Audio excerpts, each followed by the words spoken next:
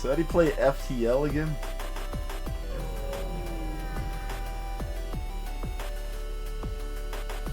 Well, that starts.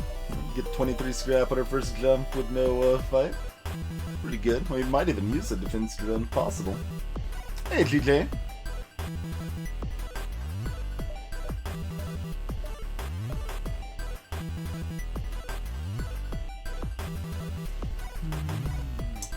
Let's see, we've got that exit beacon location. Yeah, that should be right of the line. Do we want to hit 2 nebula beacons? We probably should have thought of that before we moved down here, but that's okay.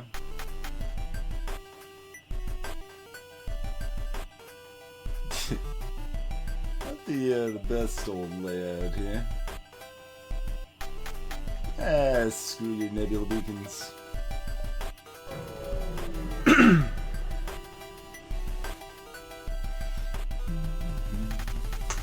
Burst, 2 heavy laser, and 3 crew is what we got here, huh? Not much fan of that garbage.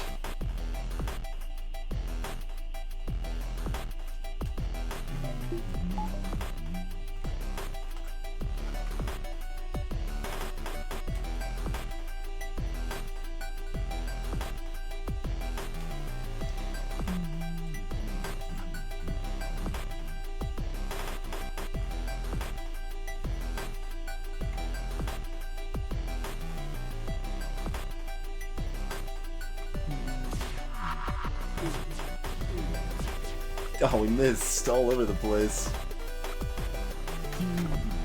Also, they're trying to run away. Good, good. I do not zealousy, no. I consider a reset a loss.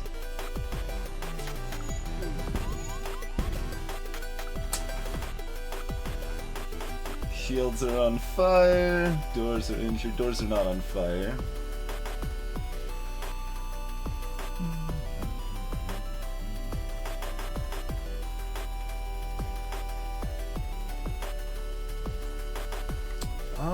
Let's see here.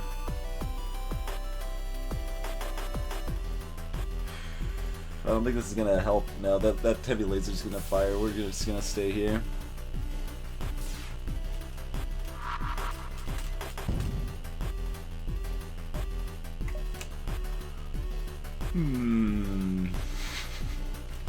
Off to a roaring start, are we?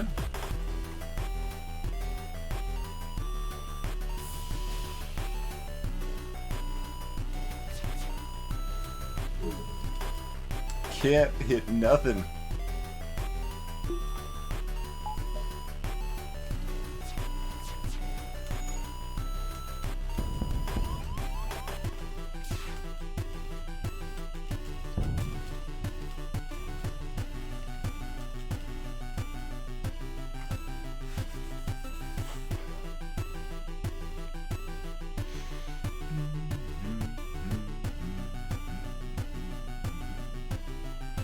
No, nothing we can do but sit here and wait for him to run away at this point. Gonna need another 6-7 damage.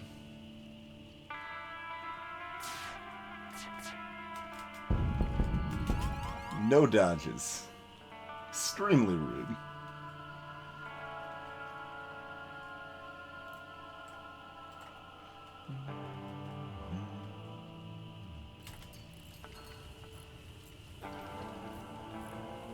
Don't fire before you leave, please. Thank you.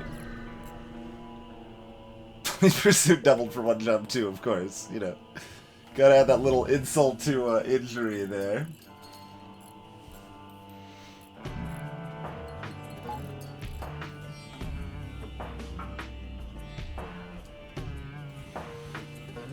Well, not what we want to start with.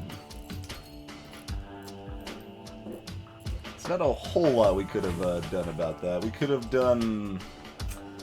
made sure our breach bomb fired instead of our dual lasers, which probably would have been slightly better. That's about the only change I feel like we could have made there. Yeah, if they weren't running away, we would have lost even more. That is true. I think we would have been fine, but let's just heal up anyway.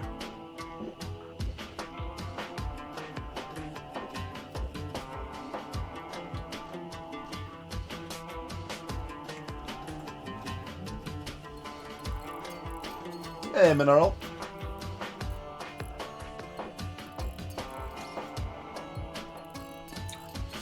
We still got 14 extra hold.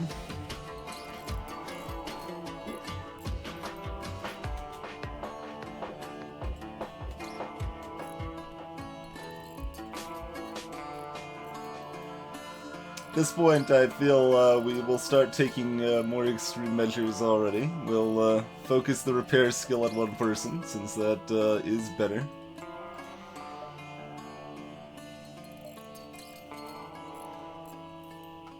I do not normally worry about that. And it's still unlikely to matter here, but we're solidly behind now, so, you know, we'll be extra cautious and take a few bonuses where we can.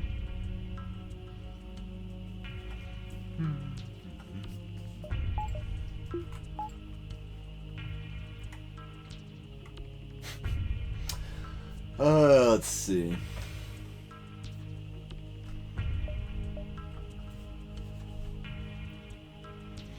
Interesting.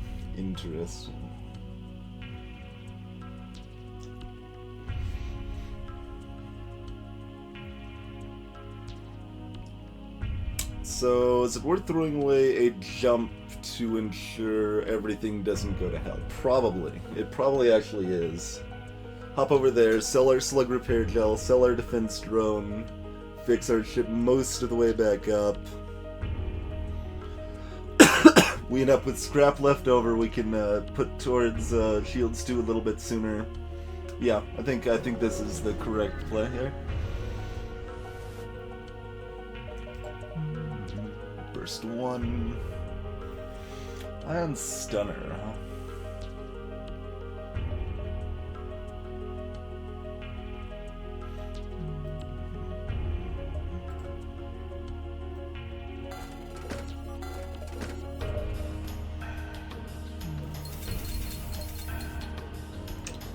Burst 1 Ion Stunner.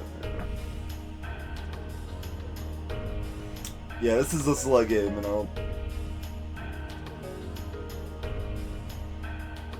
Hey, Philippe. No, we're not buying Burst 1. I say, and then I pause for a second. Because, I mean, dual lasers Burst 1's a fine thing to have on hand, and I could use that without any upgrades. I could also run dual Iron Stunner and Breach 1. Iron Stunner does even open up one relevant blue option. Maybe 2? I think it's just 1. Hey, Great Sage.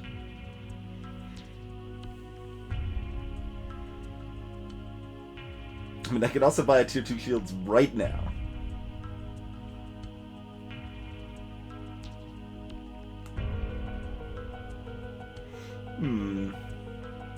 You know, maybe that's what I actually do.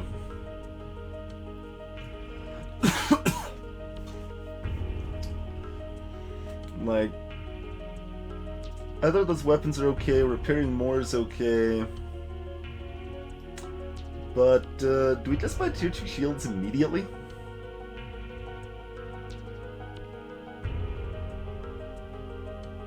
I'm kinda thinking we do. I don't want, any more of that garbage that just, happened there. So, yeah. Greetings, squirrel. Yeah.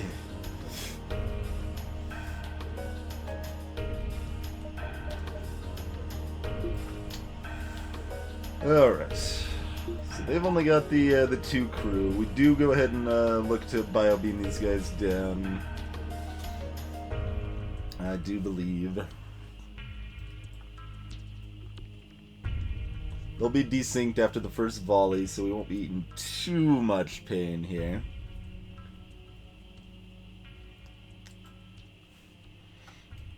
And we'll start by... Oh, they have hacking too.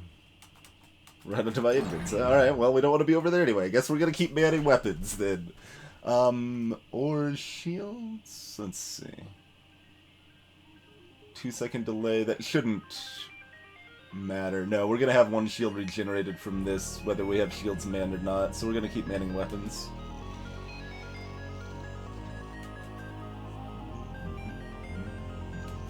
Maybe should have started a breach one just to smash him down as quickly as possible.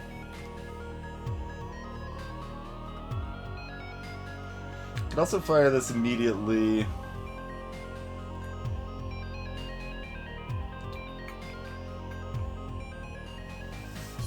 it only takes down this, it doesn't really matter too much most of the time.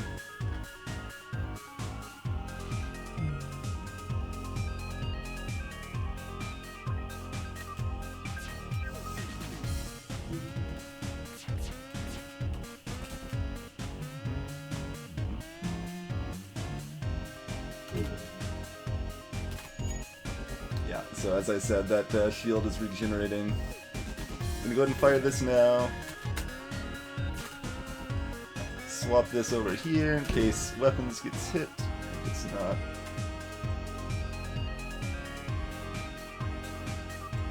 Shouldn't change anything, I don't think.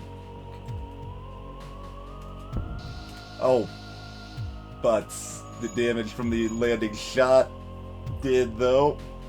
It did take down the Burstu, though, actually, so that's good.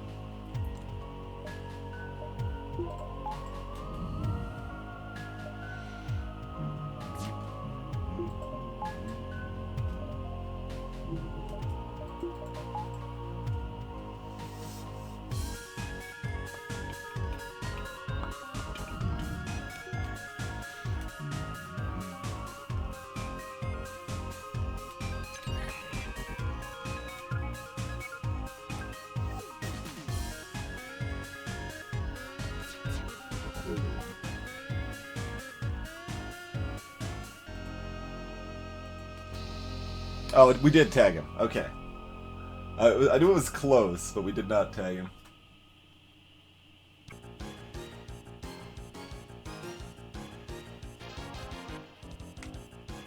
Oh, that's true, Tricky. I didn't. That's not bad. 15 scrap, fuel, and missiles even.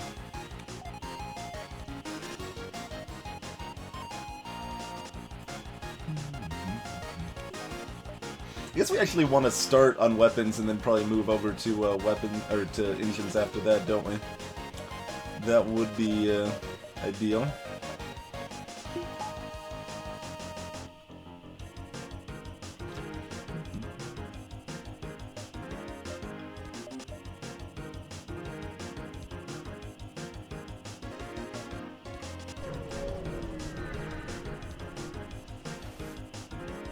That's correct, Mineral. Yep. It does have the healing bond, so it has a way to heal.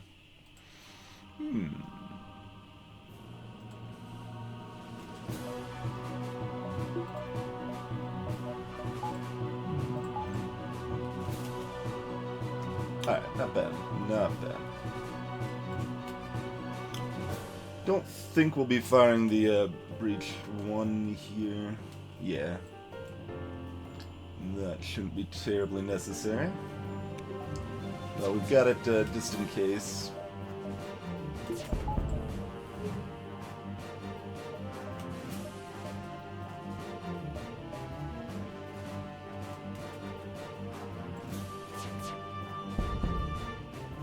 Technically, I guess we could have, like, we could have, like, trained up our dodge and stuff on the ship if we really wanted to. I don't really want to, though, turns out. 7 scrap.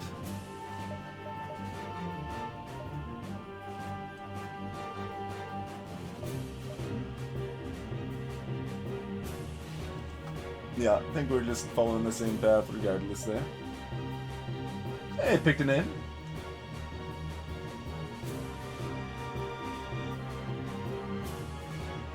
Yeah, the 2-starring crew is definitely a solid downside.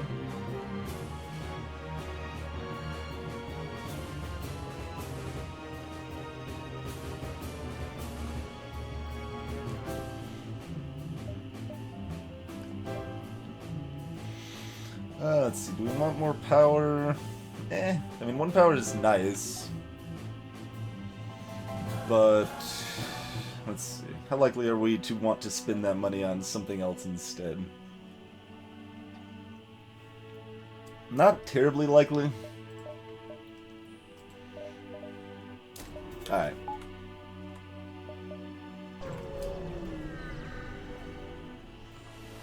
Hey, hello. What's that?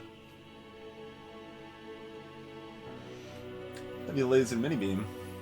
Oh, and hacking though. What are you gonna hack?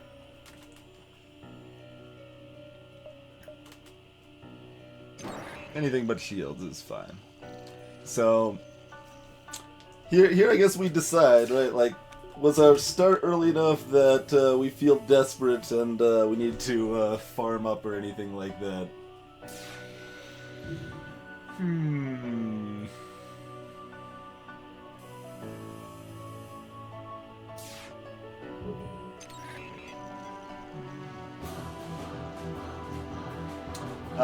That is an odd one, hello. Because I know there were some people that were watching the hosted stream as I went live and it switched over for them, so I don't know. I have not heard that one. That would definitely be a good one to report to Twitch.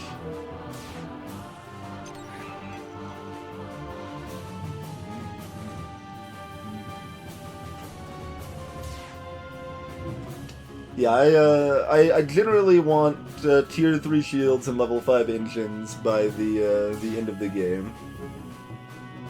If I can upgrade further from there, which I often can, I will usually go for tier 4 shields. And I will almost never go to level 6 or higher engines. Level 6 engines does have some specific value in the fact that it can make your FTL charge fast enough to, like, avoid an ASB. Gotcha, Hilho. Yeah, it's always good to know about odd issues like that happening with Twitch and stuff. Have we dodged anything? We have not dodged a single shot. Or one? Maybe one. That may have been earlier, though. That was probably earlier. For having 20% dodge most of the game, we have dodged surprisingly few shots. Let's see. They don't really have the weapon skill either. And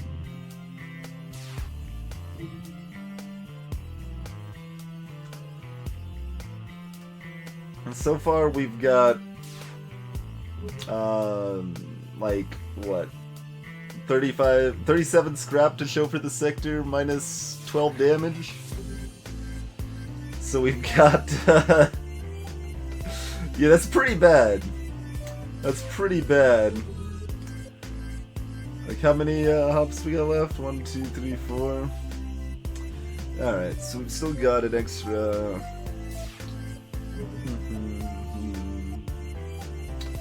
45-inch scrap, for the sector, which means with what we currently have, we're like about 50 scrap behind for the sector. More than likely. It's not good. It's not at all good. So maybe we actually do farm. If we're going to do that, we can throw up some, like, hexels or something in the meantime. That would not be a bad idea.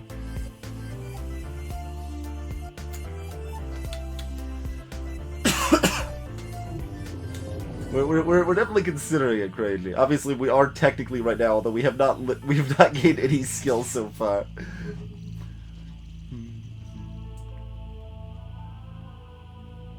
yeah, a high-powered offense is definitely, well, very powerful and easy to underrate just how important that is. We got to dodge, by the way, guys. We totally got to dodge. All right, tell you what, we are. Let's like it's like Hexel's our best pick here. That's a pretty good pick. We will actually farm. Look at that. That does not happen very often. We start out pretty far behind. We are like 11 into a win streak, so I suppose we'll actually play it safe. We will actually play it safe. Do we want to leave the weapon shot sounds on the background? I don't know, man. I guess if people join, they're like, hey, it says you play at FTL. Well, we are. It's just, in fact, I guess we could put up in like a little window or something, right? It's probably not worth it. I don't know.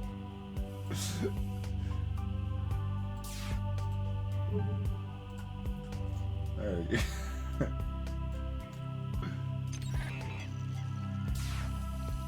I don't remember. No particular side is better or worse there. Right? Use random seed.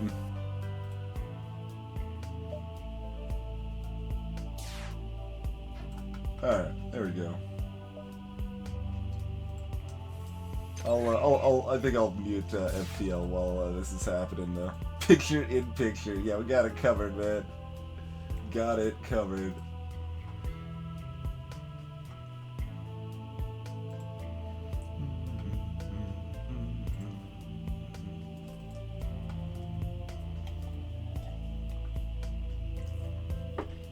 Everything's fine. Everything's fine. Why is FTL small? Because we're playing Hexels right now. For anyone who has not seen Hexels in the past, oh, we got the chat thing for this, don't we? Yeah. Hexels. Boom. There's your info on Hexels.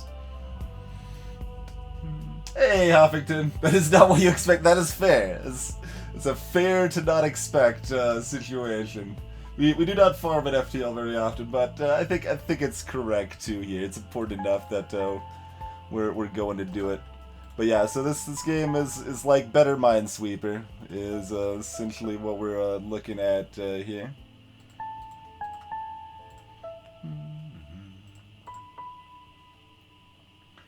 Let's see what else we got.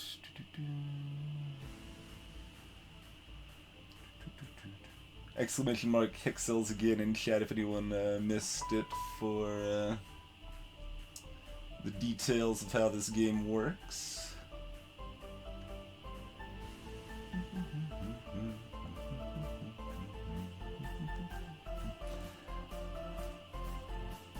New form of chess boxing, not quite, no.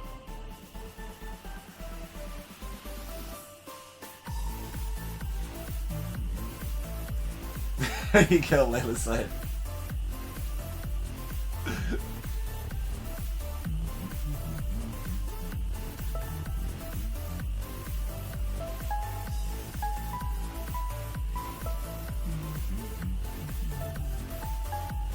This is a really good game, by the way. As many people in chat that have picked it up after watching can attest to.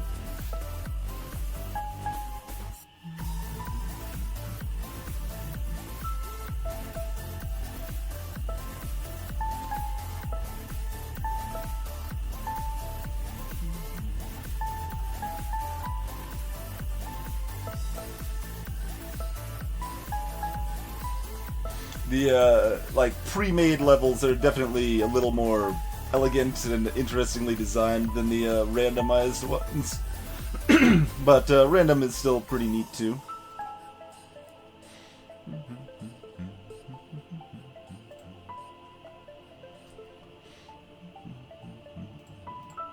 So we knew those were all there because they have to be all connected based on the curly brackets there.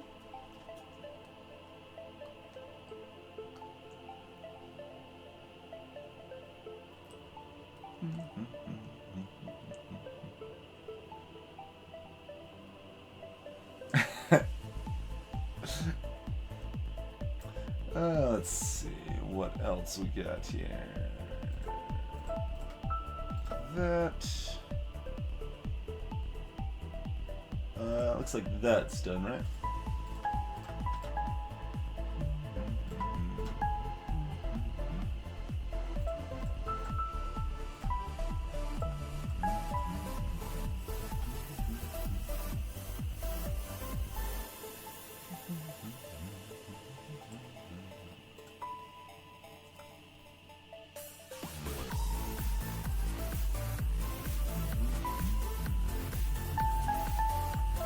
So we knew that one had to be clear because this has dashes around it, so that means that the 3 in this column are not all contiguous.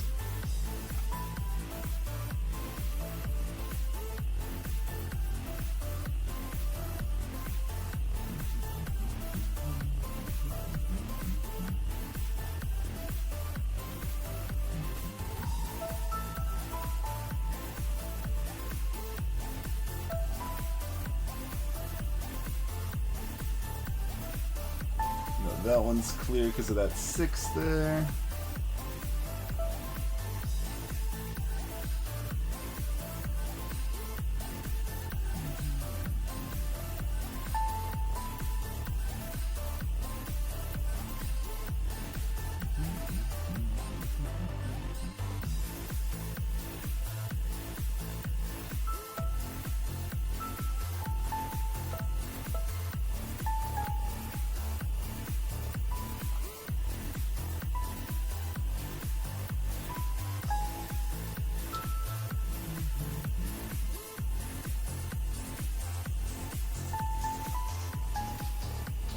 You know that from the 1 column there.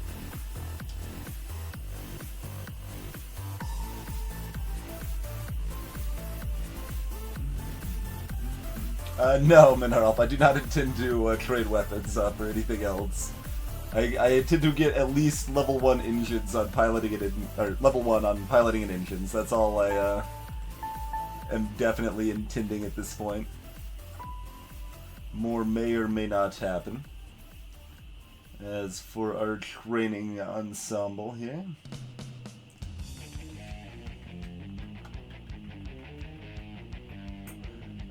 What else we got going for us here?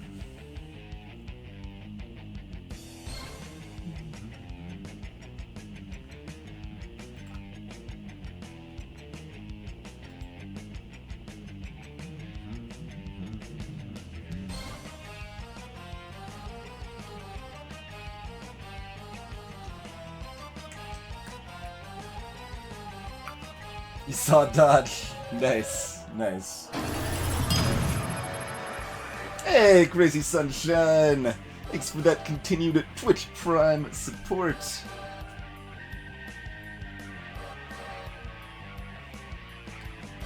Yeah, yep, you thought about the skills. Not terribly exciting, but it is technically the optimal play. I don't do it often, but we decided to this time. Let's see, what else are we missing here?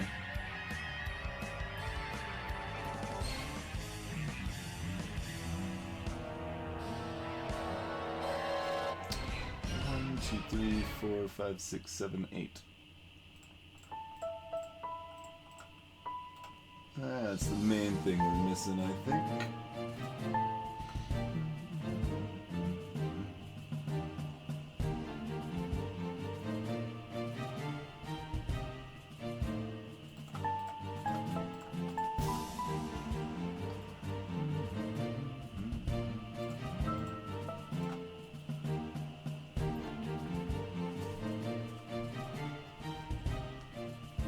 The enemy crew, yeah, would not be getting bored, would they?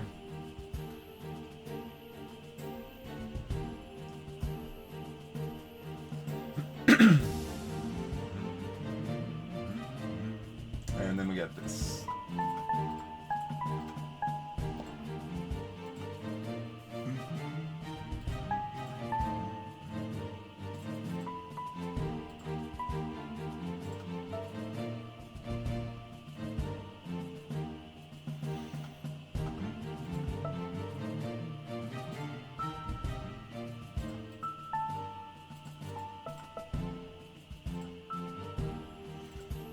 2, 3, 4, 5, 6, 7, 8. Okay, so only one of those two.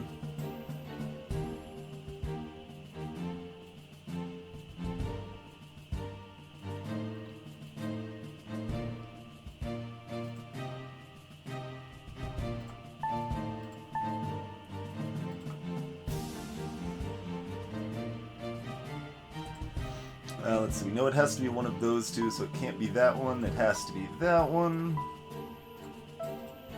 Because of the synergy of this 3 and this one and this 3 all together. I think I just saw a miss.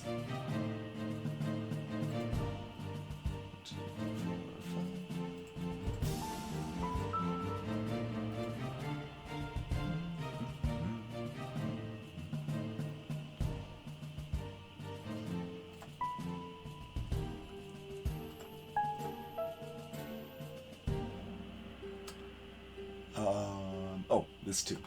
I'm like, how do we know which one of those it is? Alright, not too bad. Back into the Hackman Bay, that would be amazing. That would be amazing. Hey, Afro Ninja. Yeah, there is an explanation in chat there. Let's check our skills. Okay, we're actually halfway to max level now. Alright, let's do one more Hex Cells then.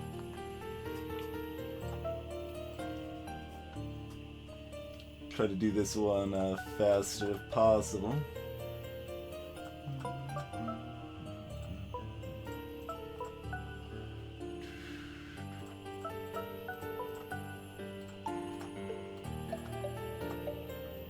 Oh, did I misclick? I did not misclick.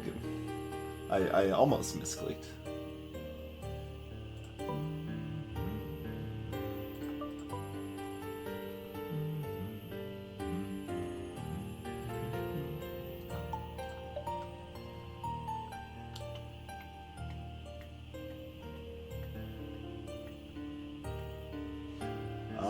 This is probably not a super quick one, is it?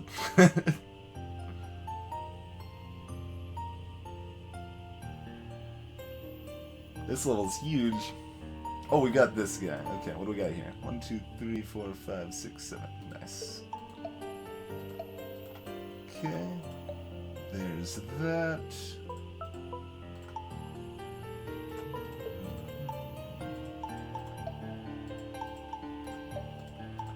And we're opening right on up here.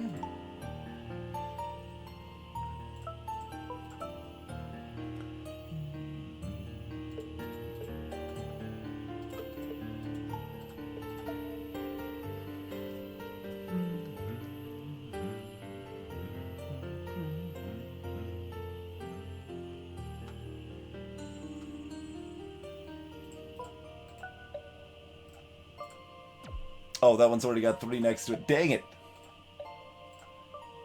That's what happens when you're trying to go fast. 3, 4, 5.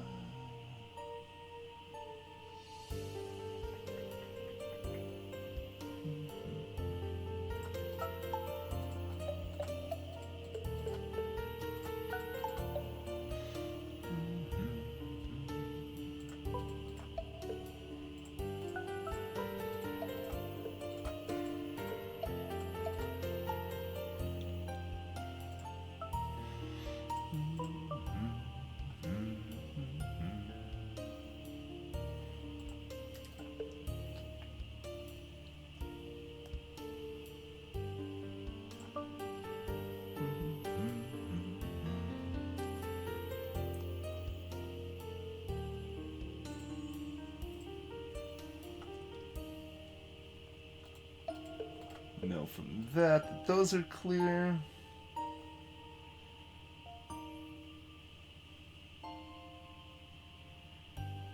Almost know a lot of stuff here, but not quite. Not quite. The question marks are you just don't have any information about those hexes there.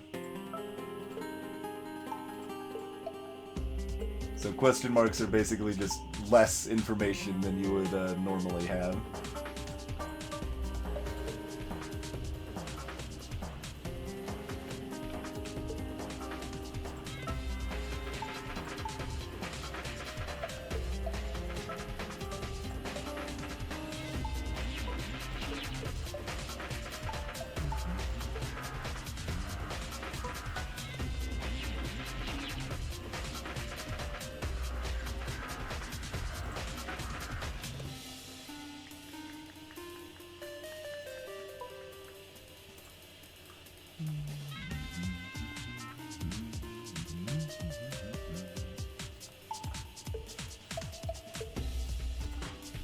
Alright, that one's clear. That opens up a lot more here. You know, those have to be like that because of that 2 there. The -2. That one's already touching 1. See, these are the things I would definitely notice if I wasn't trying to go fast. But you gotta go fast, man. Because I bet we're already done training. I bet we are already done training.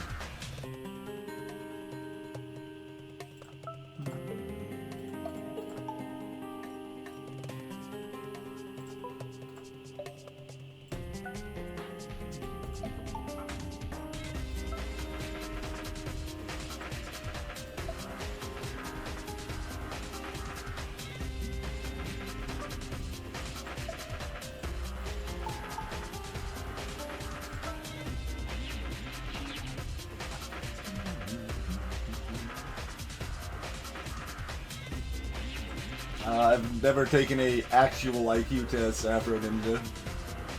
That's like one of a dozen different ways to measure intelligence anyway. Just checking chat real quick. Question marks are jerks, absolutely. Yeah, that's the best way to think of question marks. They're just jerks. 5, 6, 7.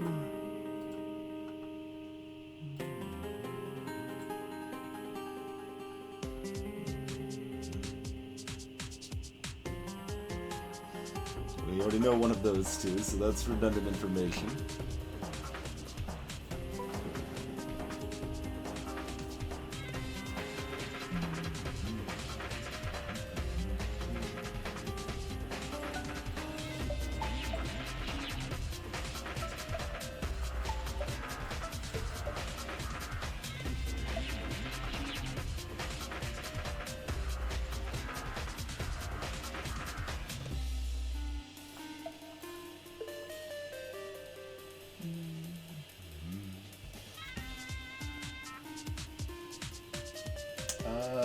Now what? Now what? I think I lost the race too, Crazy. Hey, Sigma Jargon. Yeah, there is that as well, Sigma. I remember at high school I took one that like was given in our psychology class that, of course, wasn't quite a full one, but was supposed to at least have some merit, so at least a step up from those nonsense online IQ tests, which are garbage because they want you to share the results, so like the worst you can get on an online IQ test is like 100, which is average. So, like if you miss every question, I think you expect about 100 on those sort of online tests. 2, 3, 4, 5, 6. Yeah, this is a Higgs-based Minesweeper with some other neat little twists on top of it there.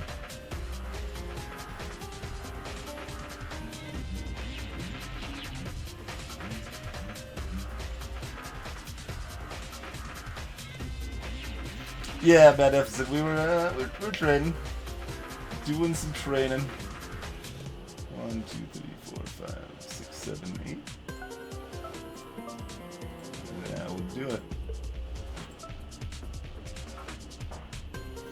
That would do less than I thought, but does enough. Okay, there we go. There we go.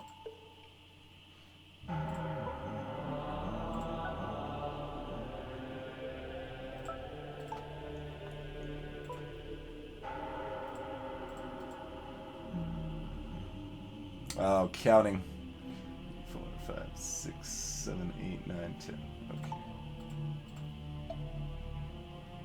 My arch nemesis counting. Let's see. We know that one's cleared because of this 3 and 2 interaction there, which sets that up nicely. Got one remaining, and that's gonna be right here. Faster than the last one, although with mistakes. We did not outpace the training, though.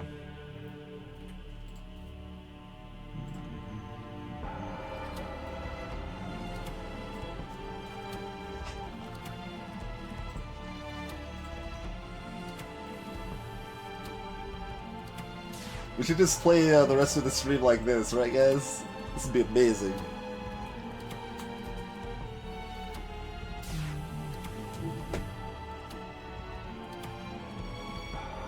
Oh, but what I was gonna say is about that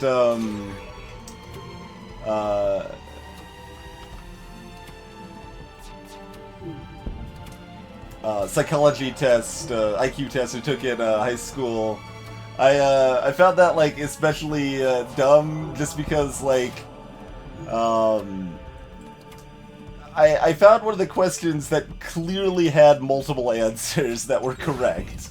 It's one of those sort of like find what's next in the pattern sort of thing, but like no, there's actually multiple like correct ways to figure out what's next in the pattern based on the information you have given us. So you're just asking me what's best in the pattern that you found. I found a different pattern that completely makes sense. That kind of went with the music there, Cryogeny. Thanks for the cheers. It's like kind of the build up of the music, they're like, oh no! And then it boom slams into the rest of this awesome song.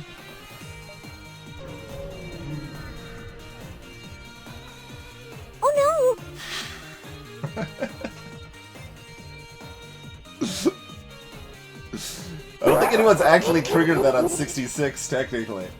Thanks for the bits on. Missile, laser, drones. Let's... 3 crew. Yeah, we're still dancing. No one defies the rebel fleet. Alright, beam drones, so... Missile never hits shields, we, don't get hurt. Let's see.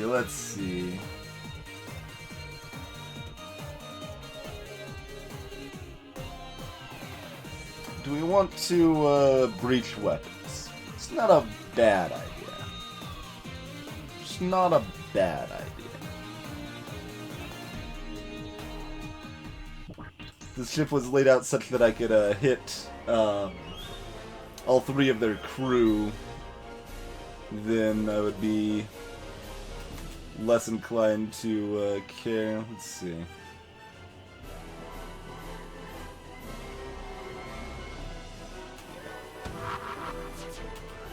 Get that dodge up there.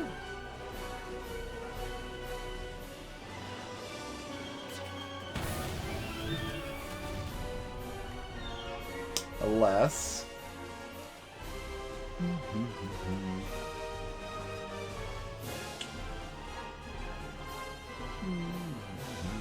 Hey, Super Iron Bob. Marcine Twister, that's not a phrase I'm familiar with.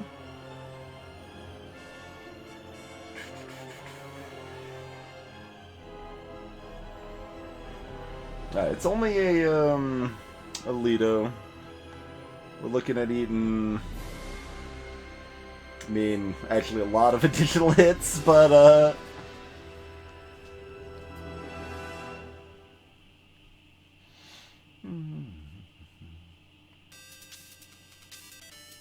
Take one more? Yeah, we'll do one more. We'll do one more.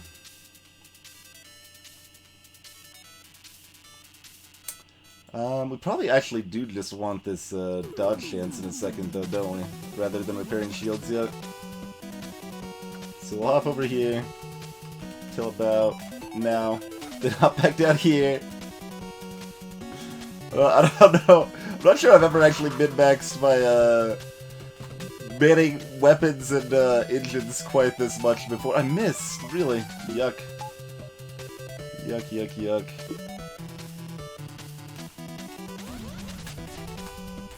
Dodge that at least. They missed that.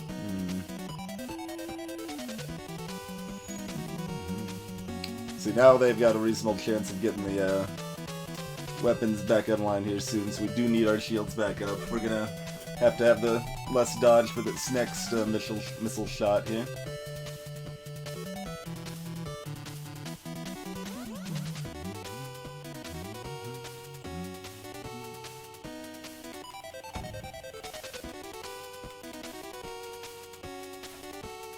Good dodge, good dodge.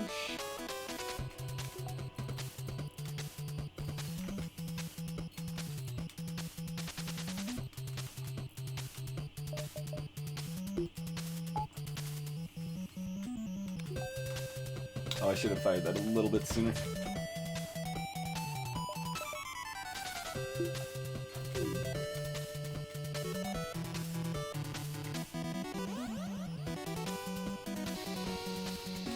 Wow, good dodges, man.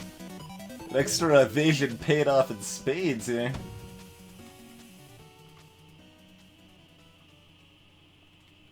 Hey there, Wraiths.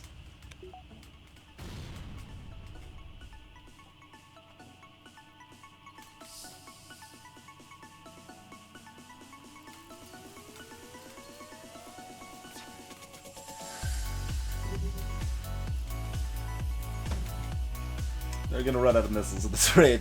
It's okay, I guess.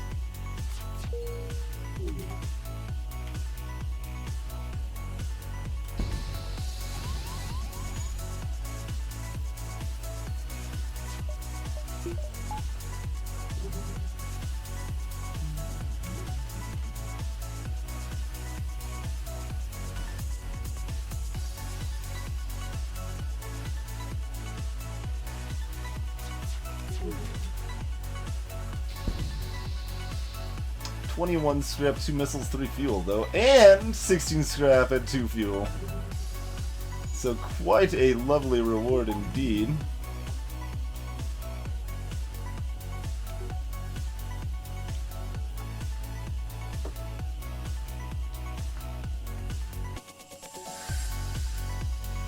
Shark shaking his fin back and forth.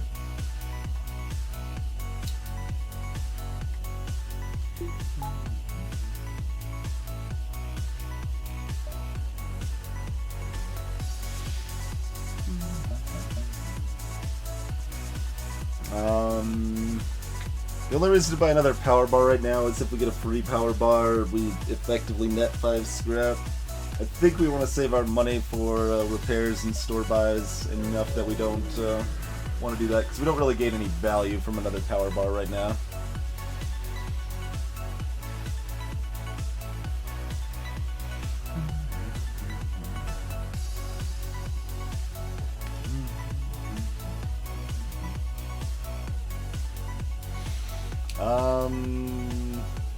I always forget if there's a chance to lose a crew on this one or not.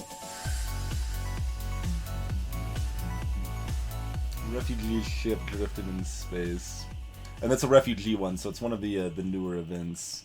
I never like committed the newer events to memory as well as one might hope, you know.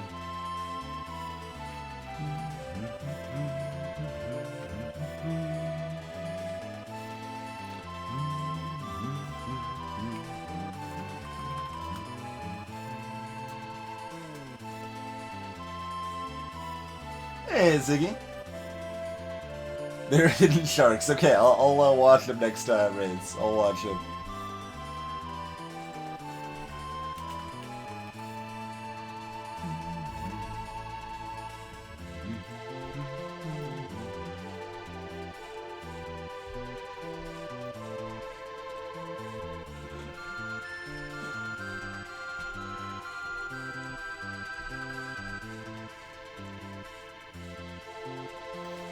You are, in fact, risking losing a crew here. Okay, that's what I thought.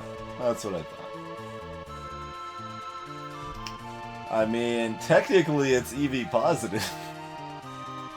If losing a crew and getting a crew were exactly the same value. Which it turns out they are not. They are not. Frisbee Hobbit, welcome to the stream.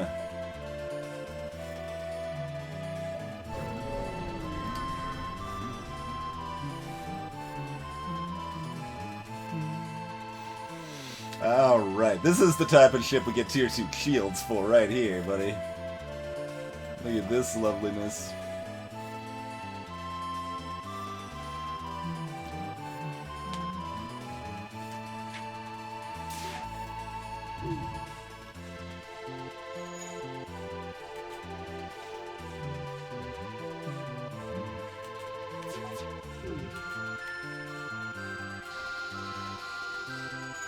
no need to target any of their systems there. That just means their crew moves around more. So that, you know, they're harder to kill off with a beam.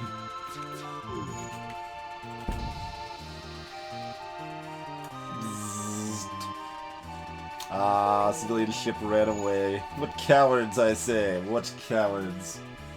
Hey, Crow Rebel. Well, we actually did just trade. We're not a big fan of trading for the most part, but we're behind enough in Sector 1 here that we did opt to go the training route. Oh man, I feel like in Sector 1, this is in Sector 1 and 2 specifically, is probably not, like, actually worth risking when we're at 15 hull. I still want to, and I still am thinking I might just do that.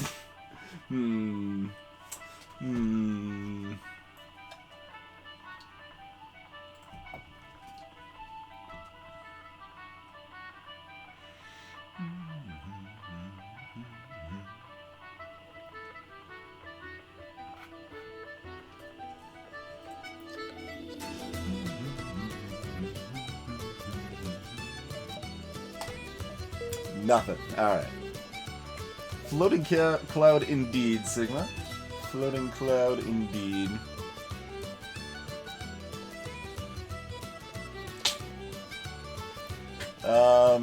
Pass. Reroll. I don't know if I would take a reroll, but I don't really want either of those sectors. I mean, we probably just go Zoltan. Probably just gotta go Zoltan. See, I don't want Zoltan shields, but I also don't want automated drones, and Zoltan also has 2 guaranteed stores, and we really need a store. That is the choice.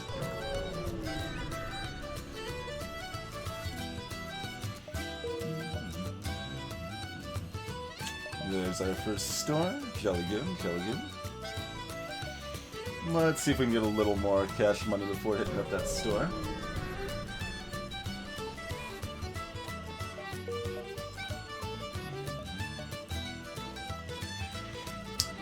Let's see. What do we actually have for distress beacons? We've got Slug, we've got anti-bio beam. That's it. I really need to do like a detailed analysis of distress beacons sometime based on what you have.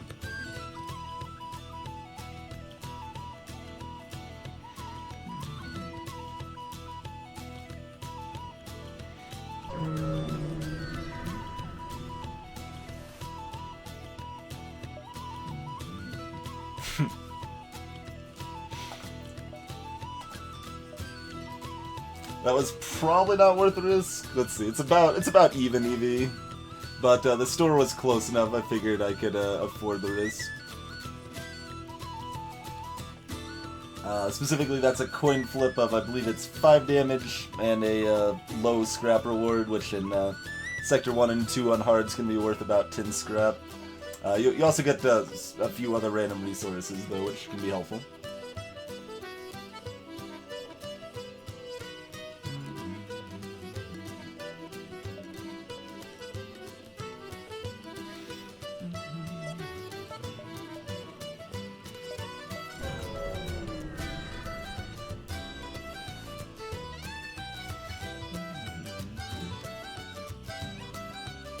Oh, this is a rare Zoltan sector-only event.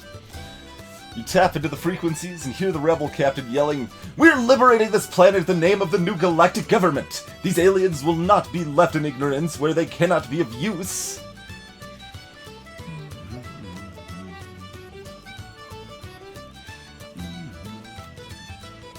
Protect the aliens' way of life. Alright, that's pretty good, especially if we get some dual laser hits on weapons here at all.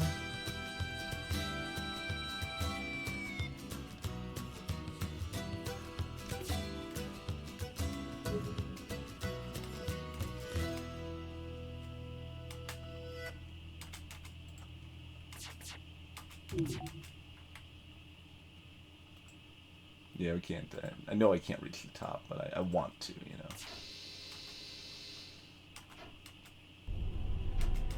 Alright, so 16, goes 16, 13, 10, 7, right?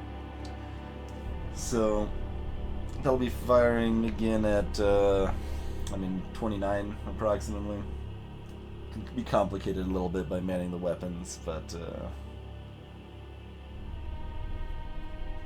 so, before it fires again, we do actually want to shift to weapons, because that'll fire at 30, that'll fire at 29.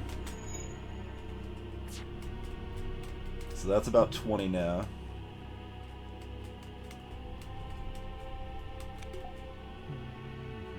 Now we're about at 25.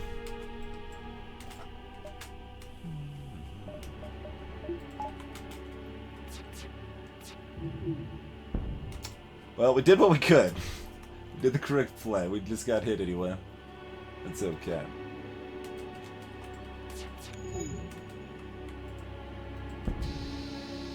There we go. Take down one of those. Captain's gonna come down. Help fix things up.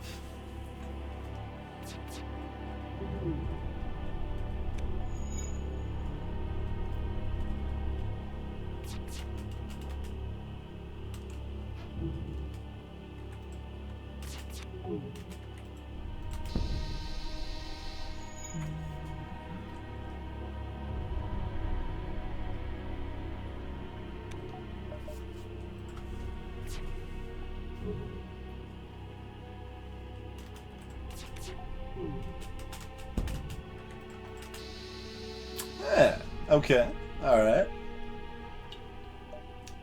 Not bad pickup at all. That's, my second Burst Laser 1 variant, after the Burst Laser 1.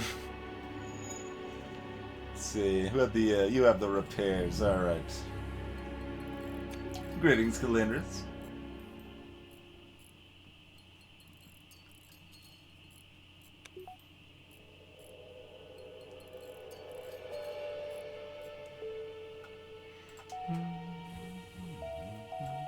I mean, I guess this guy should still continue starting at weapons. Just the way I, like, my fourth group member starts at doors instead of shields.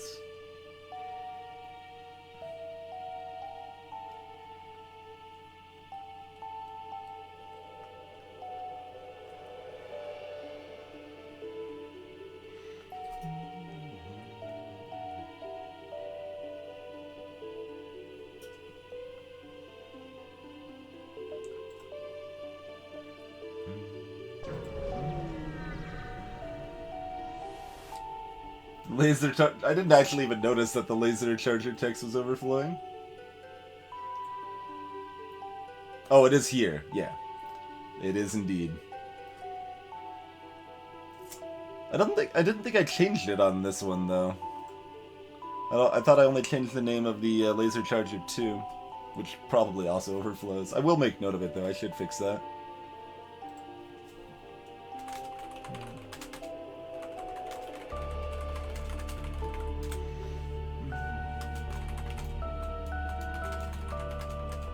I'll make a note to check number 2 as well. Maybe I called it Laser Charger 1 and it was just called L Charger before? Maybe. Maybe. Alright, how do I want to handle this one here?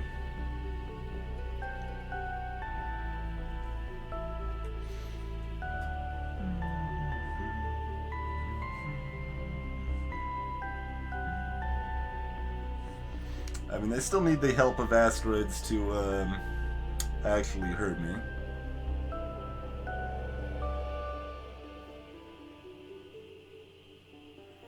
So probably just stay standardish course and, because we can hit both of those with one beam. Well, we cannot for 1, and for 2 they've got a med bay, so we actually do need to tag 1 and then beam it. But we'd take him out in 2 volleys. That's probably better than trying anything fancy. Although we've got the laser charger now, so we could do something fancy. Hey there, freakish quinkadink.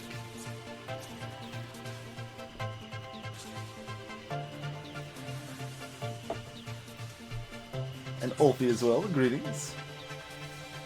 Yeah, the fact I have that actually does open up other options a little more reasonably, huh?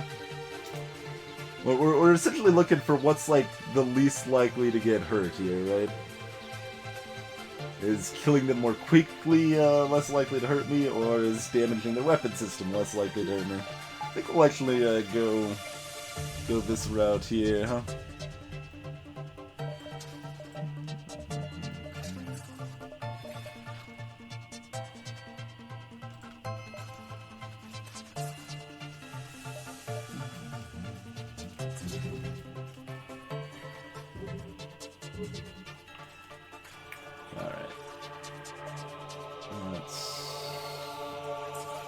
Good enough for my tastes.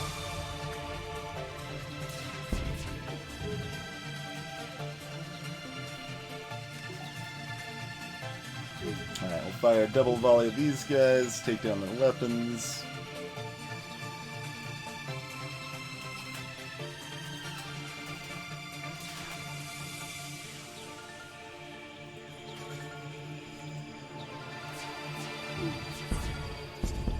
Alright, weapons thoroughly taken down.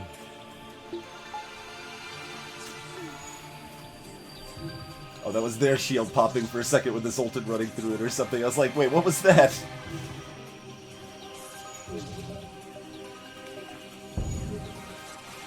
Oh, they even got a level 2 med bay, look at that. That hit on them actually sucks, because they're closer to not, me not being able to actually kill the crew now. Although I've always got the breach bomb, I suppose, if I need to.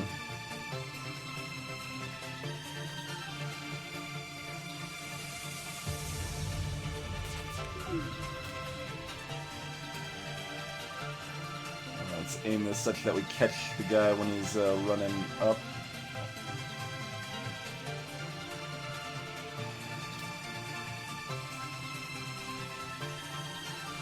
Not the best angle there. I think that should be good. They did not run up. Okay, misjudged the fact that they were not going to run up. That's also fine, though.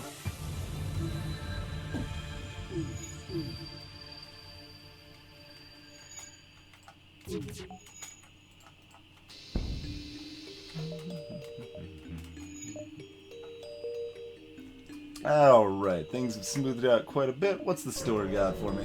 Greetings, Led Zeppelin.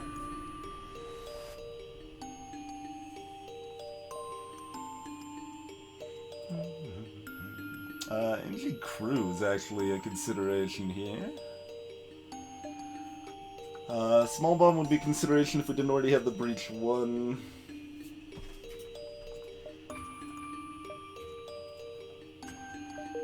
We might actually just buy that NG Crew there.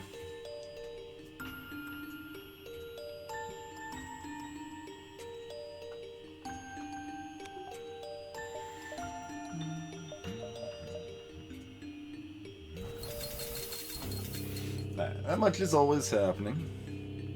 Hey there, excellent. Definitely go for the teleporter. I almost never buy teleporters. I think it's a pretty good buy on the Rock A, the Rock B, and the Crystal A on hard. Otherwise, what other ships you would like? I'm trying to think of other ships I would get teleporter on almost ever.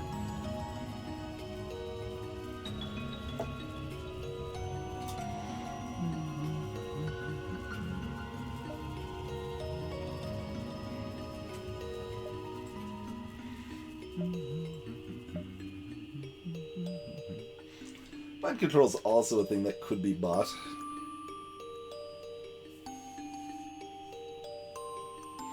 Let's see. Start with 2 crew. Obviously, NGB only starts with 1 crew.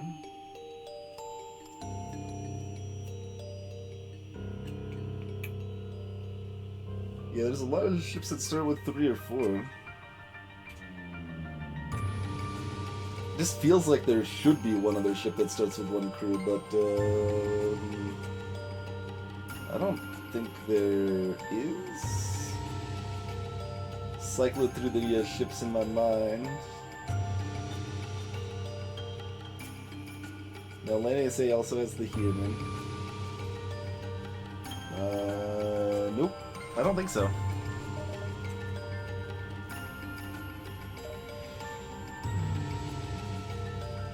Alright, we're picking up the Inji. Having good repairs is nice, having Inji blue options is nice, and free crew is a little less common in the balance mod.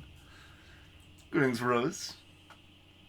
So we'll pick that up. Who would like to be our new Inji here? I think we will go ahead and repair to 25 by 2-ish fuel.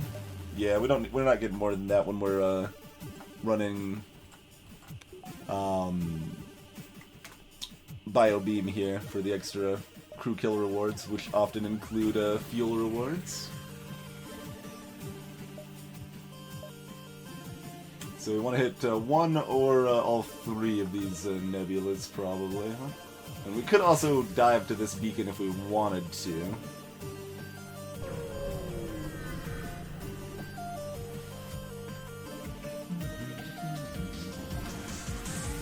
Hey, look, they can't hear me. They do have the medbay that's gonna have nano medbots though, but Swampson's a decent name. I mean, it's probably like a tier 2 name, I would say, for Swampson.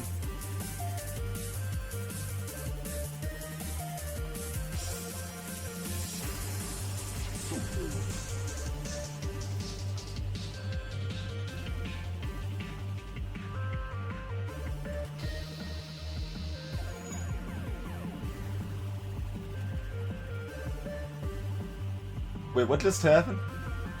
Oh, they're actually just going to get healed.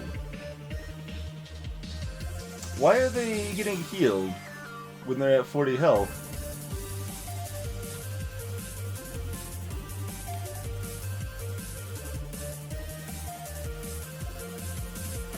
What's the deal with that? I'm gonna have to, like, breach their medical facilities or something? How am I even gonna make this work?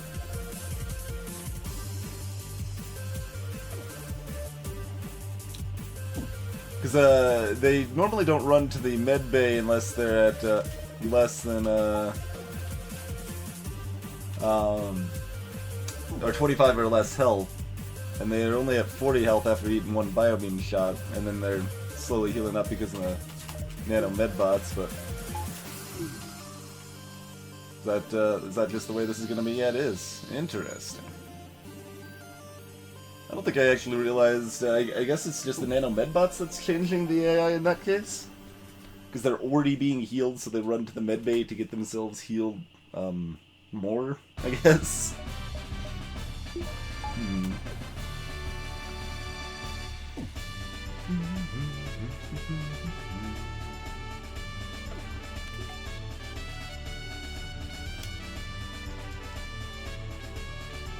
Now I'm pondering how much it's actually worth investing in killing the crew off here. Because this could cost like 4 bombs or potentially more even. That's probably worth though. That is probably worth it.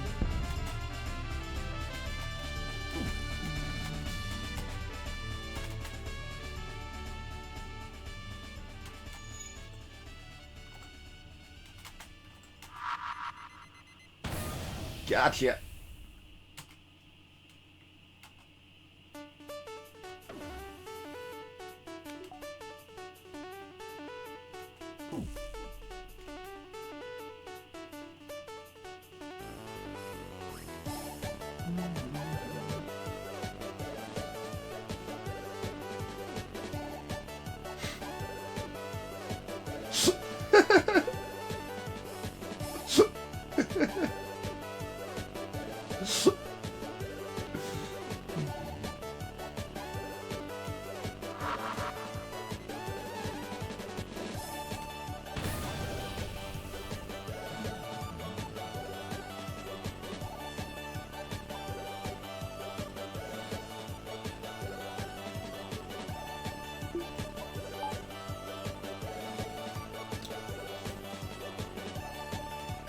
Yeah, that is probably... Oh, that's gonna take so long to charge. It's not gonna be good enough.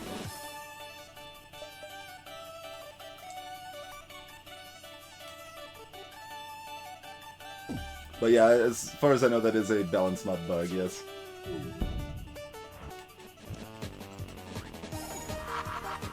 That needs to not miss, though! That specifically needs to not miss.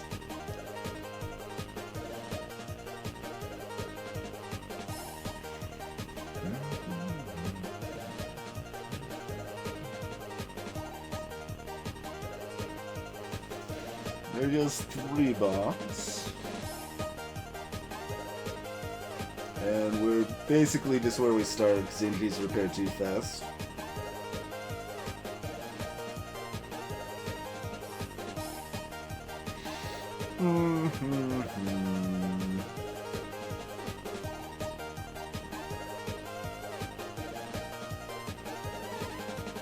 Oh, we can murder him, Wolfie. We're just trying to kill the crew off for the better rewards.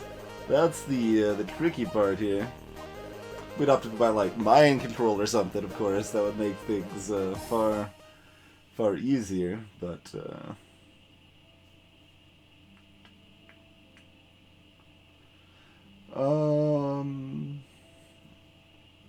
Alright, so we're now at 15 missiles.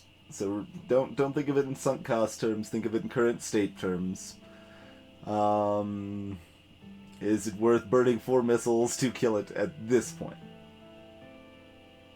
Still probably yes, but is it actually likely enough to happen?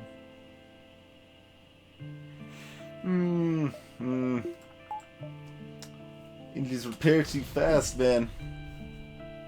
Just repair too fast.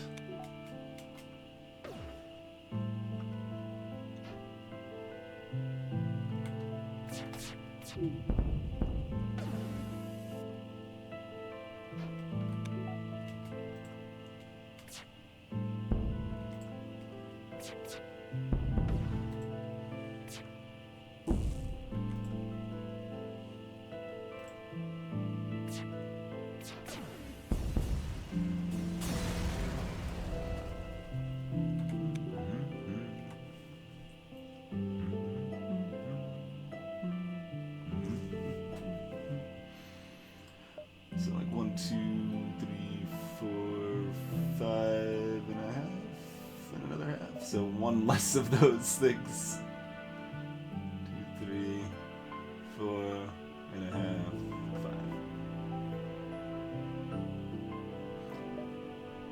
5. And oh, we even got our choice here too. So if like one of these is a store and we don't want to visit it, then we got options.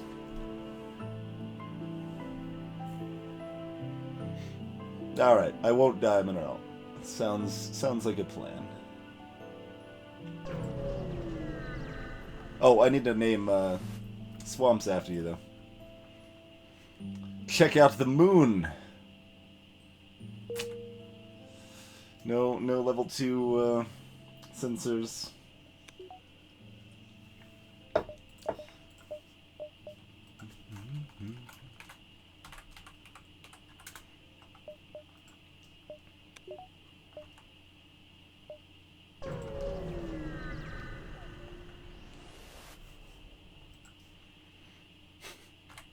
Explore the asteroid field. Get 17 and 3 missiles. Good show. The music does not think we should visit the store.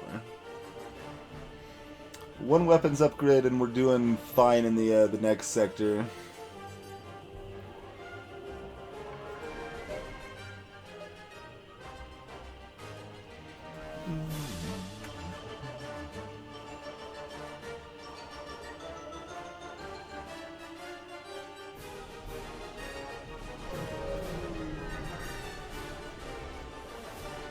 This music's a little less calming than the last one, huh?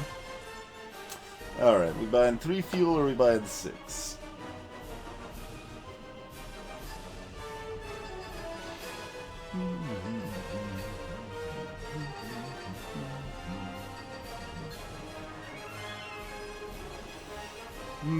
Alright, we'll buy 6 fuel. Now, do we want to hit all of these, or do we want to hit this and one of these? We should probably hit all of these. We can spot the extra fuel after all, right?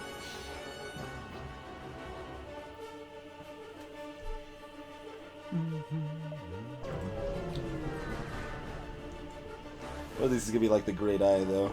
And we're not gonna risk the Great Eye with our current situation here.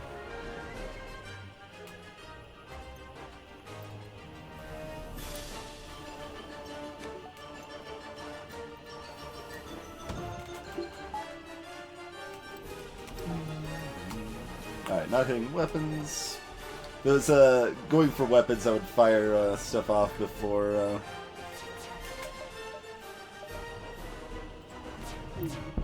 it hit there. Hey, G to B, yeah.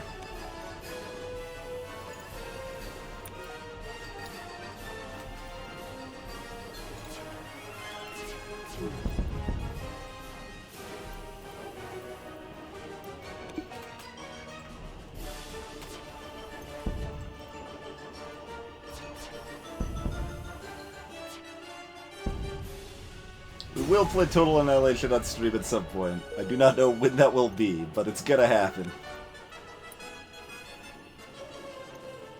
Yeah, we gotta wait for the oxygen, I suppose. Because we can definitely hit a plasma storm in half our power. We need our oxygen up if we do that.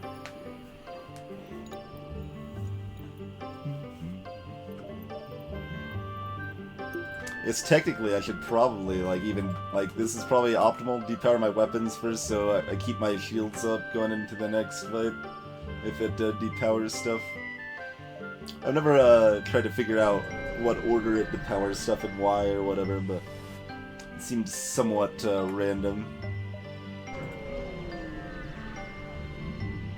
Hey, look, my shields are up.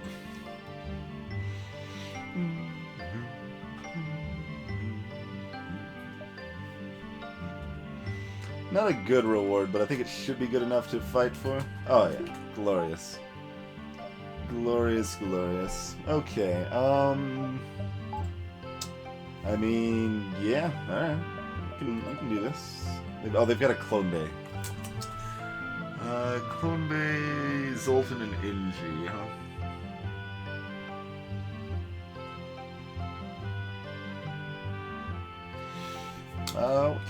We should be able to make that work, though. This will be a bit of a slow fight, but that's something you get with this ship. That is kind of just something you get with this ship. Let's see. I guess...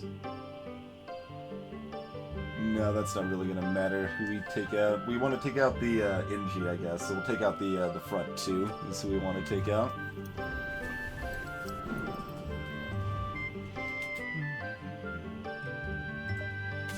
I'm only firing one laser because I don't actually want to hurt their ship at all. Because then they move around, repair stuff, harder to control, harder to predict, all of that jazz, you know?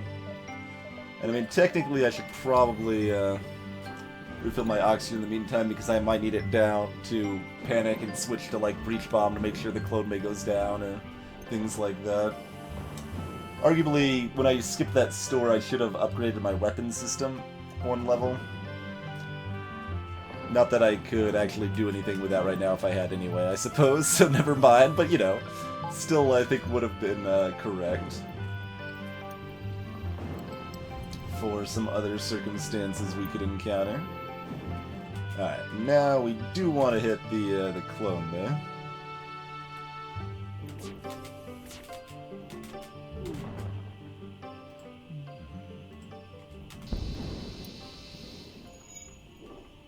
Alright, those two jerks down. Fortunately, it is a level 1 Clone Bay.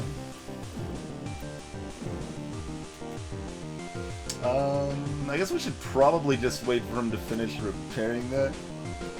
Take it out again. Yeah.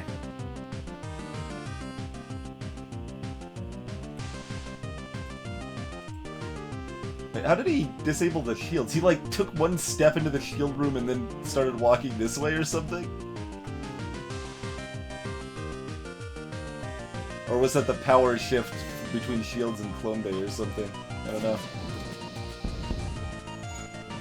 Should've probably done that slightly different, but it don't matter. It don't matter. He dead.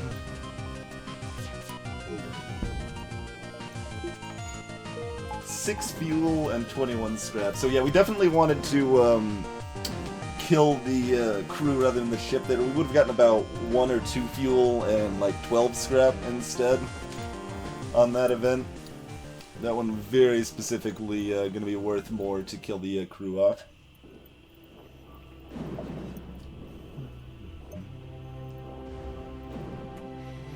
We don't need to wait. We're leaving the sector, so no reason to upgrade weapons or anything else until we take a peek into the next sector here.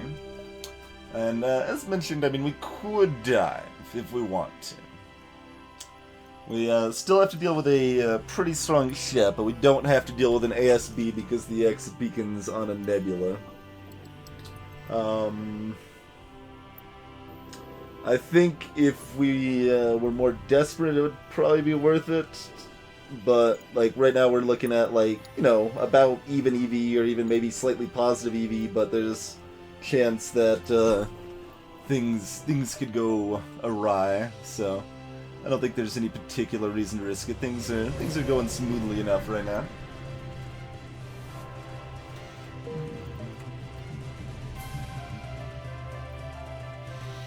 Alright, so we want to hit 2 or 4 of the nebulas in this one here, huh?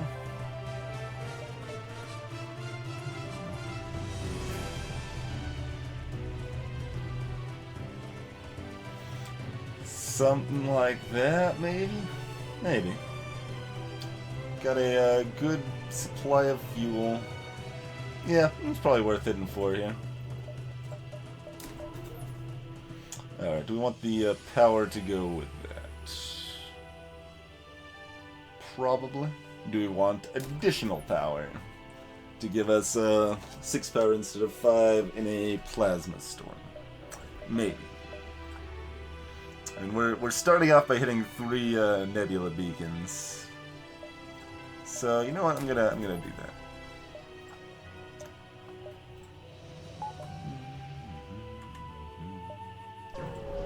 3 or 4 even, perhaps.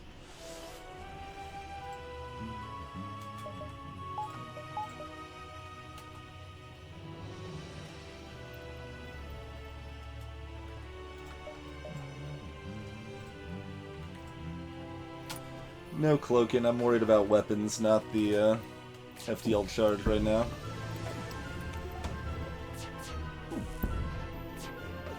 Dodge. Okay. Oh, we didn't actually want to hit that last hit. Yep. Dang it.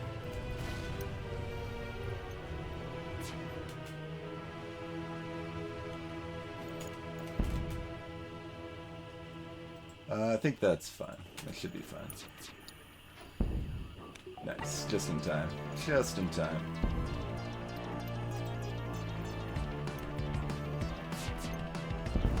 We would have also taken this differently if it had shields and stuff like that, of course.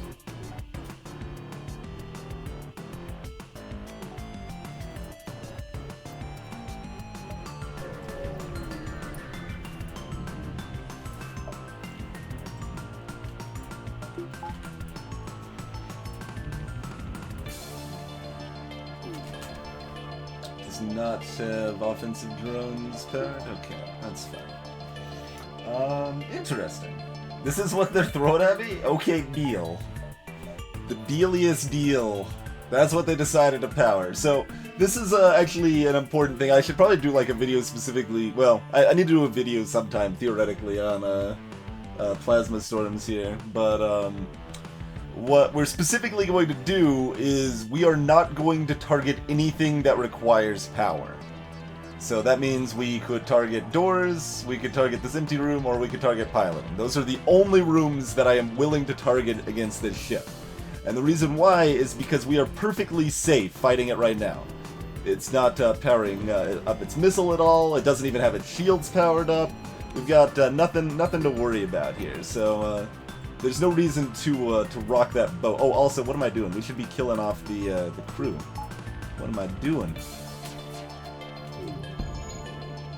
Oh, we just lit a fire even. Look at that fanciness.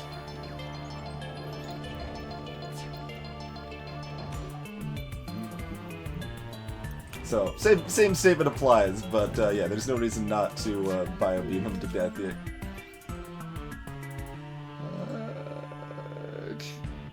Try for the dream.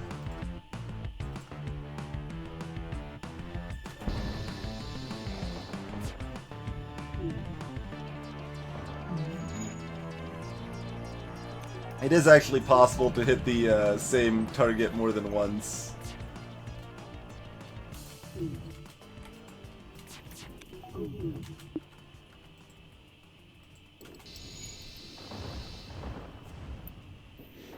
Oh, we didn't hit that guy even the once. No, again, not that it matters right now, but you know, I'm still gonna be slightly sad about it. Because I could have timed or aimed my stuff slightly better, you know. Okay! Yeah. And that's the difference in killing the enemy crew versus killing the ship there. Get a halberd beam, you know, no big deal, no big deal. It's a pretty big deal. It hits the square they are in, Ulfi. So it's actually neither of those things. If you look at our FTL tips and tricks series on beam weapons, you can kind of see that in action. It's true for the fire beam, and the anti-bio beam is the tile. So like rooms are made of either 2 tiles or 4 tiles. It has to hit the tile the enemy is in.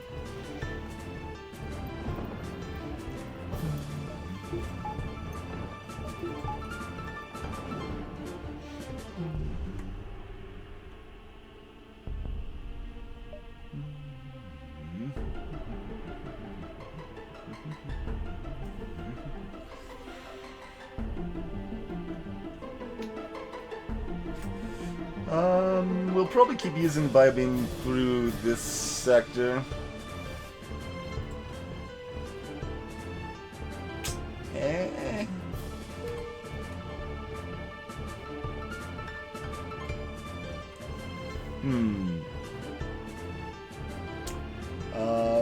Yeah, I want a chance at that blue option. So for this distress beacon, what's the thing I'm least likely to want to use? Breach or the laser charger?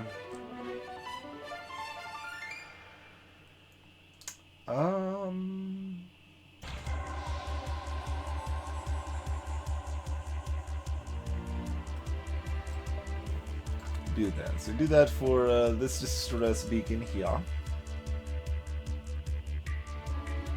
Actually, do we want to hit this first, though? And just say screw this one? I think that's actually probably better, isn't it? Whoop.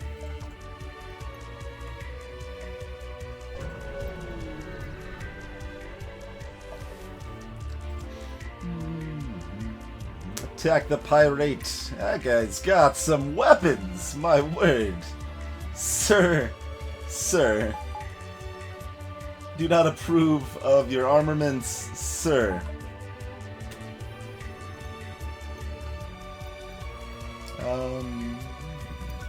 It's like, not that we need this second shield bubble. That's not doing anything for us right now, but...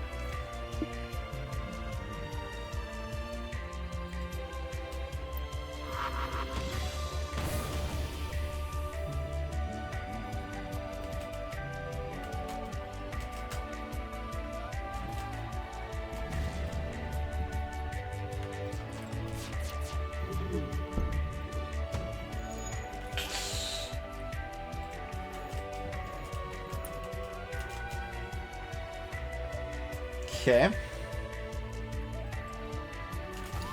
Okay, didn't actually hit weapons. That was in the same line.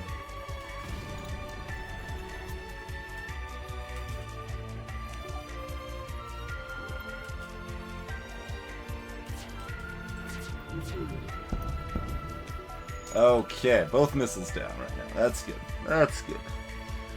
Now, do we want to try to kill the crew? Kinda, not really. I don't really want to give him any chance to get those missiles back online, although this breach is gonna help that a lot. Let's push in that direction, see what we can do. So this guy's almost dead. So one laser shot or another breach will finish him alongside the bio beam. Oh, the oxygen's out. Okay. The hope then is that this guy cannot actually fix it. Okay, he can't. Okay, so they're both low enough to be killed by a bio beam shot. So we do this in order, right?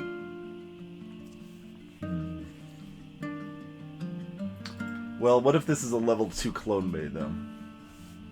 Because I was gonna breach it. Yeah, no, we breach that first, actually, don't we? If they get over there to repair it, we can finish them off. Okay.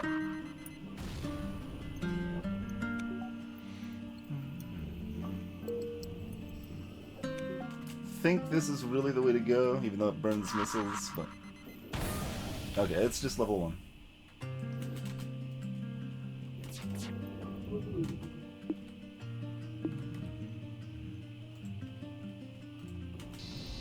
Yoink!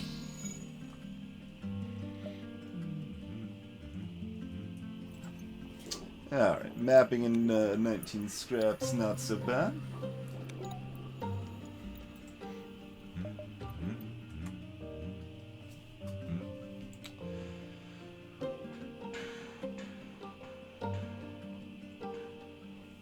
Interesting. Okay. And what's this? This is, sun.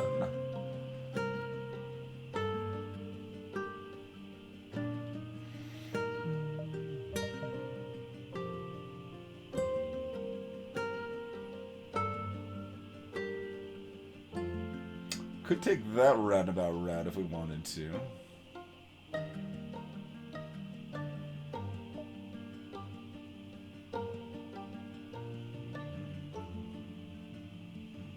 Could take that route as well.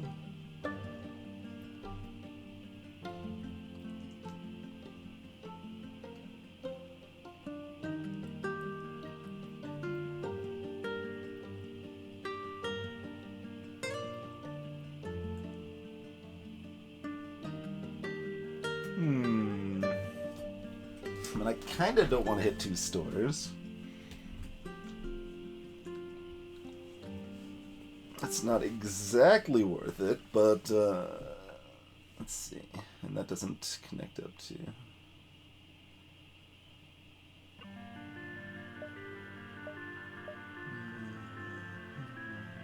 Alright, you would have to connect through there at that point.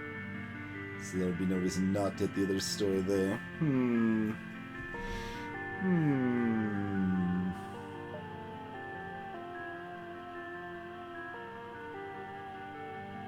I kind of like that route, to be honest.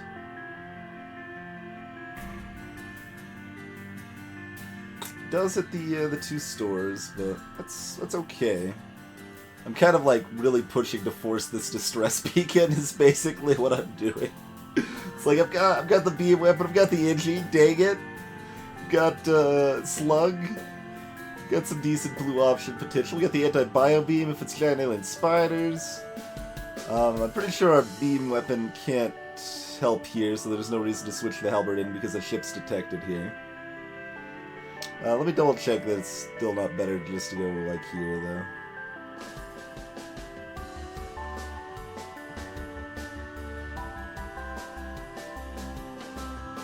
Okay, that's just a trade-off at that point, like this one for this one is whichever. And it's better to make that trade-off like later in case like the fleet gets an additional jump or something that I can adjust later, which I can't adjust if I hit this one.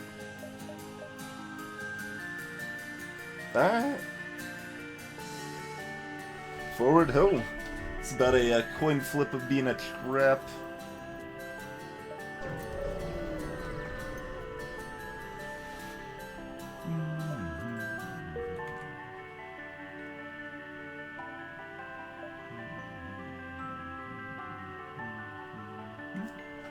Perfect.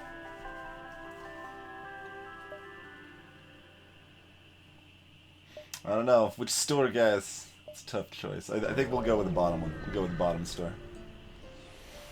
Not enough to buy Burst 2 if it's for sale, since it's balanced mod. Hey, how's it going, Burst Laser 2?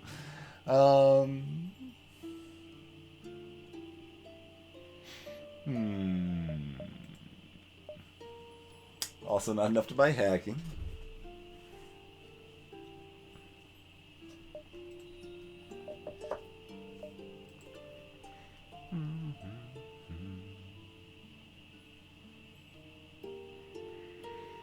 Hacking would be super helpful if we were trying to stay with killing the enemy crew.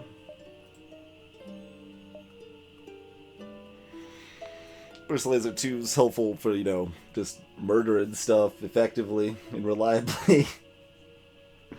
Pretty good for that. Like, Dual Lasers Burst 2 Halberd, final weapon setup, we could have it right now. Throw on the Breach 1 when we want it. That's pretty good. He's pretty good. So, I mean, what we're doing here is we're paying 63 scrap to turn this Laser Charger 1 into a Burst 2. That's basically what we're doing. Which, I mean, is interesting. Like, that's not, like, the most amazing thing ever. It's still good, but, like your comparison point is basically the cost of upgrading weapons to some extent there.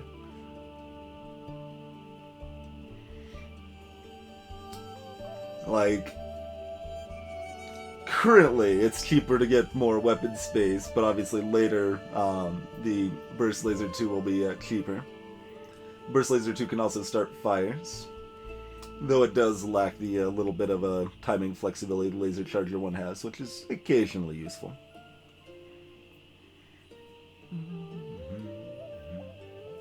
Also leaves me, you know, broke for right now. That all said, I think we will just go ahead and do it. It makes me extra sad about visiting the other store, though, unless we find some good money on the way there.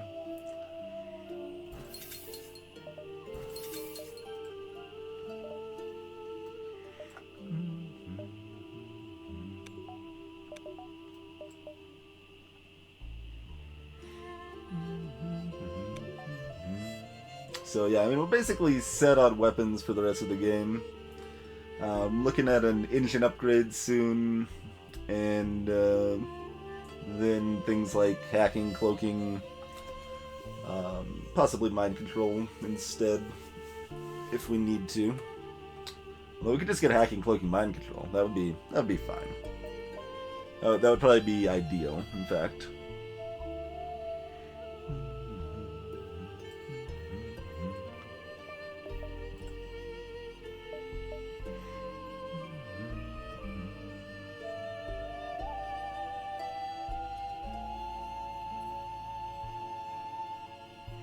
So, I mean, we're still hitting up 4 valuable beacons in the store. So, we'll have some spending money, but we probably won't be able to afford hacking. And, I mean, what else will we buy? We'd buy long-range scanners, we'd buy automated reloader. I would probably buy a shield recharge booster, actually, if that was at this store. So there's still a few things we might buy. But not all that much. I mean, we're still going there, I think.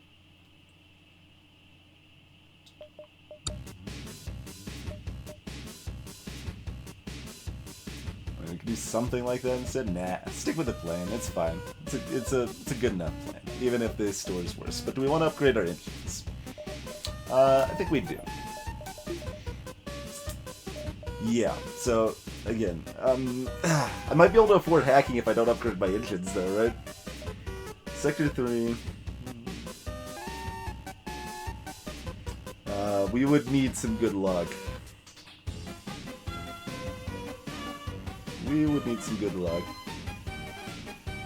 You can also use fancy things picked a name, like, even if we didn't have Slug Crew, we could, like, try to fire, like, a breach bomb at them, and then we could mind control anyone in the room the breach bomb landed at, and stuff like that. As long as you have vision on the enemy in any fashion, then you can indeed mind control them.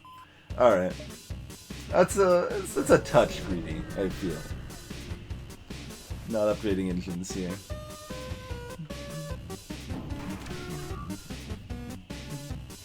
Flak 2, hacking, and a laser and a beam 2, huh? With 2 rock crew and a human. Greetings, Smite. How's it going, sir?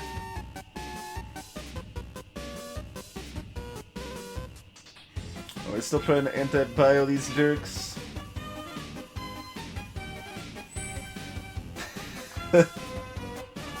Thanks for the bits, Mike. Oh, there it goes. Yeah.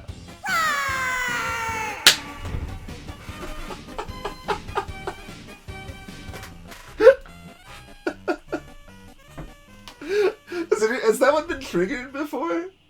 It's probably been triggered like once. I don't remember, but that just felt like perfect, right?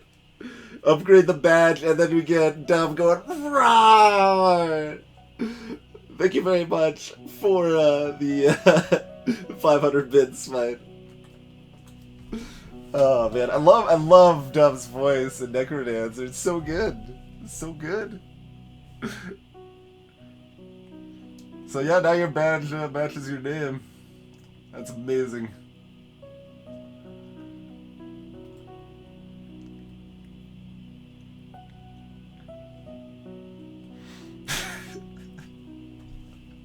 Love the rhyme. But that's just like, she's got such a just like amusingly fitting and cute voice. It's great. Alright, so about the oh. Wait, it defaulted back to... No, I just hit the wrong button. Okay, I just hit the wrong button. It's fine. Everything's fine. Everything's fine. I just hit the wrong button. You mean you guys don't... You want FTL, like, filling the screen, not just the, you know, bottom left 10% of the screen? That's subpar for you guys. Yeah, let's dunk that weapon. We don't want to get eaten.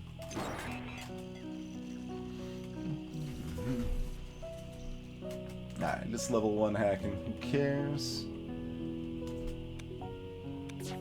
The old FTL postage stamp.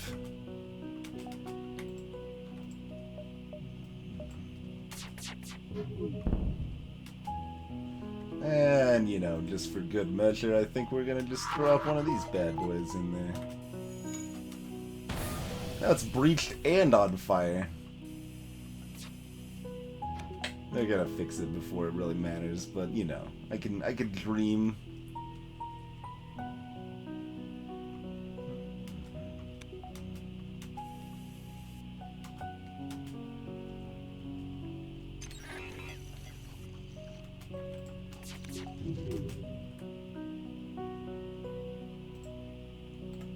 Oh man.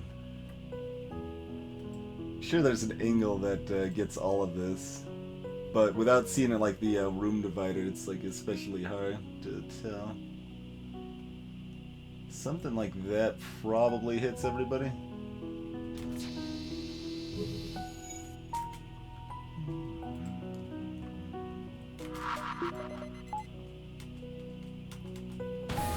Okay, that's good. That is not a level 2 clone bay.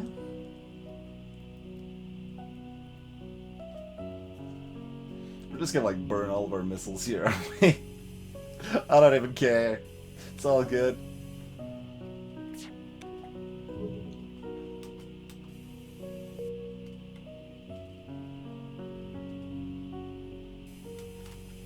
Wonder what the calmest song in the playlist is. This is definitely got to be up there. Oh, beautiful. Didn't finish repairing this. Oh, the weapons are down. I guess that is what I should go fix.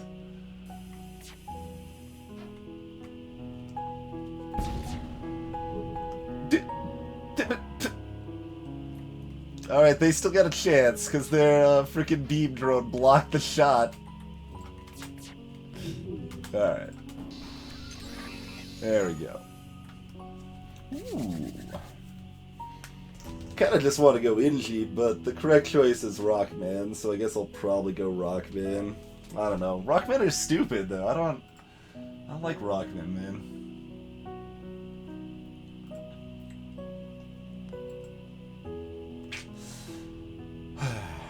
Alright.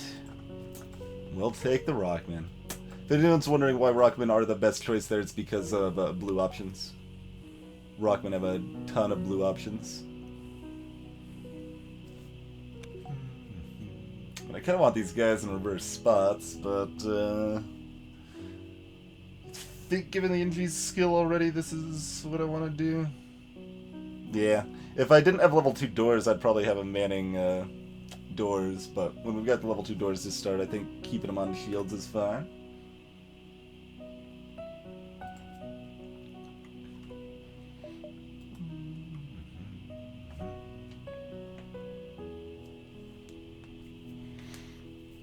Yeah, I mean, I love having just Inji crew. Being able to, like, rapidly fix stuff is amazing and really easy to underrate, but I think the blue options are pretty valuable as well. And, I mean, having someone that's good at fighting is also not a bad thing, but he's slow, so it kind of hurts his ability to fight quite a bit. Yeah, we're not halberd beaming until maybe the distress beacon. Almost definitely distress beacon, I guess, really. Want to make sure we got those blue options covered, dagnabbit. That's a combat too, sir. Sir. I mean, it's a good thing we've got the shields man now. That's going to help against the combat too.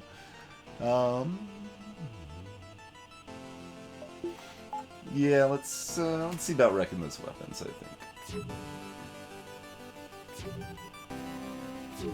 And who wants to be the rock crew, by the way? Just Alito. No medical facilities either.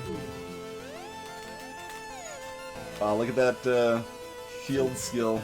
Well, not the skill, but manning it in the first place is helping a lot. Okay, missiles not hitting weapons, so we don't really care.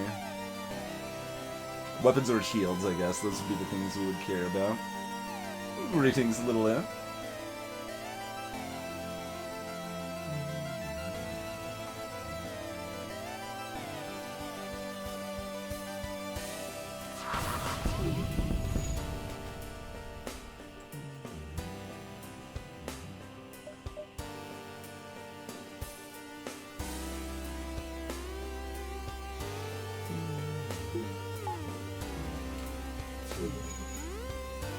Now the Inji is the fire extinguisher, actually, little imp. Rock kinda just sits there because he's too slow to get to where the fires are. Is the problem? Inji are actually better at dealing with fire than Rock crew are, interestingly enough.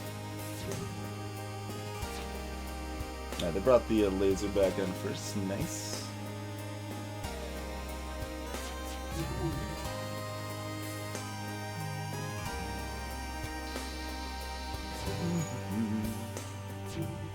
Let's just keep that missile down as much as possible.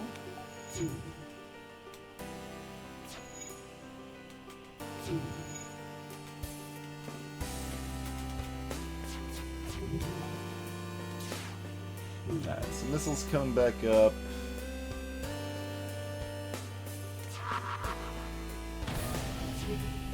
It's like, yeah, you just stay right there, sir.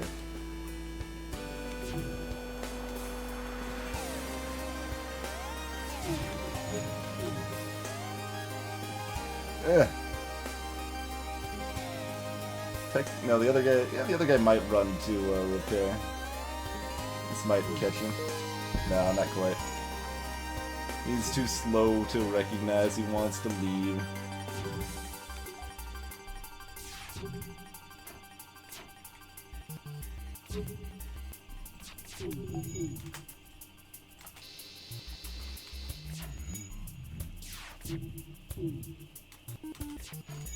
Oh, we dodged it. Good.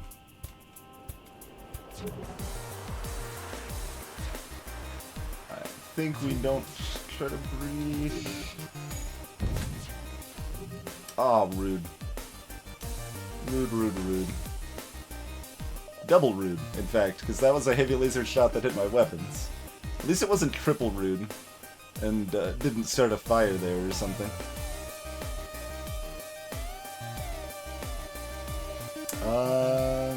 Actually, we eat another missile or whatever hit, don't we?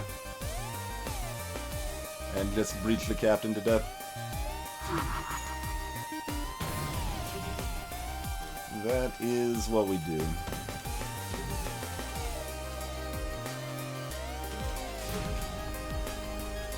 Such rudeness. Oh, don't do the double tap. Maybe that other store is gonna help us out with some repairs at this point, huh?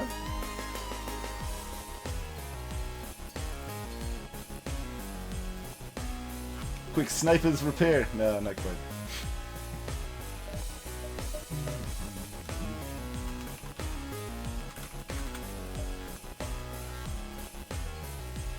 I feel like I should make that M lowercase because it's little m after all, right?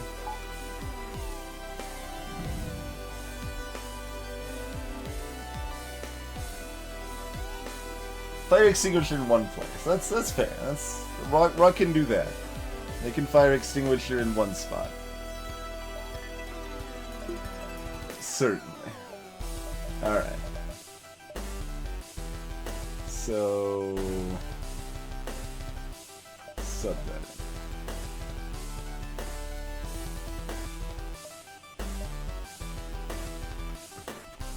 Alright. We've got rock, we've got energy, we've got bio beam, we've got regular beam, we've got slug. What does the distress beacon have for us? We're gonna find out after these brief messages. Thanks for hanging out, folks. We'll be back in just a few minutes. It is time for a break. We've been streaming about 2.5 hours. Amazon affiliate link exists. People have been using it. It helps the stream. It's awesome. Thanks for your support, and we'll see you shortly.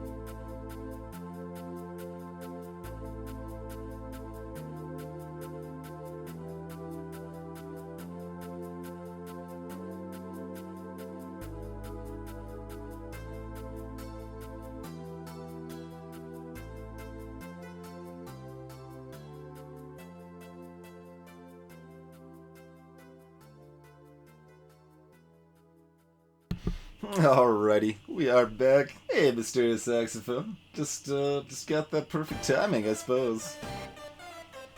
Oh, this one. We gotta have the right scene. There we go.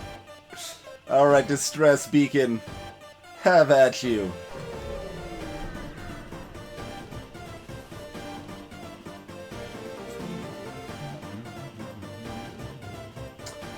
I want my blue option. I've got a board. Okay. We risked losing a crew there, and it wasn't worth it, but it still profited. It was worth it this time, anyway. Oh man, we're actually gonna have enough money to afford hacking if we want to, huh?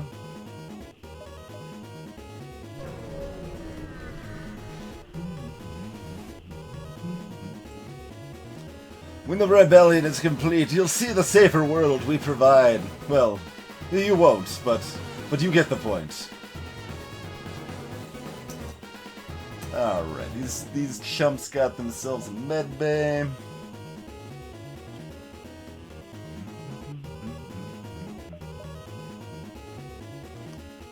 Oh, I forgot to switch back off Halberd Beam.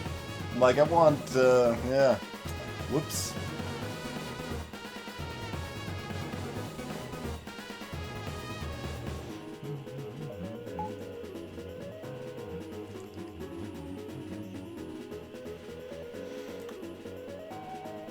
Play this fairly loose with the store next to us. So even without our breach bomb, we'll give this a go. Oh, it is an Artemis though. It is an Artemis.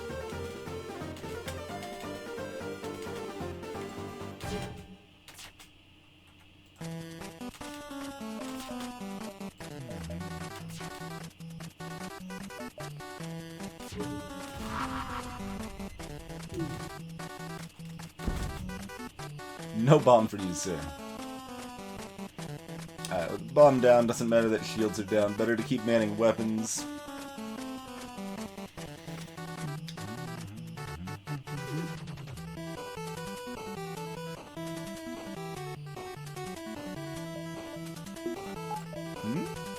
Is this what I want to do?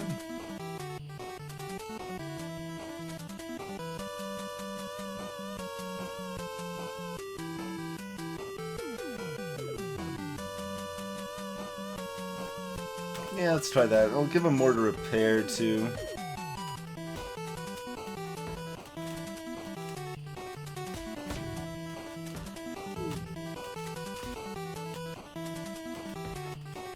Nice dodges.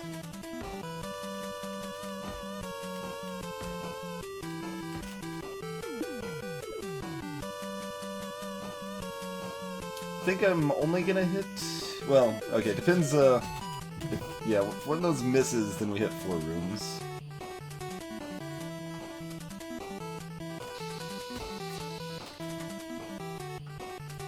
And the missile goes down just in time. Very nice, very nice. Okay,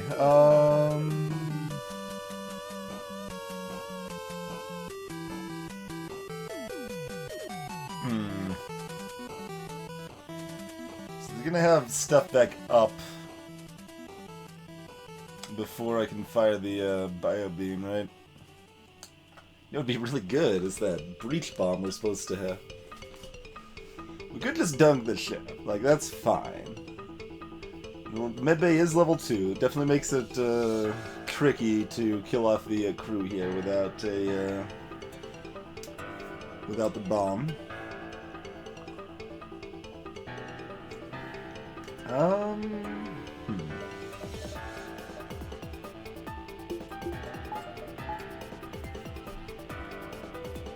We'll see what we can do.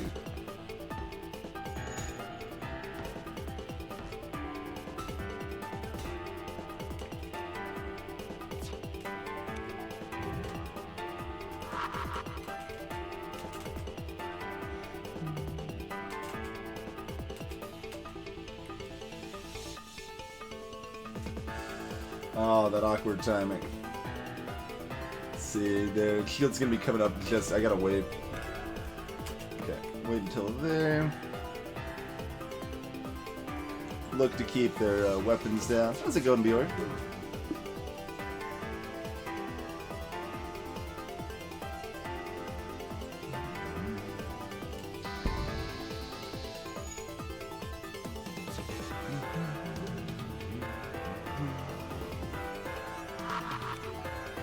Oh, no.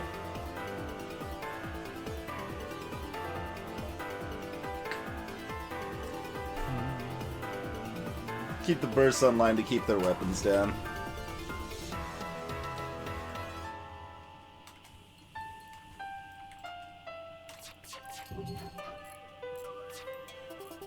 I don't think anyone would say that, Kinshra. That just seems ridiculous. Yeah, now they're healing up. Sadness. Alright.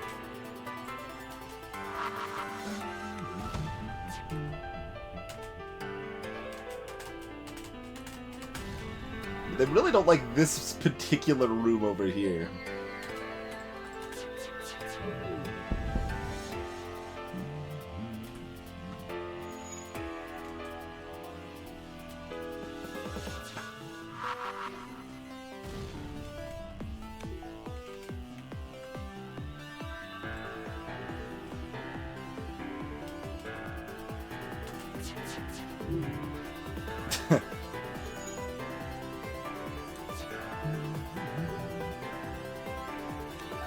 One of my very favorite scenes from all of Homestuck Little is where this plays.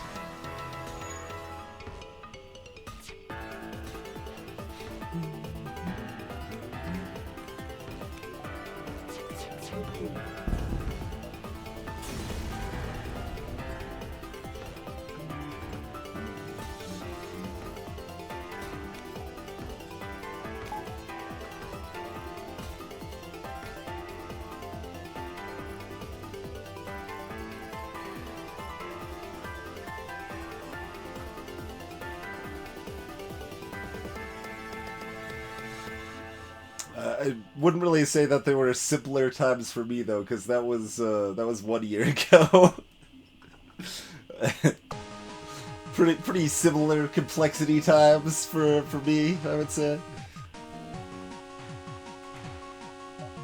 Don't be ridiculous, Bjork. You know the pace we play at.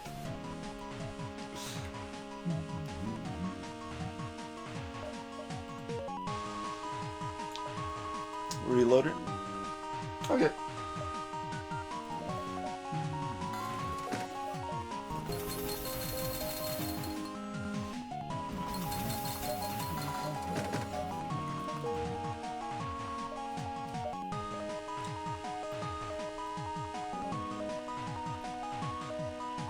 This is almost not terrible in balance mod now.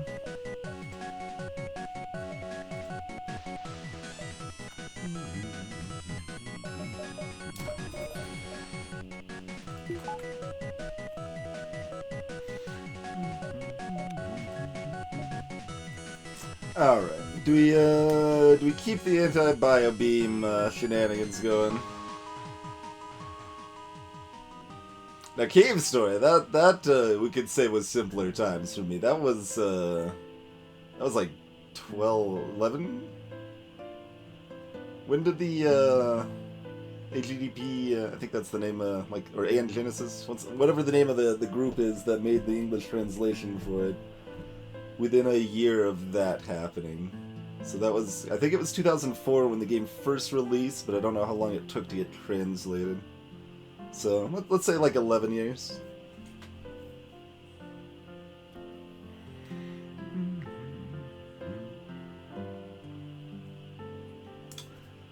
Anti-bio beam.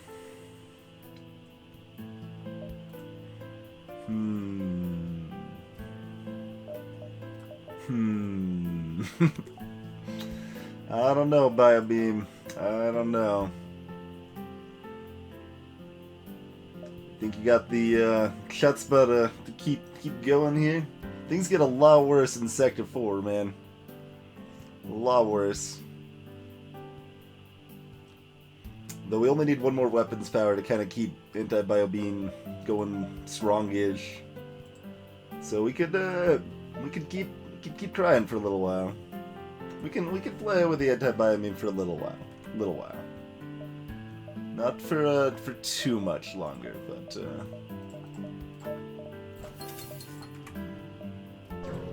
grab one more repair while they're cheap. Gotta get that one scrap savings. I walked right into their trap. Who walked into whom's trap? Ooh, they're boarding me. That's helpful. I think. I still can't hit two people with a bio beam though. It's not as helpful as one would hope.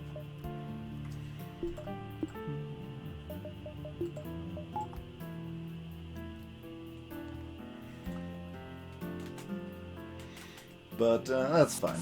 Hop on over, see what you got to say to me.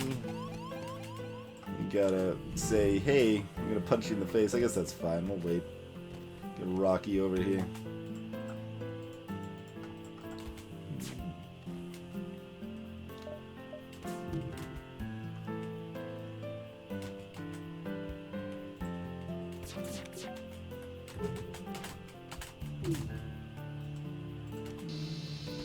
Why you run to the med bay? Is it because of the teleporter? All these AIs confusing me with their med bay shenanigans here.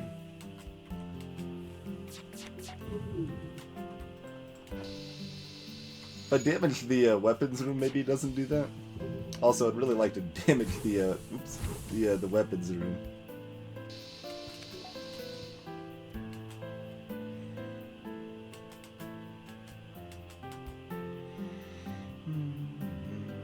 Let's see, so that's like, what's our timing at? That was 34.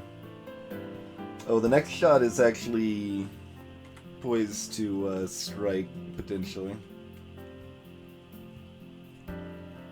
So we would rather like to hit that, but we did not. Tag that guy. He's gonna do the same thing.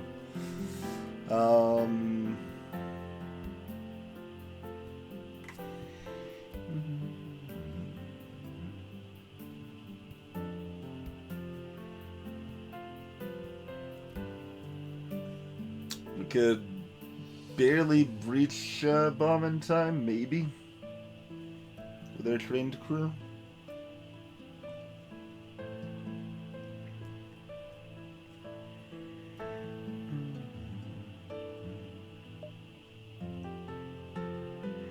It's not like we're looking at crazy damage here anyway, but, you know, like, missiles worth not taking 2 damage if we can.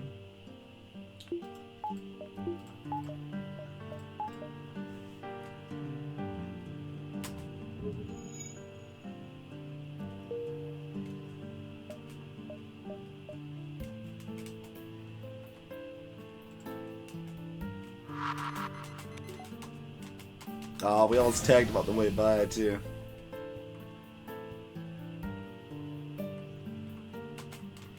And then the halberd will be firing in about, like, I'm gonna say like 1.3 seconds.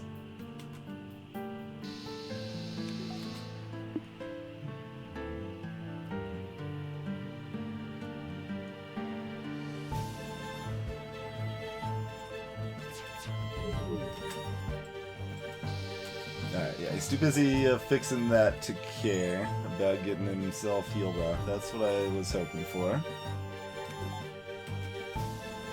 With the breach, it should still give us enough time. Ooh, not quite enough time.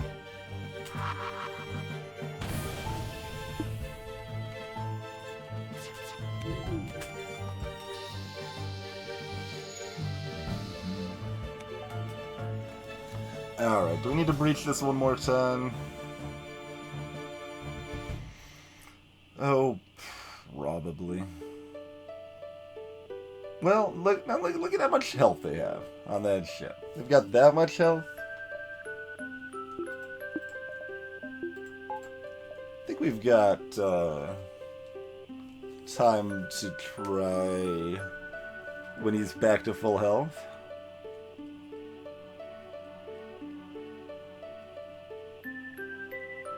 I think. I mean, it's just one missile, and we can just guarantee we've got an easy peasy. Yeah, I just don't feel like dealing with it, honestly, so,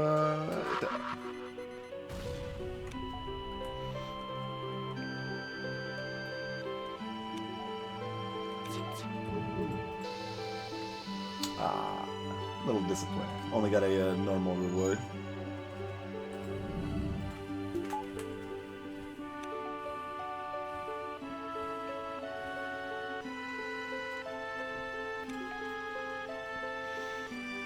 Been watching I Ate Your Pie do his do a blind playthrough of Final Fantasy VI, and I realized that like my playlist is actually kind of sorely lacking in FF6. I don't even know exactly why. I think it was because when I first started making the playlist, like FF6 was one of the first things I added, but I didn't add too much because I didn't want it to like overwhelm the playlist, or I also was a little more afraid about the playlist having like kind of heavier, intense music at that point. So we will add some more FF6 songs.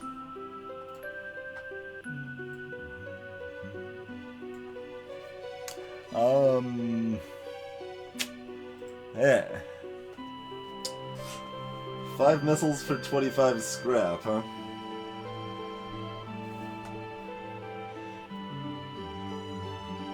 I've already added the most egregious example. That egregious example that shouldn't be missing off the playlist because it's an awesome song, but it is an intense song. Yeah, that's half my remaining breach bombs.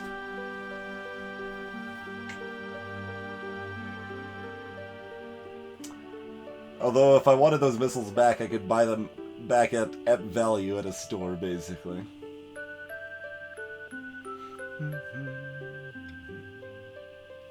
The greedier options to take. I like the greedy option, maybe.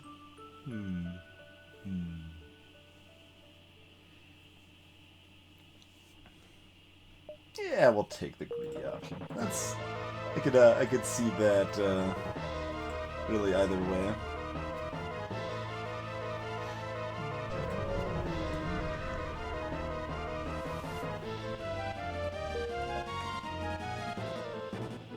How's it going, Distress Beacon? Let's dance, Distress Beacon. Are we doing it yet? We probably want to go here first, don't we? Yeah, alright. We can consider on the store if we want to do like this shenanigans and like loop all the way back here. Sector's kind of stupid. That's probably what we have to do anyway, approximately. Something like that we head down here and loop around through all this nonsense. I think we hit this first. Alright. I don't exactly want to hit the store though, because I need to put 50 scrap into upgrading my weapon system. That's kind of where my next 50 scrap has to go.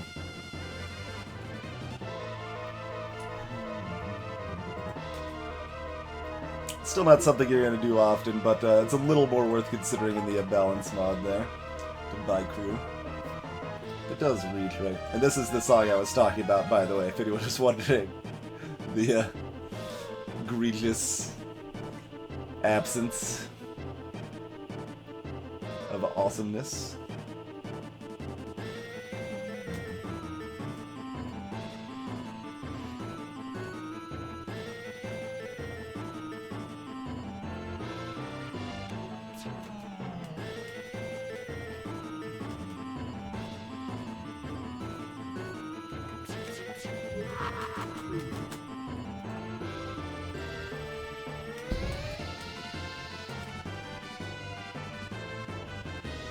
Nice, Mineral. We will eventually have our FF6 playthrough up on YouTube, but that will probably still be a ways yet.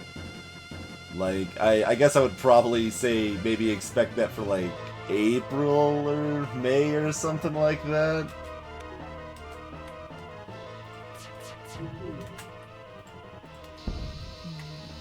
$37 scrapadoodles and a missile as well.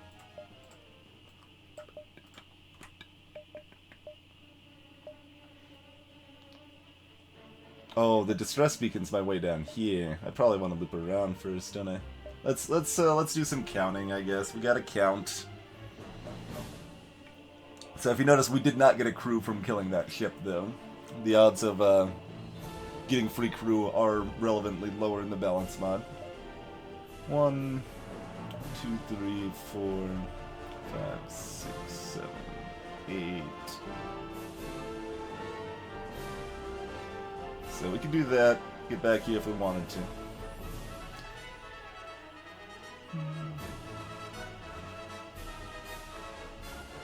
Not exactly a good angle if we wanted to dive, and if we managed to pick up cloaking or even hacking, we probably would be keen on diving here. But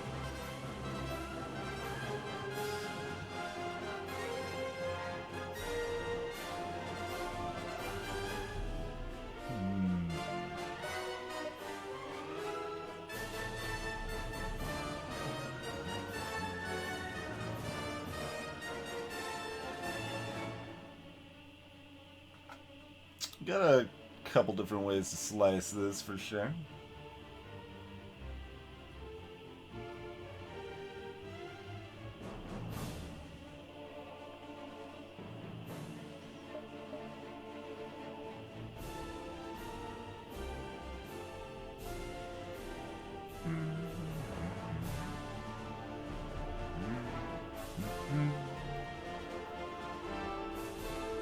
Actually considering one and then picking up the other one over here, and not really worrying about diving, just because the sector layout isn't very conducive to the dive.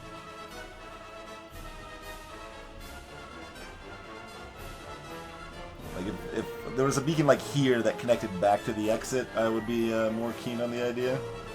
And we could always go like here, here, here, and then out, I suppose, which is actually probably fine. That's probably just fine. So like 1,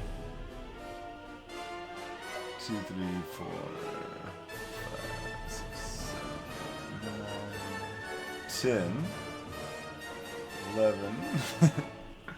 If we did both of that, that'd be a double dive, but we can hit just one of these and hit like this one too. I think. Or essentially we're diving for this beacon instead of these two. And we can make that choice at this point. Alright, that's fine. I don't actually remember offhand if I tweaked the anti-bio beam speed slightly in the balance mod. You can always check on the wiki page there. I think I left it the same though. If I did change it, I did a 20% increase, which would have been the minimum. I did increase the fire beam speed though.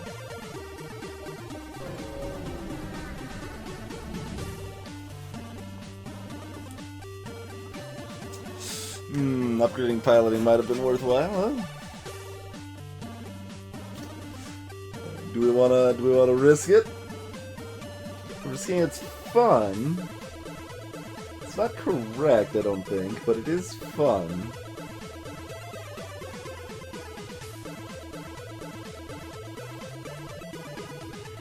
Yeah, there you go. It is a different color, and that might make it look faster. Mineral. That's a possibility.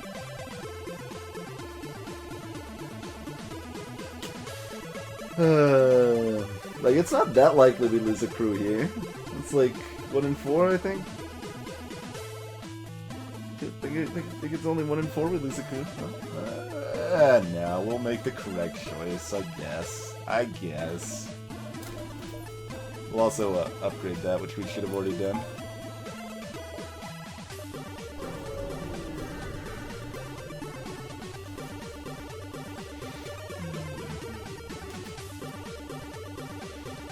No teleport.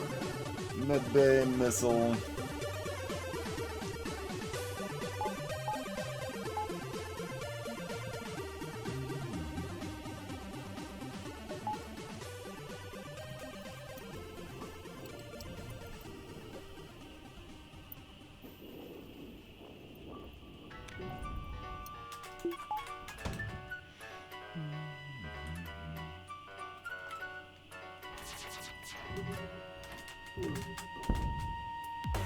Oh, I fired that a little too early, didn't I? Biobeam's not even gonna do anything.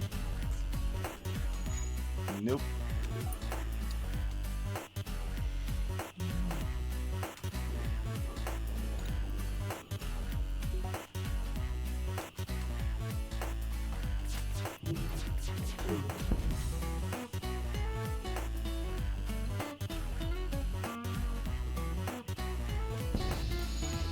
Oh! I wasn't paying attention to the timing on that. I think I tagged him, but I'm not sure. Oh, they're putting out a fire. They will have that fire out pretty quick, though. And then they're gonna go heal up and all of that crap. Yeah, you know what? Let's do this. Oh, he's hurt enough. He's gonna heal up right now. Oh, they got another fire in there. It's like, wait, why are they going to heal up? It's the fire's fault. So we're gonna land up to probably 3 shots if we do all of those. We don't want to land 3 shots.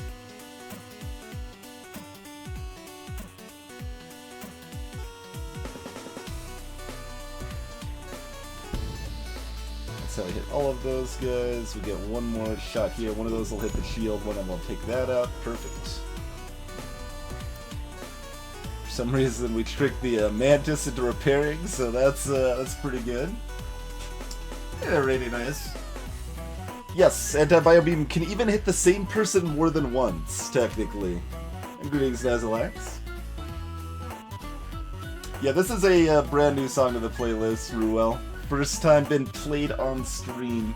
We played other songs by the artist, though, Kubi. You can find their music on their Bandcamp page, linked from our playlist there.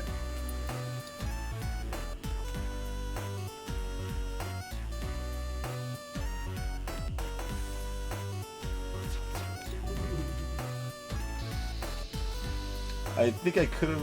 I might have been able to hit that guy, too. Probably should have tried.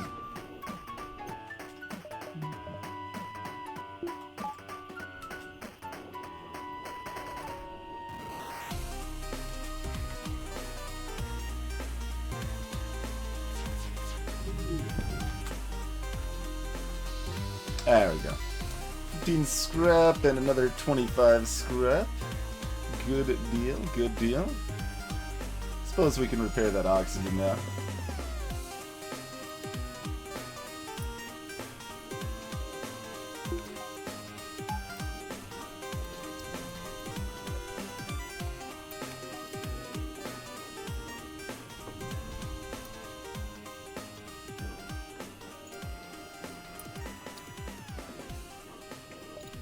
Now we get to play the wait for oxygen to refill game.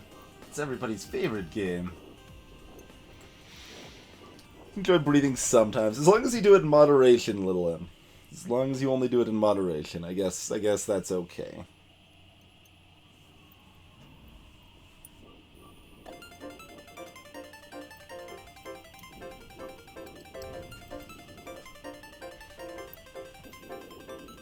One of the reasons I went and watched Steven Universe is because I found out that this duo that made this song and the black box that we've got on the playlist made the music for Steven Universe. It's like, oh, well, I was already kind of interested, but well, that's awesome. Some duo that I thought was extremely obscure apparently made the music for it, so that was nice.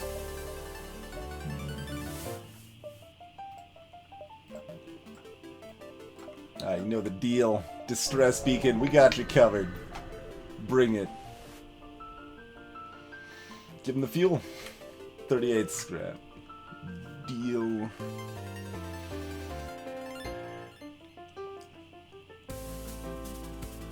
It's super likely that when we are hitting all of these beacons, we're going to hit a store along the way. If not, we might run out of fuel.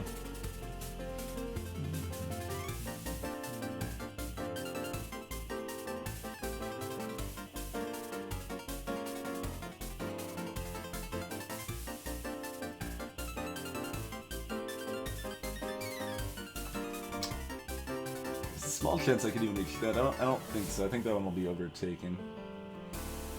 It's not like I've got the fuel right now to go jumping in circles down here anyway. Although we could hit this one instead, right? 1, 2, 3, 4, 5, 6, 7, 8 and a half, and then out. That seems probably pretty good.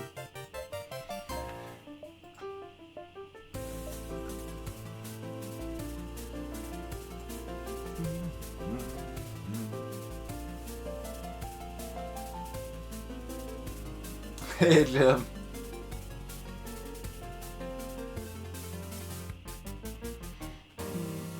Alright, so still that question if we want the halberd at the ready or the breach, because we can run halberd plus burst 2 now. Way better against automated drones.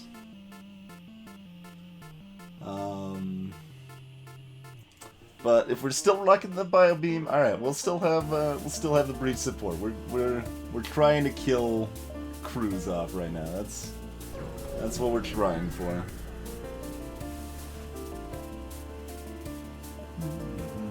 Hey, look, it's an automated drone. Doesn't have shields though. It shouldn't matter too much what weapons we've got here. Although, let's see. Yeah, that's mildly scary. I mean, we're gonna take a hit here, more than likely.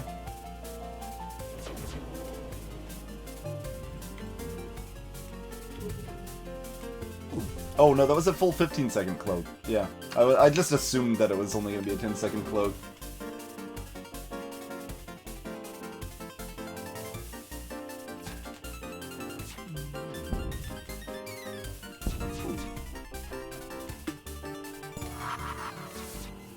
Apparently I should have fired that sooner, but it missed anyway. Okay.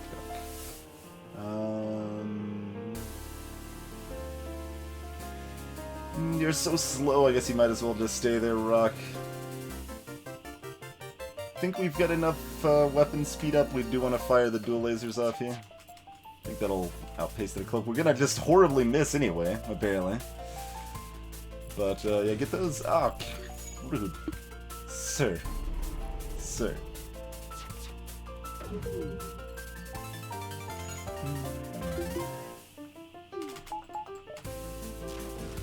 Don't want anything ionized here.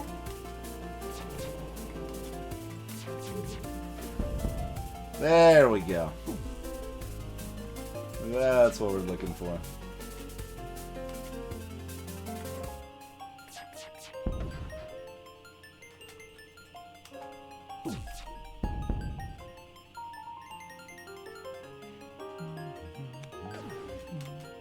Did I actually have time to fire that? I guess I did. I don't know, but... would have landed at least 2 of the 3 shots, I think.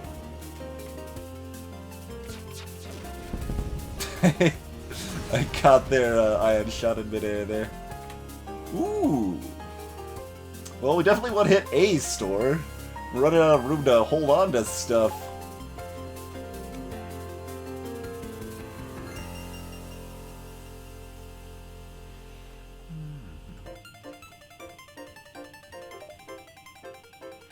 Alright, there's that store. Okay. There still could be a store in these beacons over here, but it's far from guaranteed. We are low enough on fuel, and it's convenient, and we've got stuff to sell, and we could potentially buy cloaking or hacking. Hey, look, it's hacking. What's up? Shield charge booster, too. There's no reason we'd want to keep this, is there? Nah.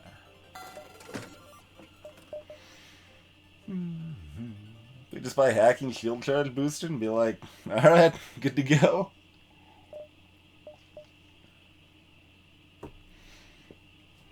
And some, you know, fuel. probably do in fact buy some of that fuel. Greetings, Illusion Gamer.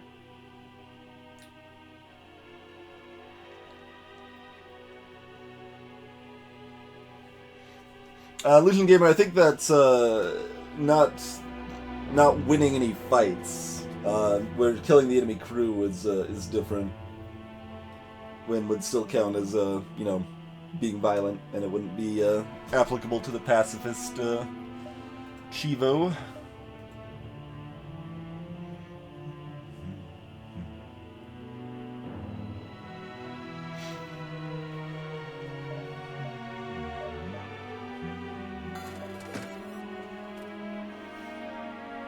Yeah, we did it.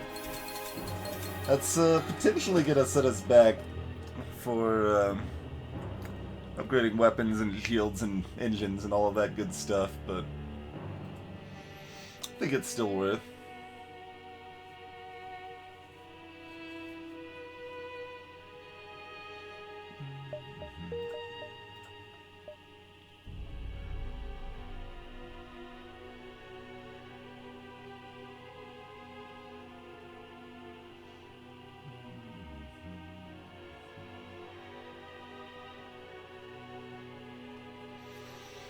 So we're fine-ish on fuel. I'm gonna buy one more, which is of course all I can buy. But you know, even if they had more, I wouldn't take it. Okay.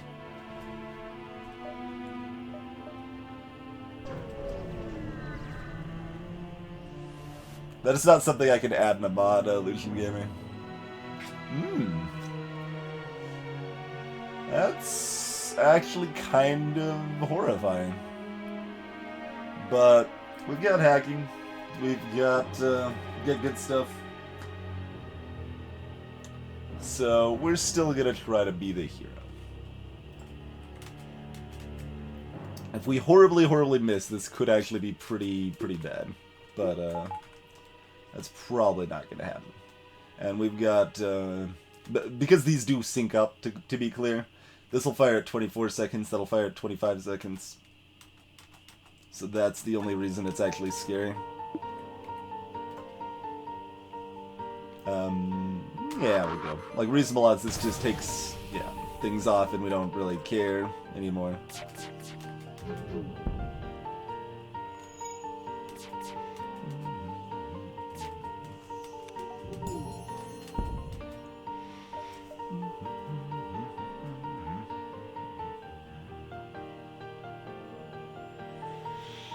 Let's see.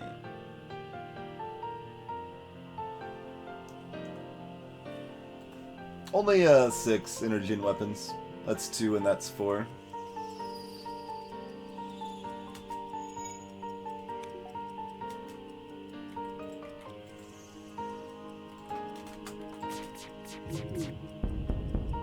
There we go. Lovely.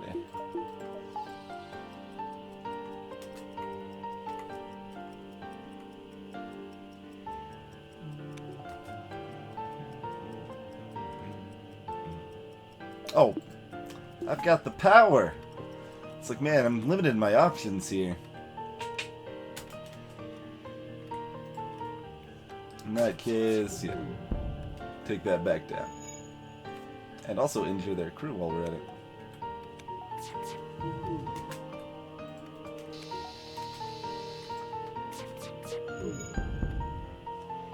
No? I mean, I guess considering my missile situation, that is more generous, but, no thank you. Try offering me something that's not garbage. 31 and 28. There we go. That's what we're talking about.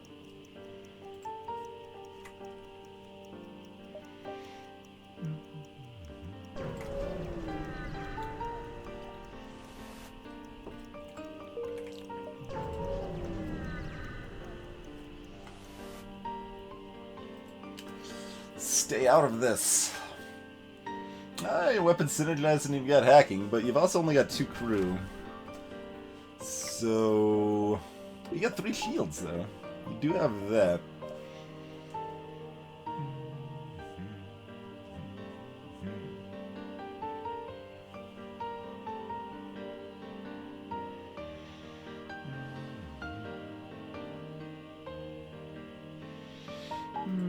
Yeah, probably. That's probably worth, unless they hack my hacking.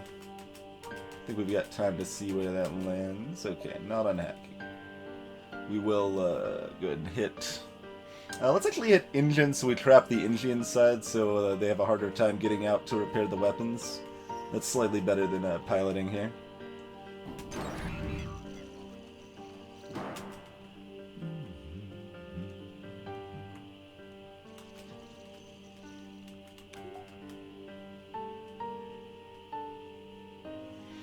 Arguably, I want to fire the breach bomb now.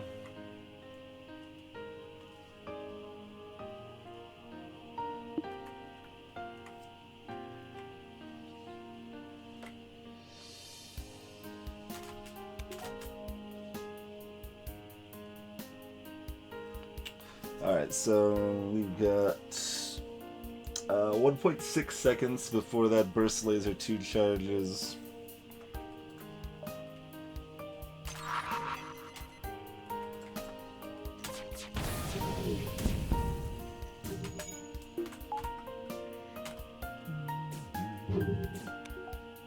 Excellent. Alright, I should have already switched this off, shouldn't I have? That's okay.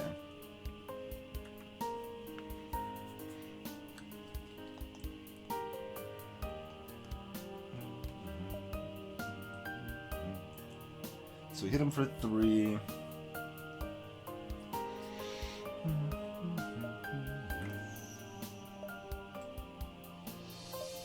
Oh yeah, I can keep this online. I keep forgetting. It's like, alright, it's important I upgrade to level 5 weapons and then never remember that I've done so. That's way better that way, turns out.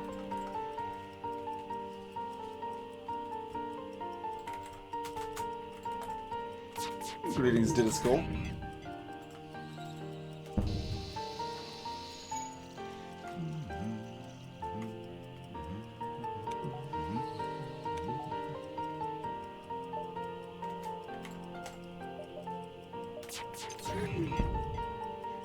Ah.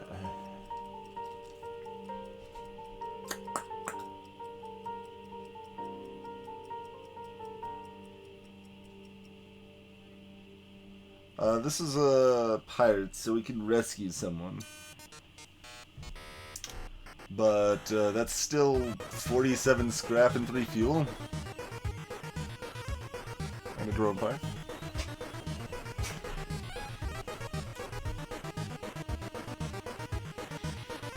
I mean, we're only in, what, like Sector 4 or something? So, even if I do manage to rescue a civilian, I'm not really looking at a better deal than that. Alright. You're not very good at that pirating thing. That's cool. You be you. We'll catch you guys on the flip side.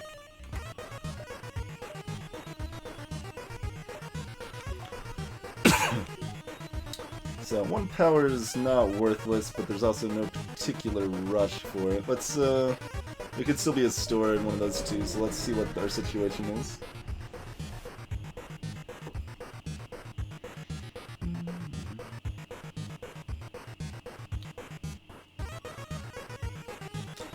Yeah. Hacking either piloting or engines immediately drops their evasion to 0. That happens both ways. And it also removes the manning bonus, and assuming they're manning both piloting and engines, that is exactly the same as well, so you're removing 5% dodge even if the hacking is not active.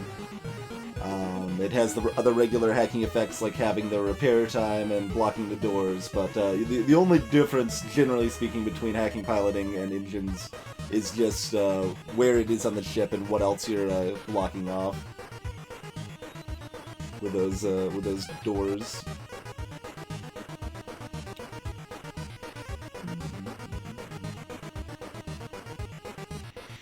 Alright, 3 shields again. Missile, heavy laser, drones.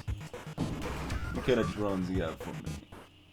Anti-drone drone, defense drone. Nothing offensive. I didn't see a like boarding drone or anything pop out there. Do have the old med bay Reno. It's not strictly necessary, but probably what we hack. Huh?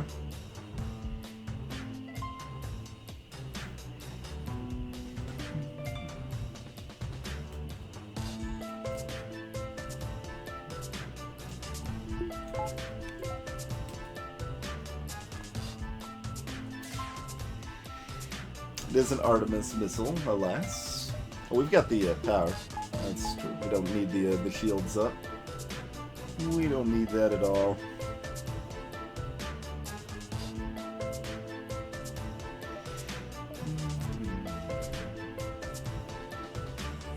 I assume this is worth the drone part and the correct tech. It's like with the biobeam we can hit all three of them here. And then if they go running for the med bay, we can just instantly dunk two of them there too. Yeah, I think that's the way to go here. Oh, right. Glad I remembered the time. Almost forgot we had drones to get the hacking pass there. Ended up timing my laser volley just a little off, but that's okay.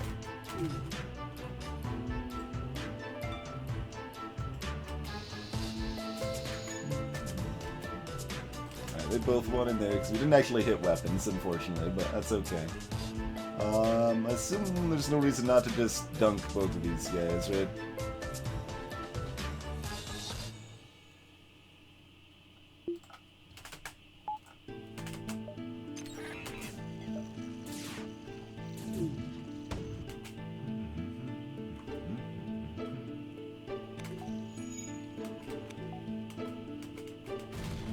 There's also just a convenient little, you know, a fire chilling over here. It's fine. It's a friendly little fire. No reason to worry too much about it there. Hey, KG Evans.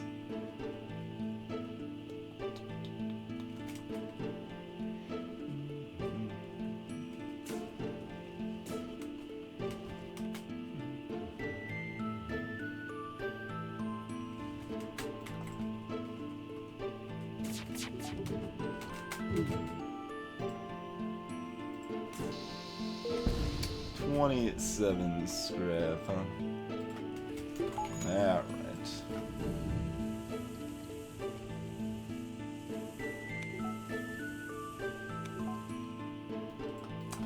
That's fair, Hoff. That's fair.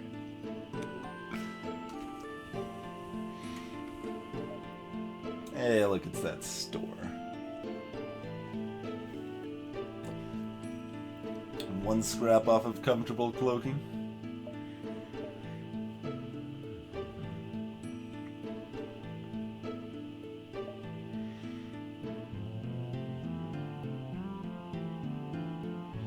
I'm pretty sure going here would be a double dive, but yeah, let's check it out. It basically just costs the fuel right now. So we're diving no matter what. They're not selling cloaking anyway. Look at these jerks. I would have also accepted backup battery. What about the backup battery?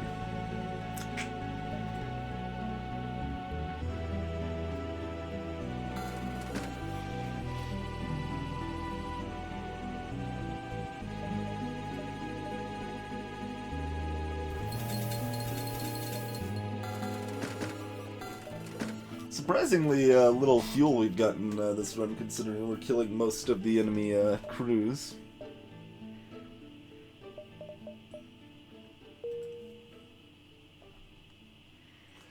Alright, once again we have the choice if we want to go ahead and ditch our bio beam here. I probably don't want to use it past Sector 5, but I could still use it in Sector 5 probably. We are going into either a nebula or hostile beacon, if I remember correctly, so that does make it harder. Slugs are still reasonably vulnerable to the biobeam, except for the fact that they've got like 1 million crew members.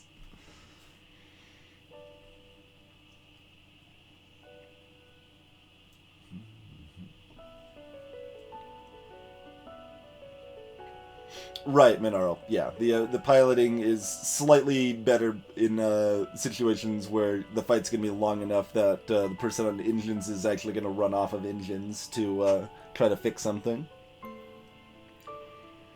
So all else being equal, piloting is better, but it doesn't take much to nudge it to engines if like it blocks off rooms better, or there's a more important crew member in there to block off or something like that.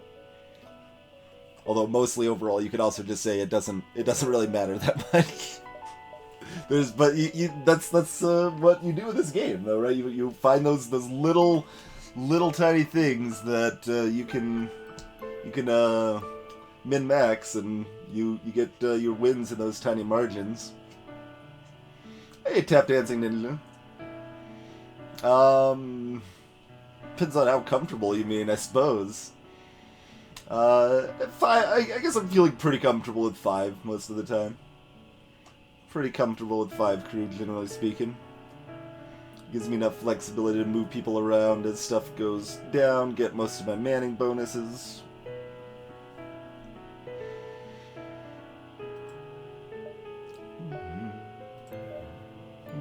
I'm loosely considering, like, the fight view. Just be like, alright, it's all hacking from here forth, guys. We're running nothing but pike beam, halberd beam, bio beam, bring it. But no, we're not doing that. All right, do we want any more fuel or anything? Big spender here.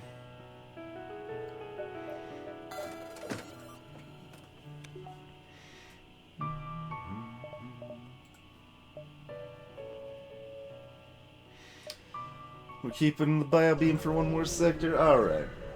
We'll keep rolling bio beam for one sector.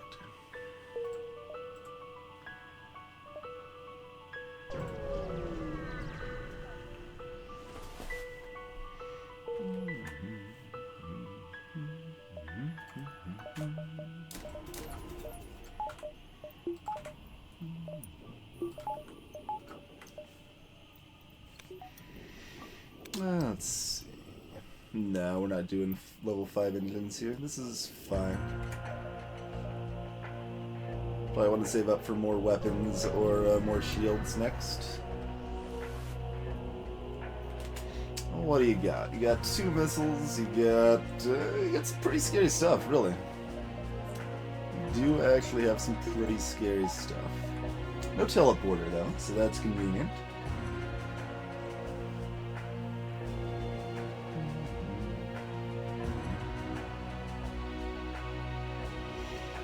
Do we want to spend both the missile and drone part? Yeah, I think we do. I think we do when they've got the double missile launcher like that. Goodbye manning bonus.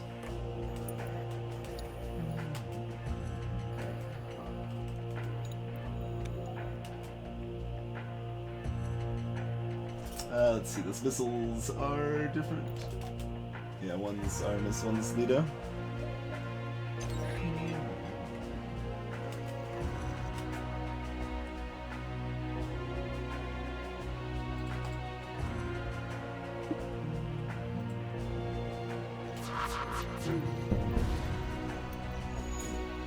Alright, took down the flak in one of the missiles. That's not bad at all.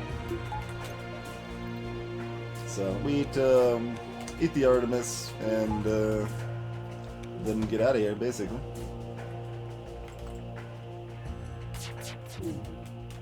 Hey, we didn't eat the Artemis.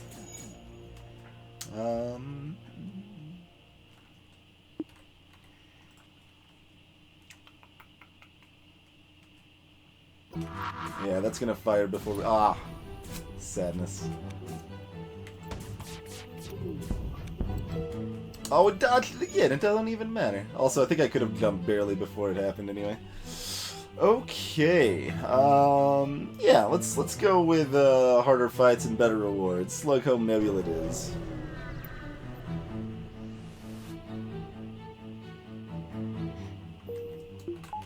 That's unfortunate, Ted, but fortunately, FTL is a game that does not look terrible at really low quality. It's still pretty easy to follow and such. I mean, we streamed for a long time at 550 kilobits.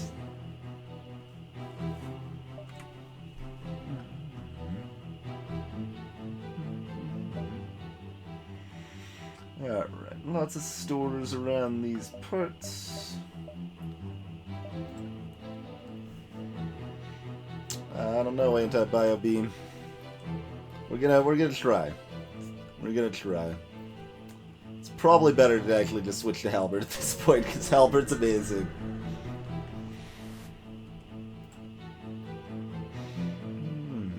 Oh, they're having trouble with their oxygen unit, huh? Well, sounds like they're in need then.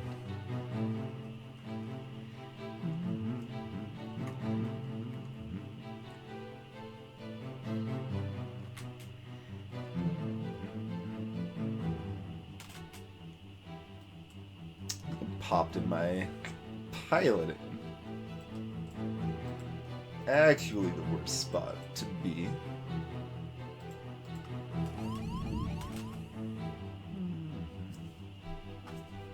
Alright, got yourself their big missile, you got yourself 5 flippin' crew members. See, that's what I was telling you about the slug ships, have way too many frickin' crew. Burst 2 and an ion, huh? Not pleasant. That's an unpleasant set of things.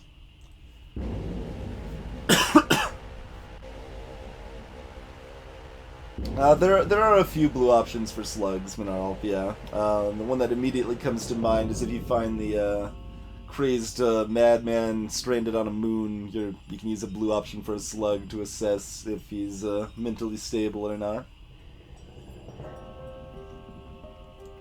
Hey there, Jackster. Yeah, slug ships tend to be some of the hardest fights in the game, for sure. Alright, I'm just trying to figure out where I actually want to hack here. We could hack, I guess in this case we do engines over piloting to block access to the med bay. We could hack the med bay, we could hack weapons. So those are the three hacking options. I think we do need to hack.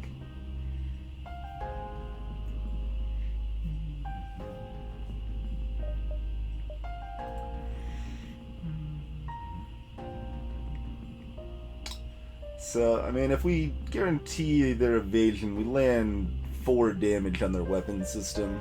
So I think this is a good way to go. It does mean I kind of eat their first volley here, though. A little bit, anyway. We can kind of time it like we did before.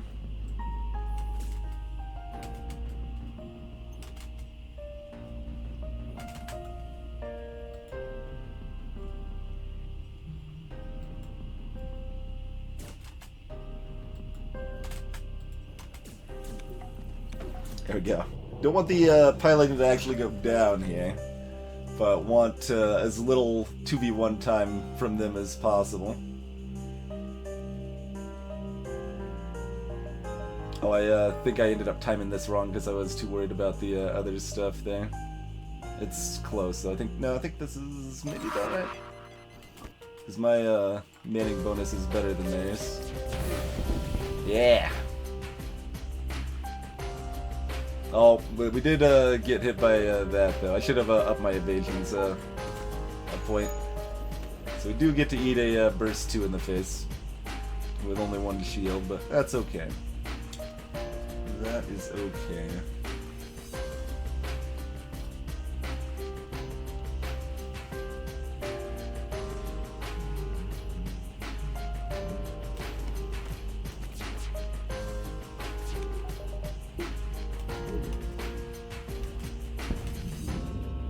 Well, there goes the piloting anyway.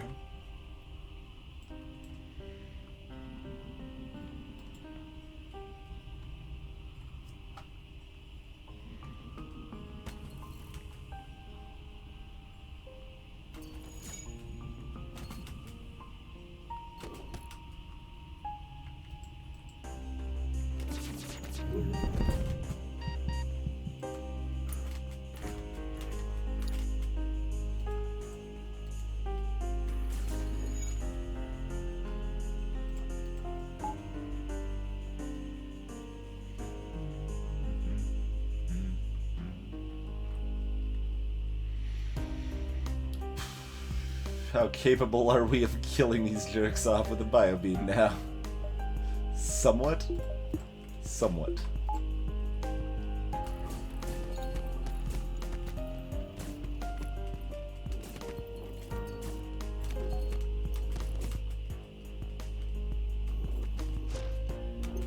Oh, he's trying to make it to the med bay.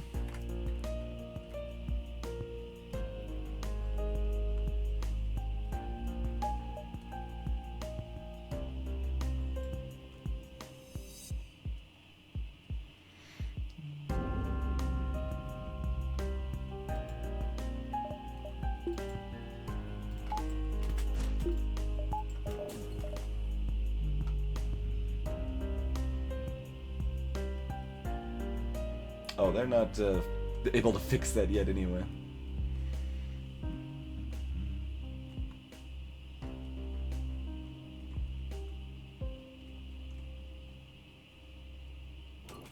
It's okay.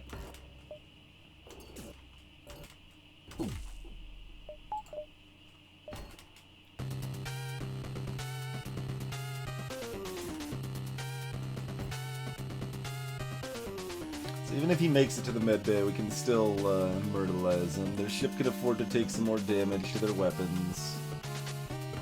So all of this is fine.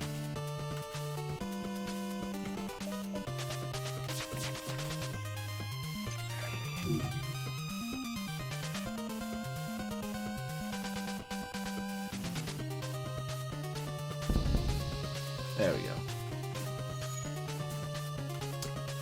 Lovely.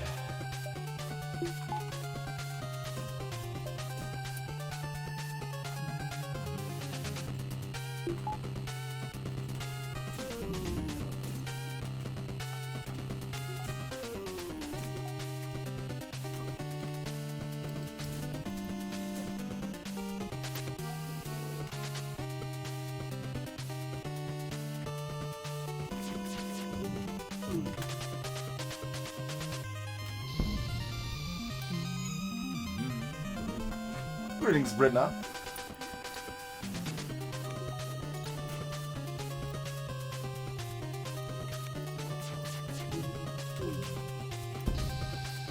$38 scrap. Not too bad.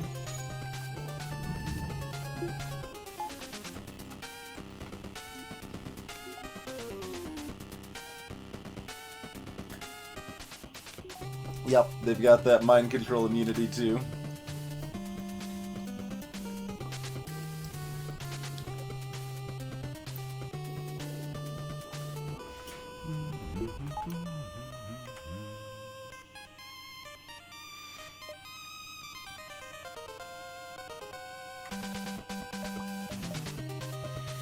Alright, so let's see. One more power is convenient.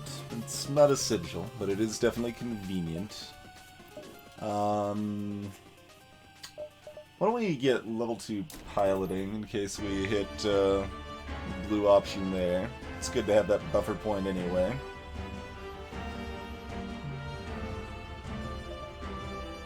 I think we'll do that, then look towards upgrading to tier 3 shields next. Weapons is also okay. Getting that breach alongside everything else, or the halberd instead of the anti-bio beam with this setup is very good. We do want our weapons upgraded before we leave this sector, I would say.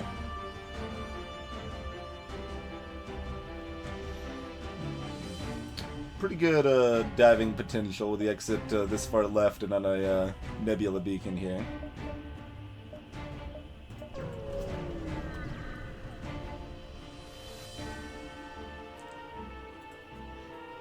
That's kind of an interesting idea, Britta.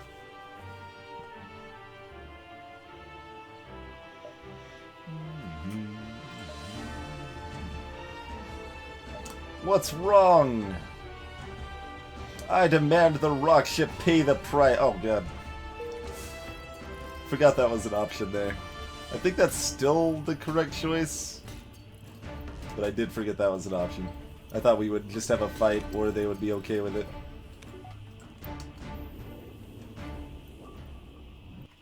That's fine, though.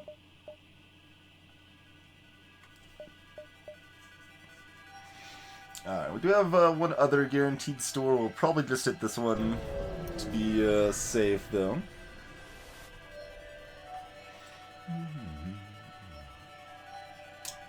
You got yourself some iron with a halberd and a missile and hacking. That could hurt. That could hurt. Get yourself 4 crew as well. Alright, let's see what they are hacking, shall we? My shields.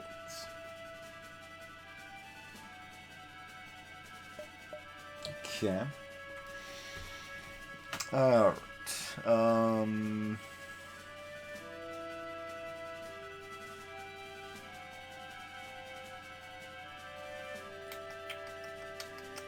No medical facilities.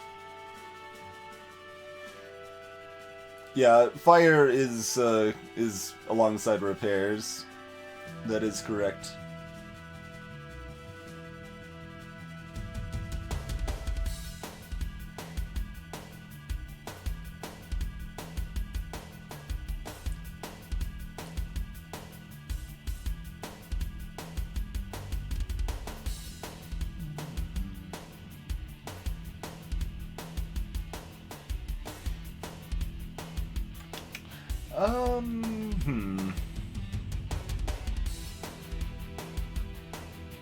If it's level 2 hacking their hacking is kind of reasonable too. No.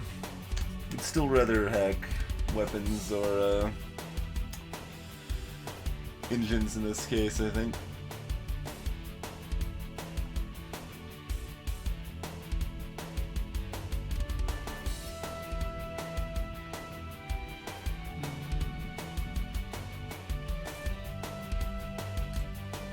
So we're only gonna land 2 damage. Yeah, I think we do need to do it that way. Hack their engines. Should have came to that conclusion sooner, but breach charge is fast enough that should still mostly be fine. We're charging this up.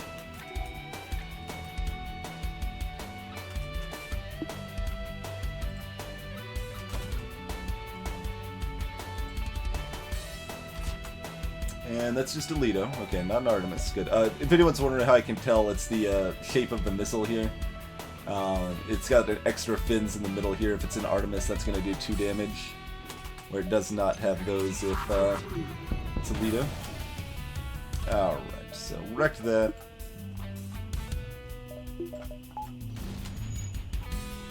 Attack shields. Yeah. Work your way in there to help repair that if possible. We are going to eat some damage from that halberd. Nothing we can really do about that here.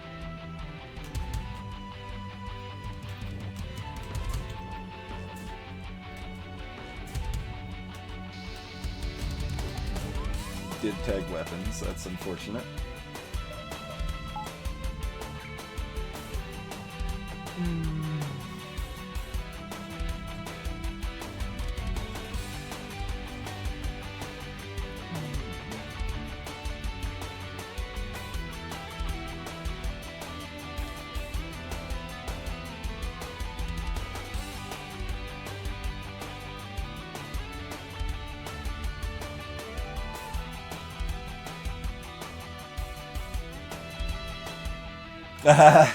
Yeah, sort of, but there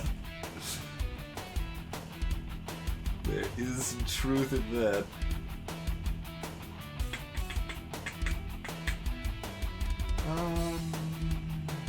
Yeah, I think it's still more important to make sure we get that repaired here. I think the NG will help enough to be worth it. It's close.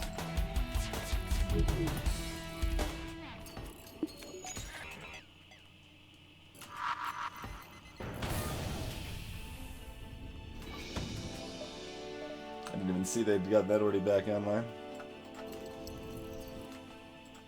Should have moved him back sooner. We're gonna have reduced evasion for that shot. Small misstep.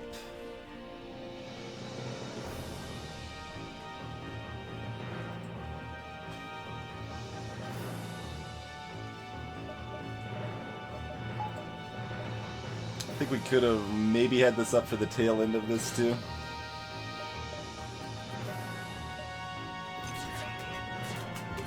Like, it might not have damaged my doors there if I did that correctly. Alright, one of our last 4 missiles. What do we think? They're already taking 2 hits there.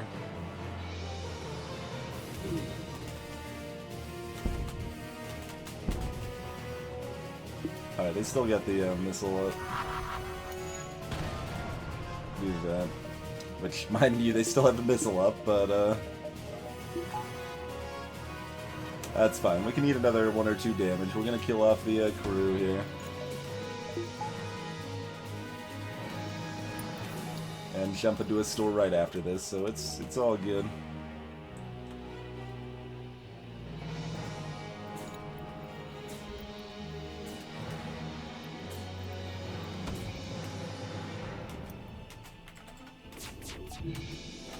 Watching. Okay, the missile is heading towards weapons. Pull the bio beam over this way. Yep, so that we can still. Oh, everything missed though. Rude. Rude.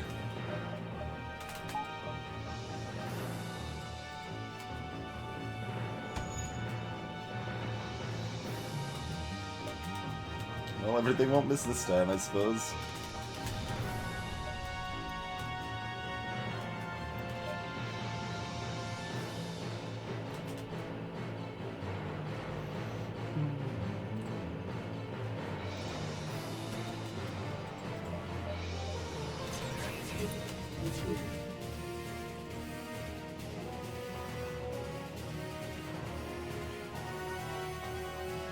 There's no fancy way to actually hit both of those, is there?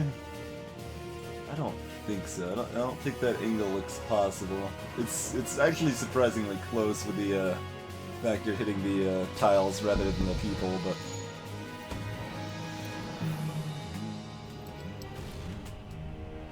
Hi. This guy's got no chill, man. They're Muffin Drake.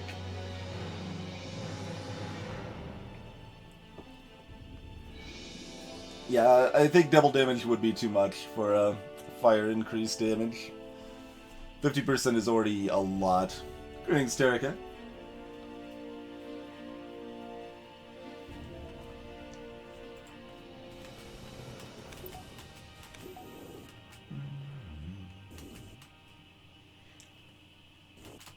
Like, this guy would already be at 50 health at this point, if it was double.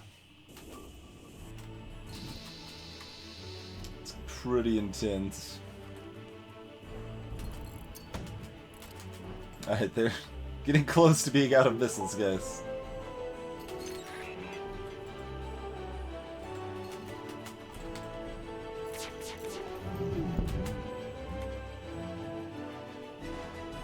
I think that guy is actually dead, but I didn't see if he was running. Yeah, he's dead. Okay.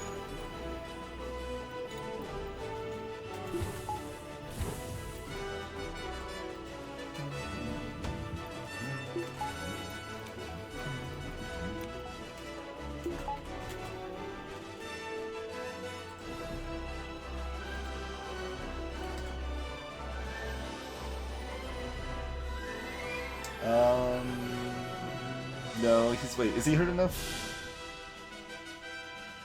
No, I don't think we've hit this Mantis before. We do need the Bio Beam to finish him off.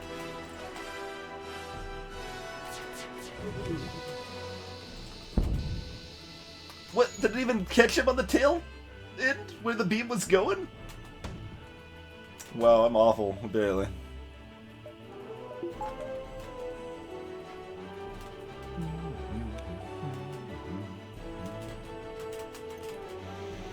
Alright, how about now? Oh, I lit a fire in here, so he did run away from the fire. That should mean this is good enough to kill him, then? Yeah, okay.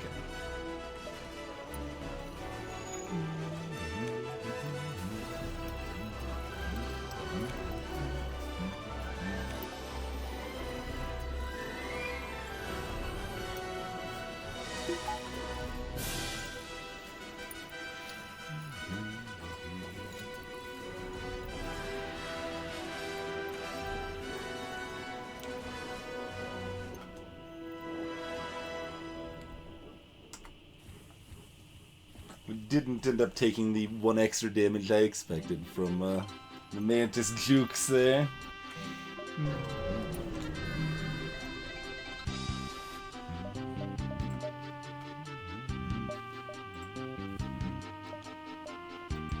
So about getting rid of that Bio Beam.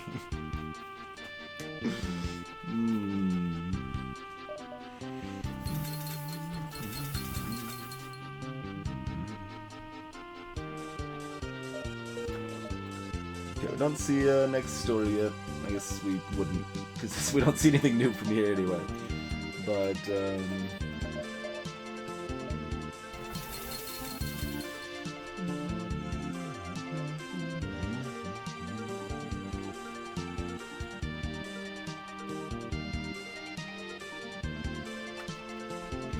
FF5 soundtrack's never been my favorite, but I've always really liked this song since I first heard it.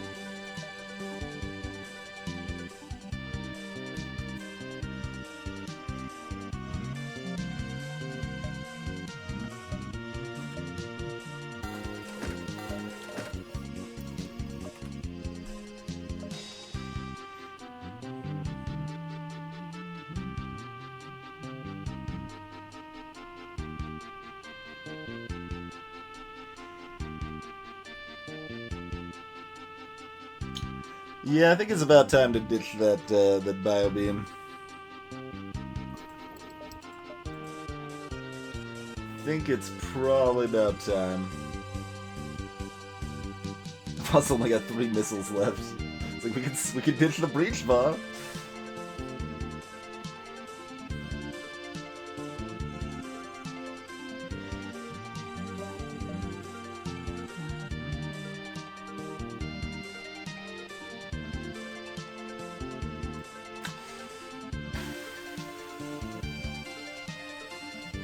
Yeah.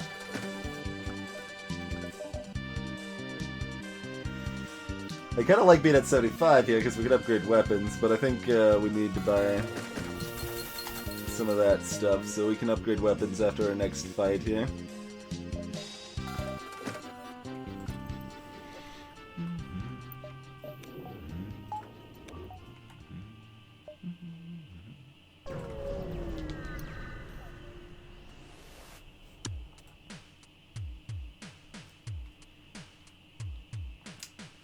It is a mystery how effective their assault will be.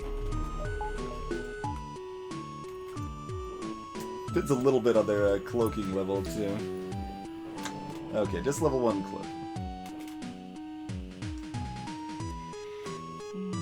Alright, they've got 2 shields. So with 2 shields, I think that is the plan.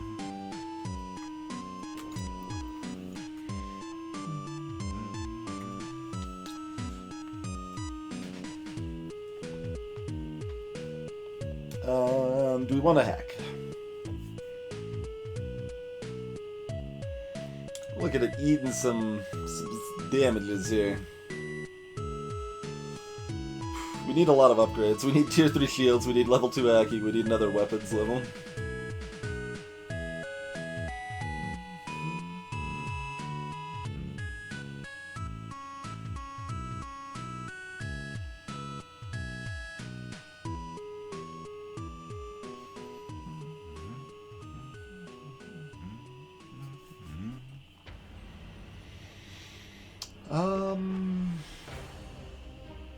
I mean, we guarantee we do 3 damage to that, but that only guarantees one of these goes down.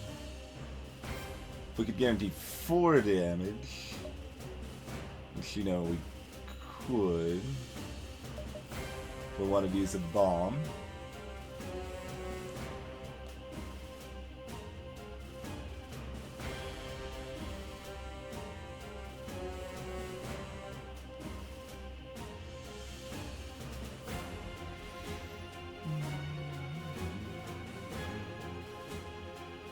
Hacking weapons is pretty reasonable here, too. I should have done it sooner if that's my plan, mind, but...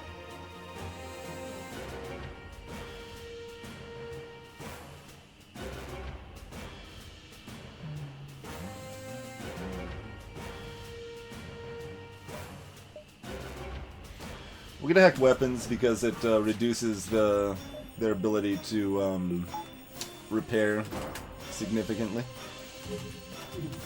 Alright, so that all went as planned. Okay, it's like, just don't hit weapons.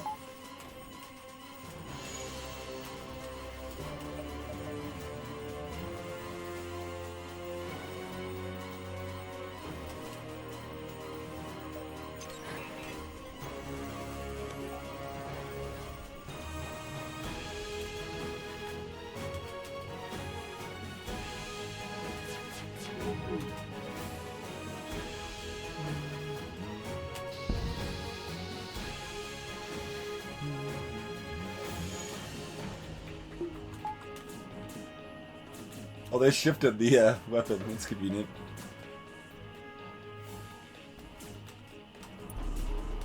Ooh.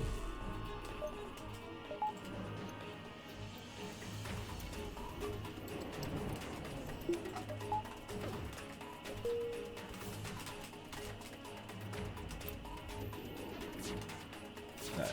Dodge when they fire 3. Not too bad.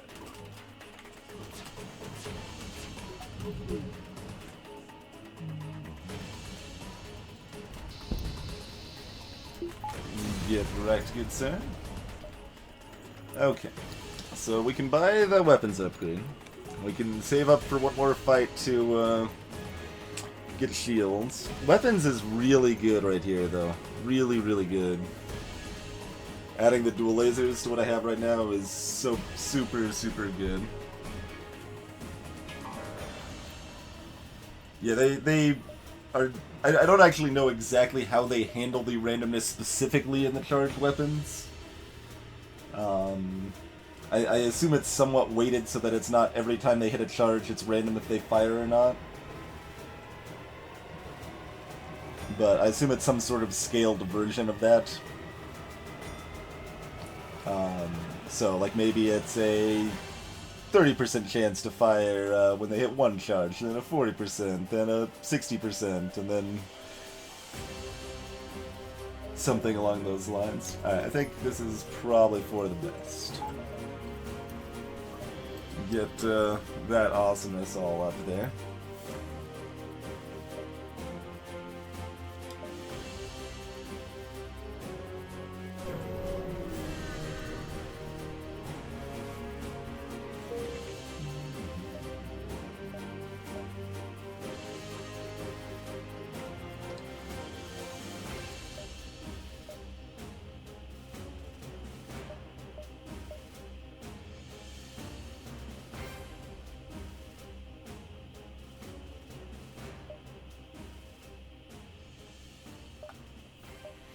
I think we loop around here. 3, 4.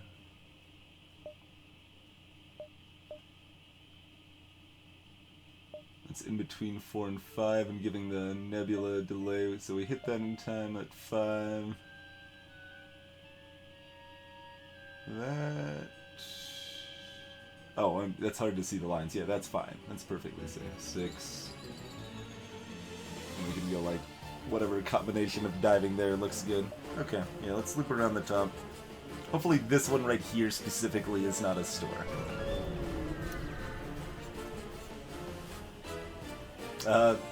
Greetings, Jake Grace?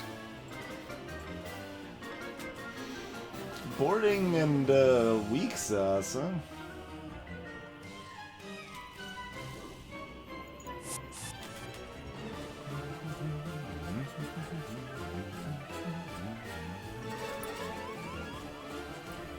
Let's see, could we convince you to come fight in the mid bay? It'd be nice if you want to do, you know, come fight in the mid bay. I can't drain oxygen out of this room fast enough to do much else. We can slow him down, we can chill here and fight for a little while. Yeah, we'll chill here and fight for a little while. Just pay attention, that could get painful very quickly.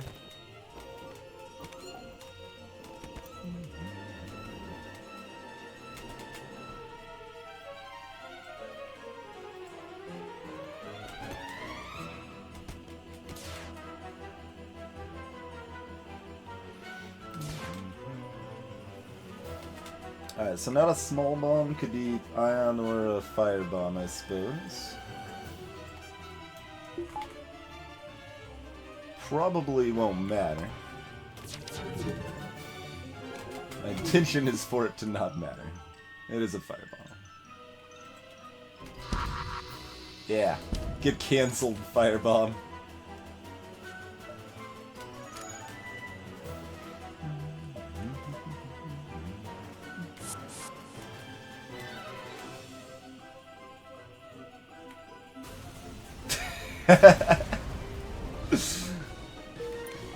It might be convenient, really.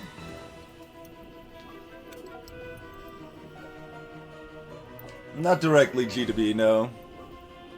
They can board through an event and then board through the ship, though. So you could be facing 5 Mantas.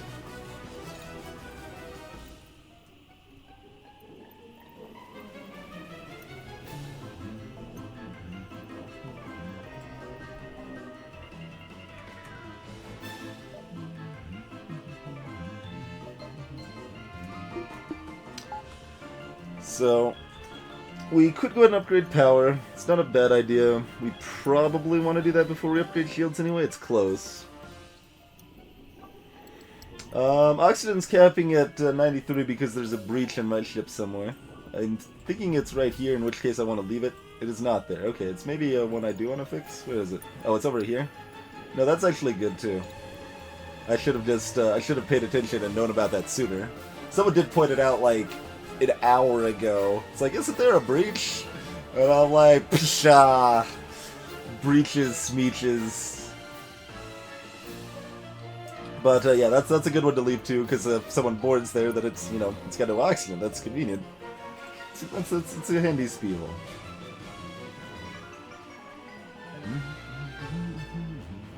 So I mean, 1 power would help me slightly right now.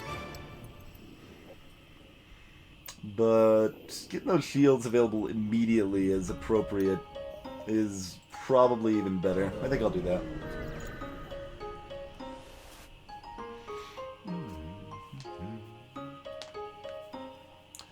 Trying to burn me out, hacking my door system. Not worth the drone part, I don't think. Nah. Get yourself a firebomb and a glaive, though. That's unpleasant. I think we will be hacking this ship. Remember, it's not worth the drone part. It isn't, though, because I need the hacking for, you know, this.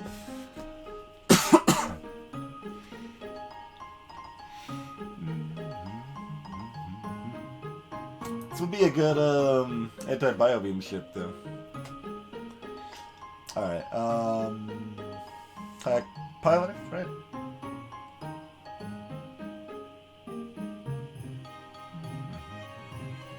Greetings, Flaky Banana. I'm just doing what's best for the mission, JF Dragon. Just doing what's best for the mission. So we need to ensure we do 3 damage, and we can ensure we do 4 damage. Do we want to risk doing 3 out of 4 damage? We really only get the 1 shot. Yeah, I don't want the glaive to mess me up.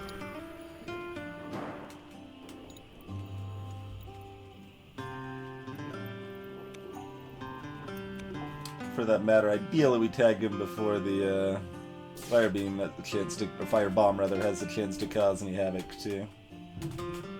So we got our trained weapons plus reloader.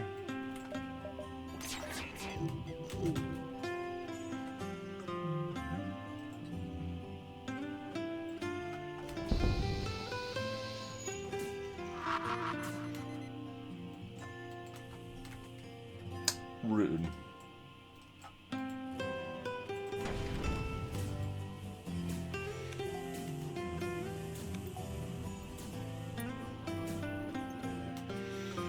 So if we had a pile of missiles, we would potentially try to do things to kill the crew off. Although, let's see.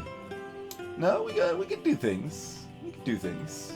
What am I talking about? We can do things. There's a fire in here. You can't handle the weapons situation. Okay, that takes their oxygen down. So they're gonna. Oh yeah, the shields are probably gonna light on fire, and then they're gonna be done for.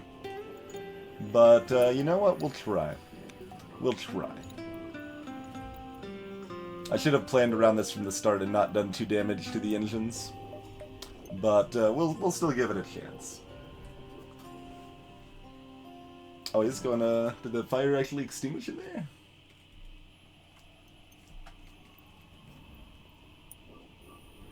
Oh, we managed to just put out the fire, I think. But no, this is all on fire. And it's spreading into the shields.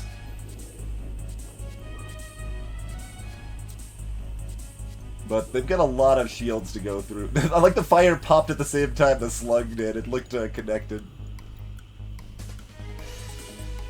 Alright. I think he dies before the fire takes out the shields. It's close though, it's close. Got intense music to see the fate of this slug here. Oh, did the fire went out actually. No, we're good. We're good to go.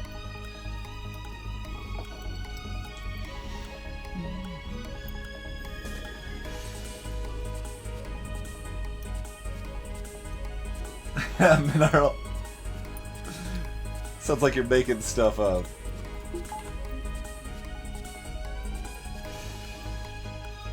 $50 scrap for that crew kill. Lovely. Plus 2 missiles and 2 fuel. All things we want. That was well worth it.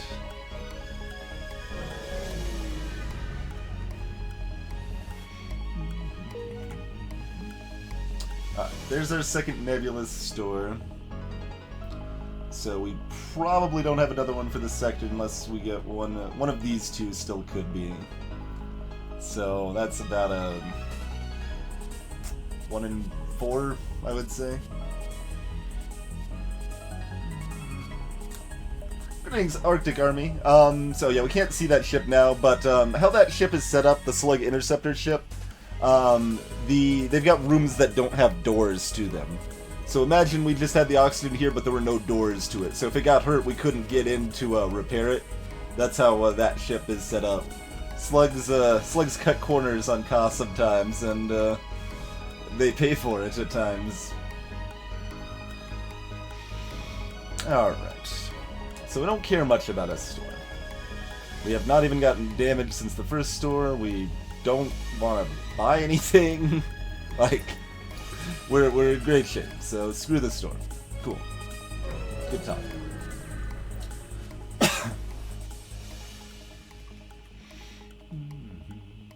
Got yourself some mind control and a clone bay and cloaking, and at least the weapons are not too bad. Missile full hurt a little bit, but let's see. It is level 1 mind control, so not a big deal. Send the NG in to say, oh, hey, what's up, what's up? Hey, no, don't punch the thing. Stop punching the thing. Okay, we're done. Out we go.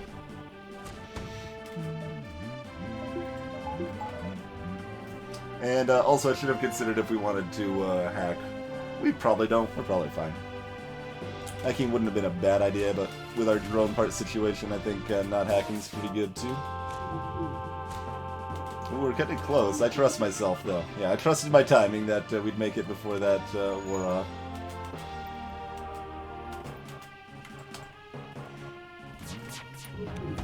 Alright, take out mind control or shields? Probably shields.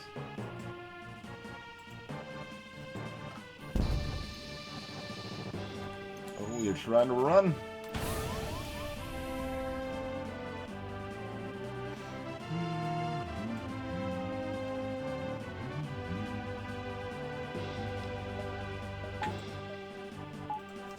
Let's see.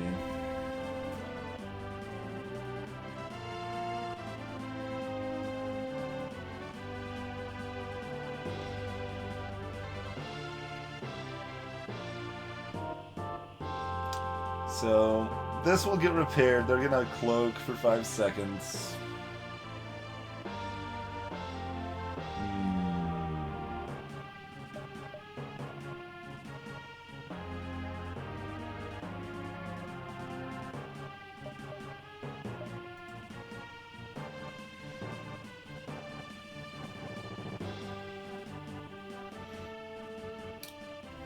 Hack their evasion so they can't get out of here?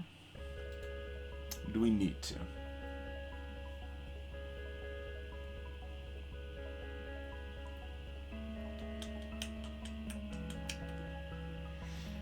Because if I could get my burst and dual lasers off before the cloak, no, I think this is a good thing to do. I think we will be doing this. And I'm doing engines here to slow their repair. Because I don't really care. We're only going to need to hack them once and then they're dead. So we don't care otherwise. Oh man. That is a little sooner than I thought. I should have been ready to fire these sooner.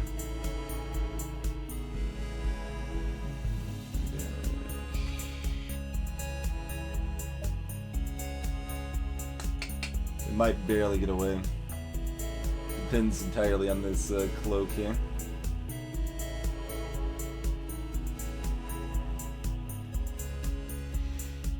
Even if they do cloak, we've got a chance to land our shots still.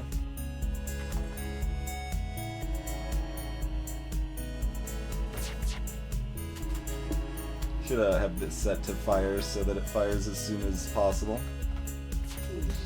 Okay, we're good. We're good. Hey, DLM, we've been up a little over 4 hours. 35 scrap.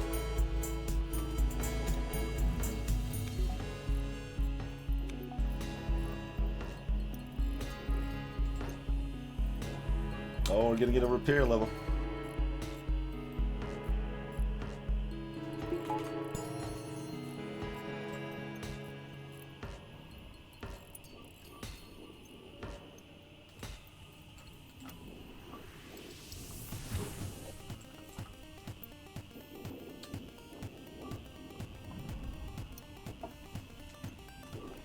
Rooms with eternally open doors. The madness.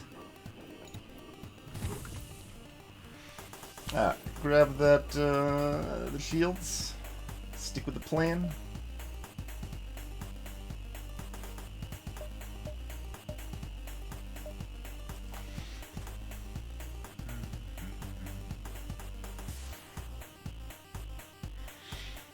Alright, can we hit this distress if we go through here? 1, 2, 3, 4. Yeah, that's fine.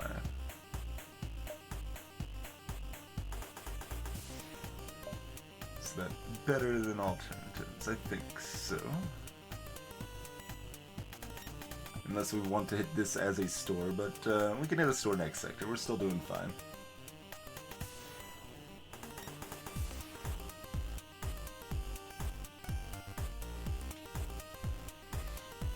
A haunted ship encounter, Flicky Banana. That's actually something that exists in the game code that they decided not to use, basically.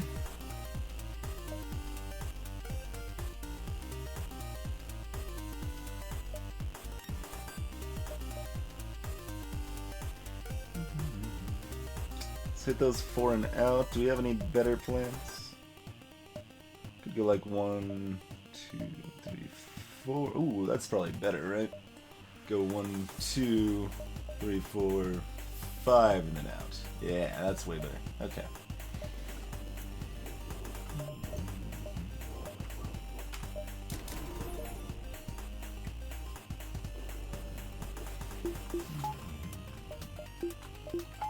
We'll power these up. We can fluctuate from here, but we want the shields up first in case enemies have drones at all. Yeah, derelict is probably the best word for that deal. Greetings, Cookie Getting Butter. What's up?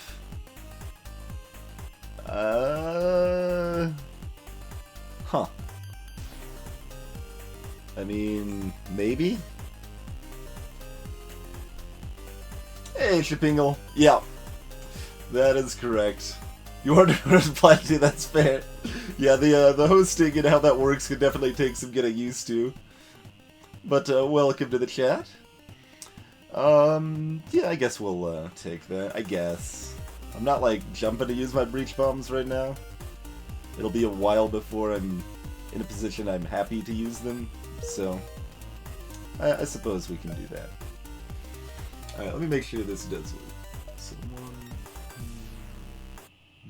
yeah, no, that's perfect. That is perfect. That connects to the exit. Okay, all's good.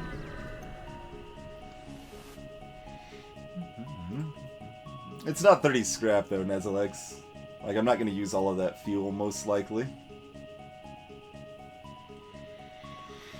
Oh, do I want to see their wares? How much do we want to take some damage here? I think we do. Not happy about those, Maybe we don't, actually. So I think we asked to see their wares once and then immediately decline at that point. Because we don't care about the bonus fuel, right? If we actually get a store that's legit, they would just give me some bonus fuel and then it's a store. So that's to see their goods, continue. Oh, I can do this too. So there you go, there's a blue option. So that triggers the fight right away. That's good. Not stealing my stuff.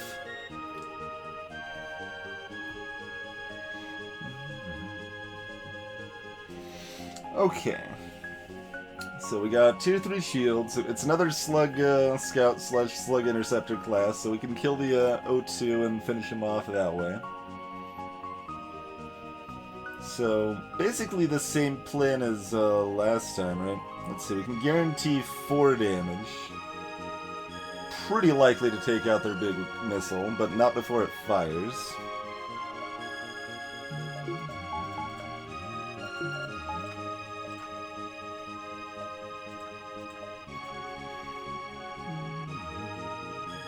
Depends if it's a Hermes or Breach, of course.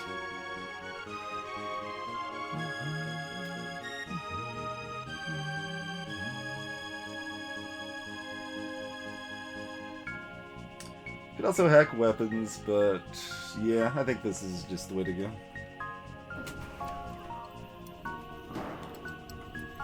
They had 30 evasion, those jerks.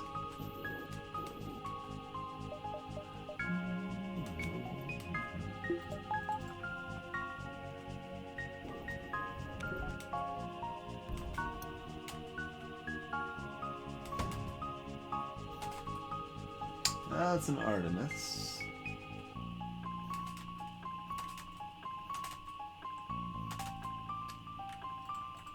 Still want both of their, or all their shields down by the time the halberd fires. I'm trying to time this carefully.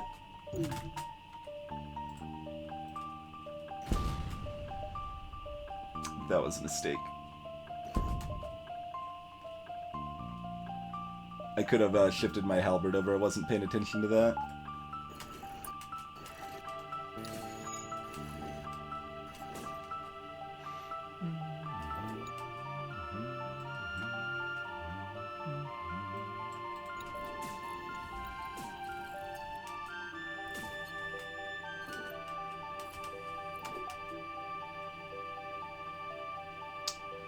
So, 10... That's gonna fire right now, so we do not actually have a chance to block that. Yeah, that mistake's gonna cost me some damage. Still might dodge it.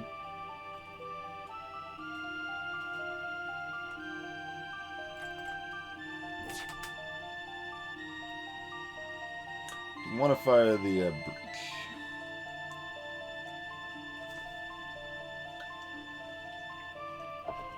How's it going, Snarf? Thank you very much for that raid and host, and hiya. Oh, you're just saying hi this time instead of hiya. You're mixing it up, I see how it is. You guys should follow Snarfy if you're not at all. If you're not already, I mean. I suppose what I said is also true. Greetings, freaking Black Mamba. I'm guessing it's not, but that makes me think of Dungeon Crawl Stone Soup. I'm curious if that's a specific reference to that. Boss Kunt, Laser Glow, Barnabas, welcome all. Roseret. Man, he's not even letting you have the peanut butter squares until after they've cooled down, Ruz.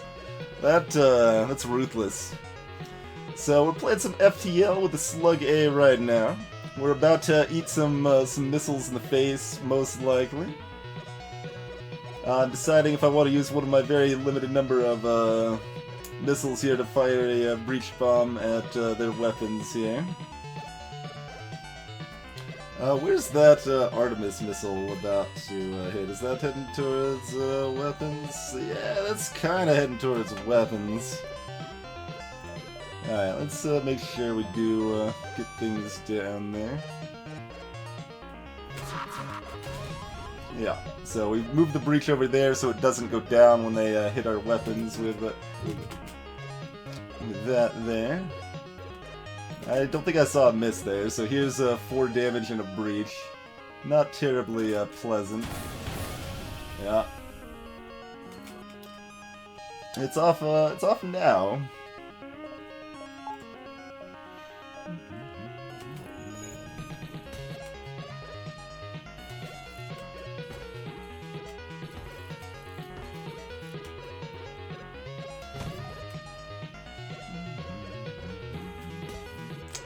Suddenly, we do not have very much hull left, huh? We might not be diving in this sector after all. Alright, we're looking at about 2 more damage right now before we restabilize and take him down here. 9 holes still okay. Peanut butter square tyrant, absolutely. Hey, Can. Slug is your favorite ship. We did finally get rid of the anti-bio beam, but we were using it through mid sector 5.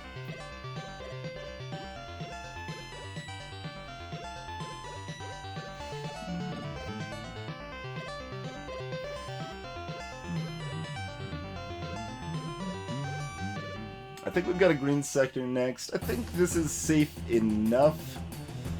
We do have our 40% chance to dodge. It's a little dangerous, but I think we go with this, and we do use the other breach.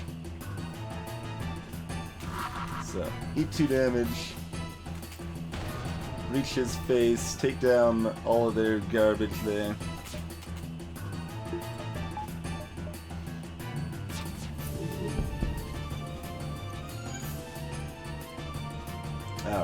Alright, getting hacking up is nice. You're not really doing anything else, rock guy. You can try. It is breach, though.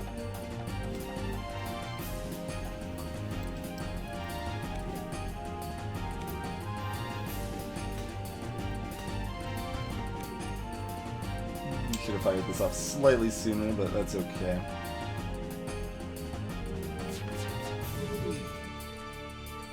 I'm only gonna halberd here because I just want to kill that guy and have their weapons down. Now I'm going to take out their oxygen because they can't fix their weapons and they're no threat to me. So I can get the crew kill for the better rewards here.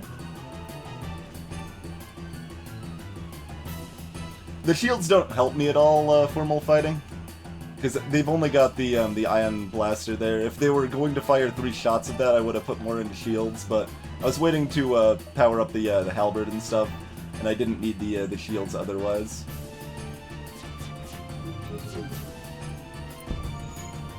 There we go.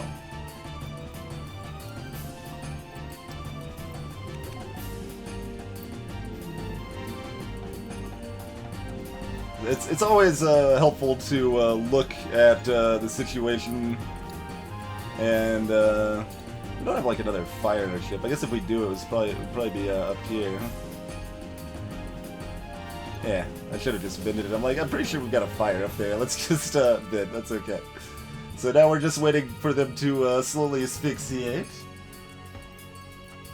But yeah, it's always helpful to look at what you can afford to depower. This is especially true in plasma storms, where you have half power. For example, something that's pretty unintuitive to newer players, but is almost always the case, is you want your oxygen depowered during the plasma storm so you can power more important stuff and then power up the oxygen again later. So, I mean, you see how long it takes this guy to die from not having oxygen. It takes a while before it matters that you don't have oxygen. Also, we've got another breach in our ship now. Where's our second breach? Let's get someone that's better at looking around here. Oh, no, we just have the door open. Alright, that's fine.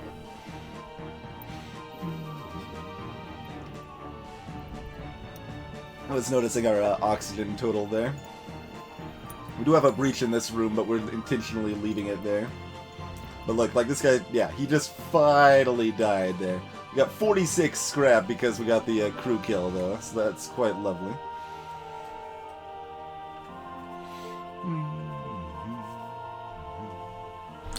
Alright, what level of greediness do we want here? Probably not greedy. Probably like slightly greedy? How do we feel about slightly greedy? We got 2 full sectors and we're already in great shape overall. Alright, maybe no greedy is the best answer.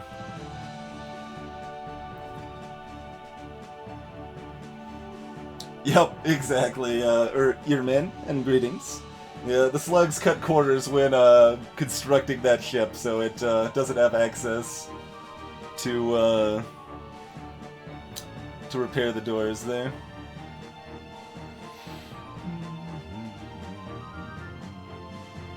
Yeah, I mean, well, we still got 8. We've got 8 extra hull, right? Like, we only need 1 hull to win.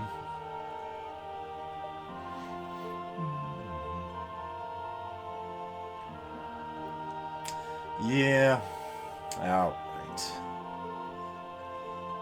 Grudgingly, I don't know, man. It's so like it's so nicely set up. We can be super greedy. Super greedy is not the correct answer, but it's still tempting because we get like boom boom 3 beacons right there, bam a lamb. We could be like weird. Also, weird's an option. Weird's an interesting option. Weird means we go to distress and then we go to store. And then we go for the triple dive? The triple dive's all in nebulas, so we don't have to deal with the ASB the entire time, but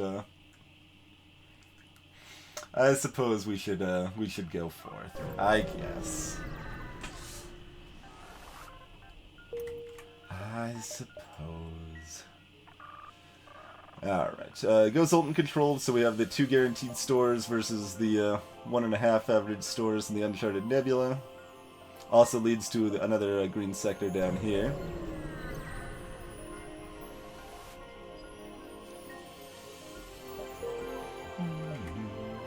There's our stores, apparently, huh? Alright. So we can only really afford repairs right now. And we can afford 16 repairs.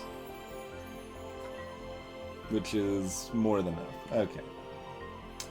Yeah, we just do it safe. Everything all so safe, I guess.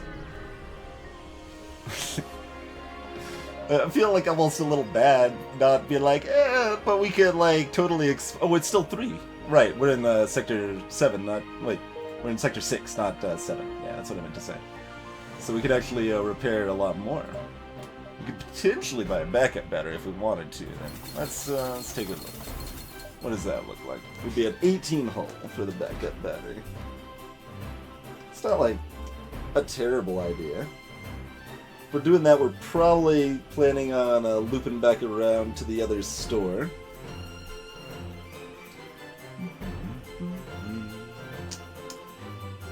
It's not really necessary, though. I mean, I would like the extra power. Cheap power is a good thing. It is a good thing. It's effectively 60 scrap worth of power for 35. That's, you know, worse than real power is, but oh, fine. We'll repair up. We'll repair up.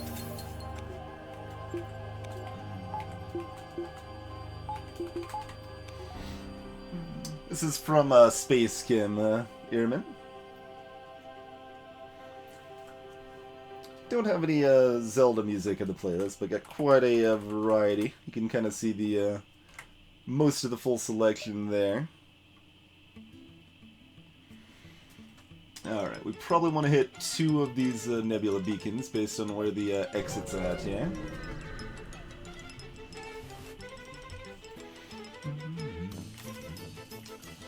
Burst 3 and a halberd, huh? Oh, they're fighting in the mid-bay.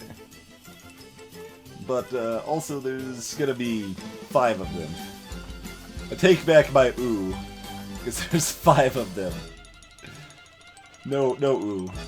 On the plus side, it's a manned ship, so they got low shields, and we can cause a lot of dunkage.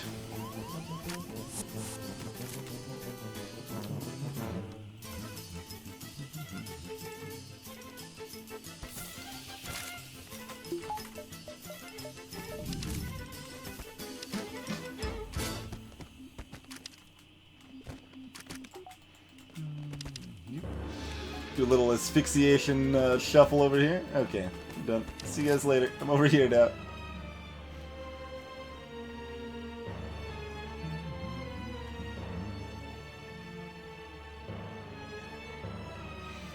Hey, I has two crayons. Welcome to this stream. My favorite ships are the ones that are kind of mid-tier, so they aren't like too weak, but they have some interesting stuff going on that makes them kind of difficult to play well.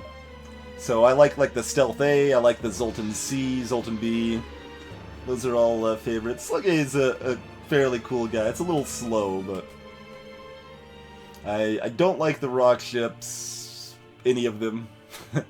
Screw the rock ships. I have not tried the demo for the sequel, no. I've heard that it's coming out and it's a thing that exists. That's all I know about Freedom Planet 2, though, really.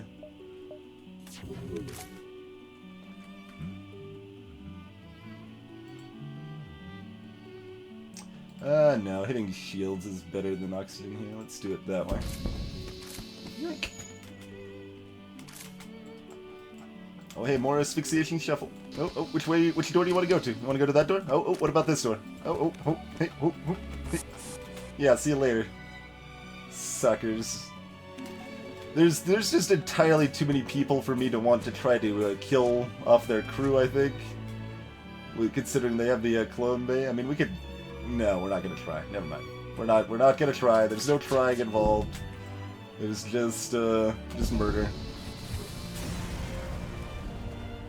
50 scrap and a drone fight's pretty good, though.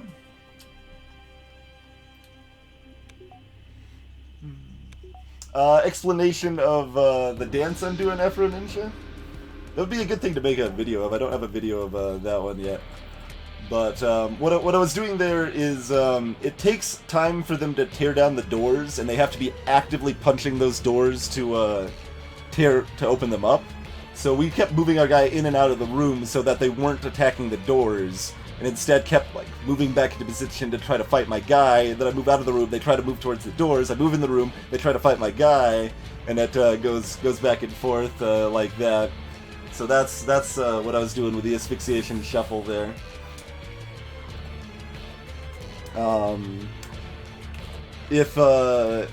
We do have some good tips along those lines on our YouTube channel, linked up in chat there, covering a couple of other advanced boarding strategies, though, that can be really helpful. Like the truffle shuffle. Everything's got to be a dance of some kind. Explanation of the entire game, Afro Ninja. Okay, it's a roguelike in space, where I should have bought some power, I think. Yeah, I should have bought one power at least. Participate in their study. Okay, this is mostly good, but the fight's hard, but we get a good reward, essentially. But yeah, so roguelike in space. You start with a ship in Sector 1, and you go through a variety of encounters that are fighting other ships, choosing to risk crew to save people, various encounters along those lines. And, get level 1 mind control. So we're gonna do a kind of similar shuffle here, where we just hop in and out of this room to prevent him from doing enough damage to the system to actually damage it. But ultimately, your goal is to make it through 8 sectors to the end, find the rebel flagship, and kill it. You're basically the last remnants of the Federation. There's all sorts of pirates and natives and rebels out to myrtleize you, and you're hoping to take down the what the rebels have going for them before dying in the process, I guess. Essentially.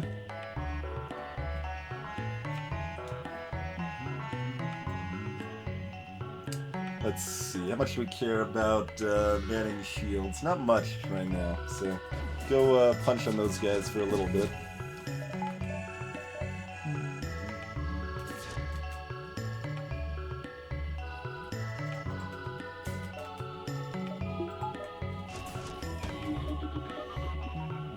activate the backup battery that I don't have.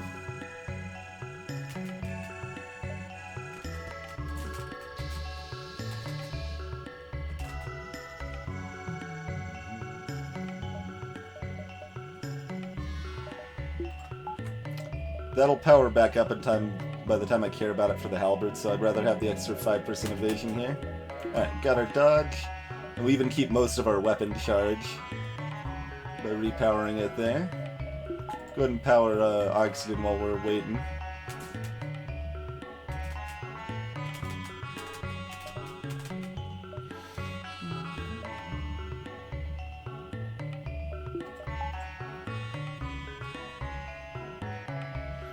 Alright, no longer mind controlled, so they are just fighting me here. Let's start venting them out and then move up here once... Oh, did that door open? That door... They did open that door, actually. That's... fine-ish.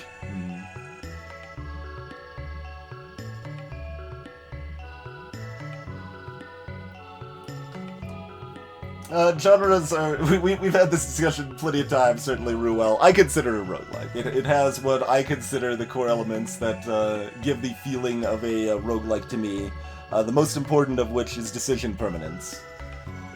So that specifically is referring to the fact your decisions matter and they're important, and you can't just reload and cancel out your decisions and try something else. Your decisions have permanence.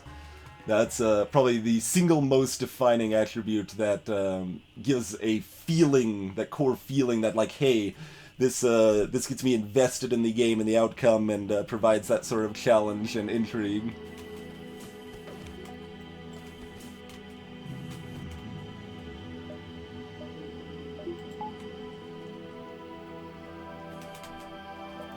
We could be cheeky here. We could do what we just did. This is not a thing I've done almost ever, actually. The depower weapon to power engine strat. I like it though. It's a fun little bit of cheekiness right there.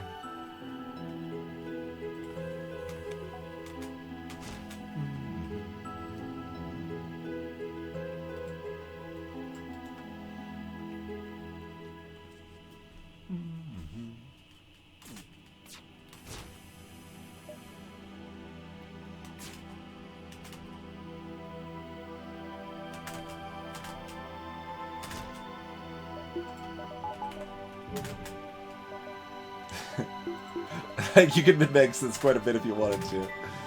Okay, we could actually pull from shields now. There we go. Not that it actually matters now that I think about it, but, you know. It was just the burst 2. It's okay, we're min-maxing even when it doesn't matter. Don't mind me. I should have figured out if I wanted to hack them. Apparently I decided we're not hacking them. Okay.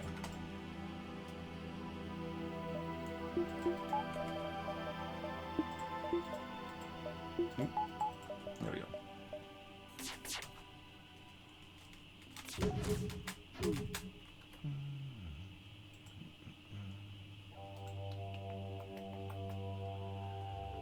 More damage or more important targets? Probably more important targets. They've only got 2 crews, so they're going to be split repairing stuff regardless. Power up engines to full to evade the missile as best we can.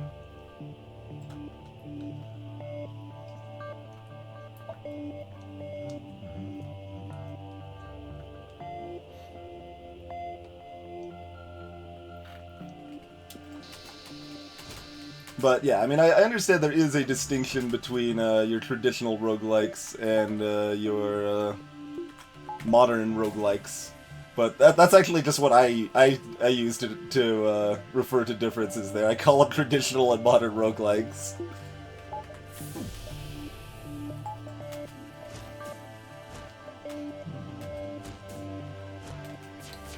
Like, I've played plenty of traditional roguelikes as well. We've even done stuff like Dungeon Crawl Stone Soup on stream before. And we've done Tome on stream. And at some point we'll probably do like Powder and or Doom roguelike on stream as well.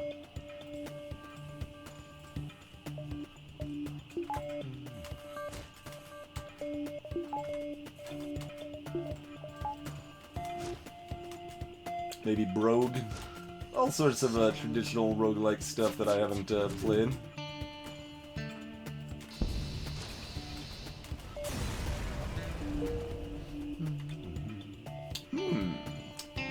Not bad at all. And I got a beam drone to sell off there.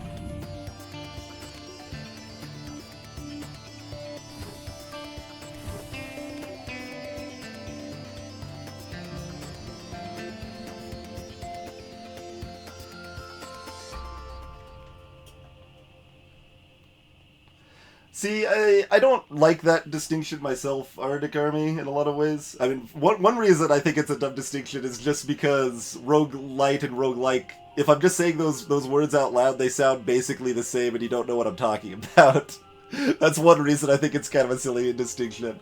Beyond that, like, genres are always this way, right? Like, this isn't something that's unique to roguelikes. If you're talking about, like, action games, or puzzle games, or first-person shooter games, there's a bunch of stuff that people call those things that other people won't consider those things. Like, people will call Portal a first-person shooter puzzle game, an FPS puzzle game. Other people, like, you're not really shooting people, so it's not an FPS. You shouldn't call it an FPS game, but it's from a first-person perspective, and you're shooting with a portal gun. So some people consider that an FPS puzzle game. Some people consider Zelda an RPG. I think that's kind of silly. I don't think Zelda's an RPG, but there's always that muddiness in genres in general. Right? Like that's true of all genres. So I've always found it a little silly that like it's like, I don't know, point of contention, such a strong like fear sort of situation with roguelite and roguelike and such. Like, it's true of all genres. So I find it a little weird. I don't mind it. Like, I'm not like, how dare you call it roguelite instead of roguelike. I'm like, I understand people do want to try to make a distinction, and they're looking for something specific, so they want to separate it and differentiate it. Yeah, I guess that's kind of my thoughts on it there. That it just feels just a little silly in some ways. But you are perfectly welcome to do so. I just I'm looking for that core feeling of every run is going to be different.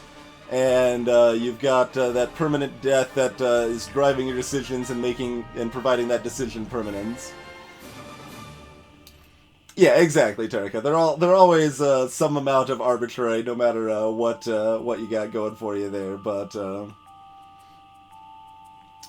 like I said, I still like traditional roguelikes too. I think most of them are way too long for my taste. Like, I really hesitate to play more Dungeon Crawl Stone Soup on stream because it's going to take 3 entire streams to do one playthrough of the game.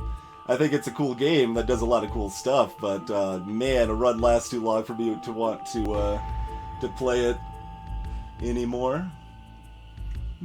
I like the in-between in that regard, right? I mean, like, FTL is a perfect example where the run's long enough that you get invested in your success, but it's not so long where it just kind of drags on forever and, like, a late-game loss is soul-crushing.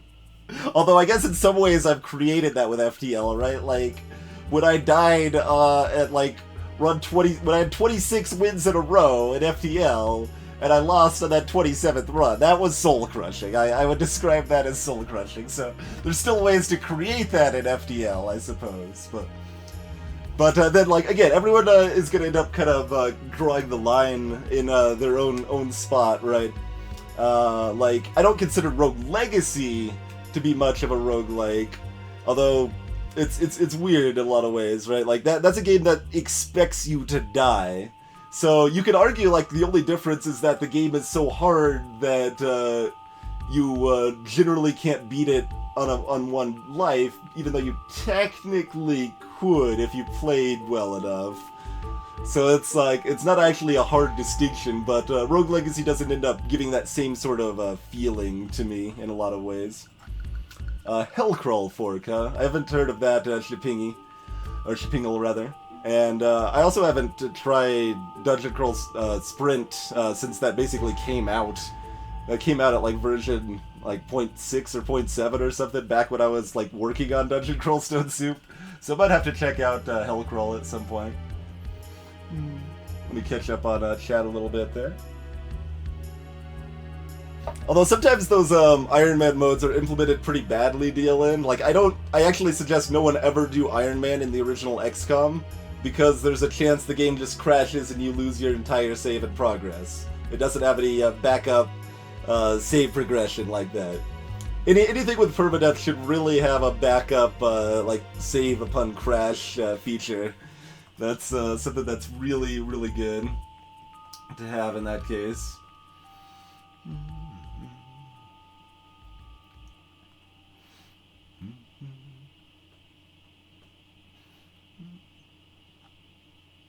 I mean, yeah, you can call things clones. I mean, we don't call things Doom clones anymore. Or, some people still would prefer to say Dota clone than MOBA, but yeah, like we said, it's complicated. Hey, Baylor Lord.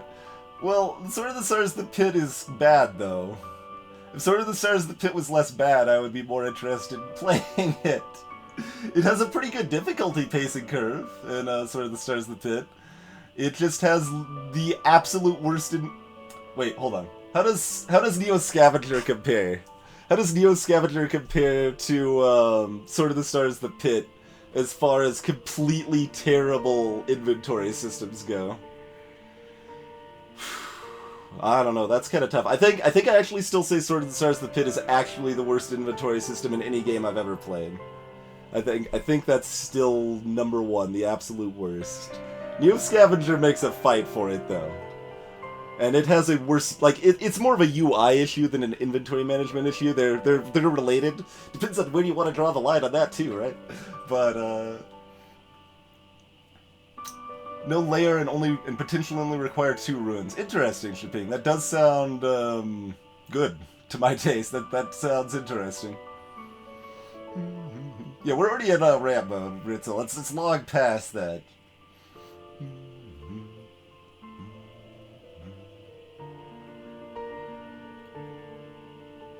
And yeah, Sword of the Stars the Pit is also crazy long. It's not really any shorter than Dungeon Crawl Stone Soup. I forgot to also mention that fact. Hey, Tsunamine.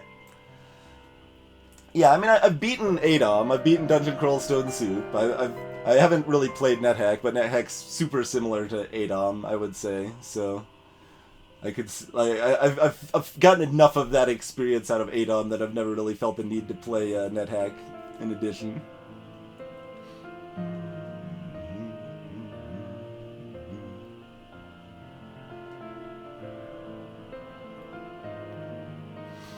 Hey, Illabrew.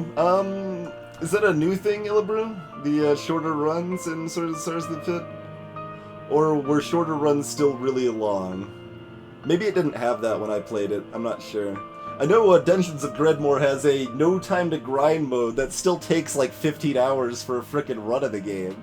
So it's maybe like 12, maybe it's like 12, but its short mode is still way too long, and it's more problematic in other areas though. Dreadmore has basically the same terrible inventory system that Sword of the Stars the Pit does.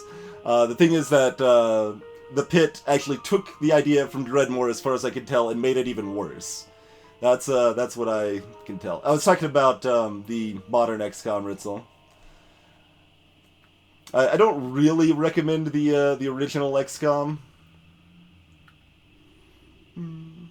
But yeah, I was talking about the modern XCOM. It might also apply to the original. I don't know how stable it is. I think it's stable. Oh man, the music's like crazy high. Like, we should like find something to fight, but I still gotta catch up on chat, man. Well, Punk Dude, the way I think of it, like, I don't think of multiplayer online battle arena as the actual defining aspect. I just think of it as a MOBA, which defines games like Dota and League of Legends. Like, that's what I think of it as, but rather than specifically a multiplayer online battle arena. But I agree, the term itself is pretty dang broad.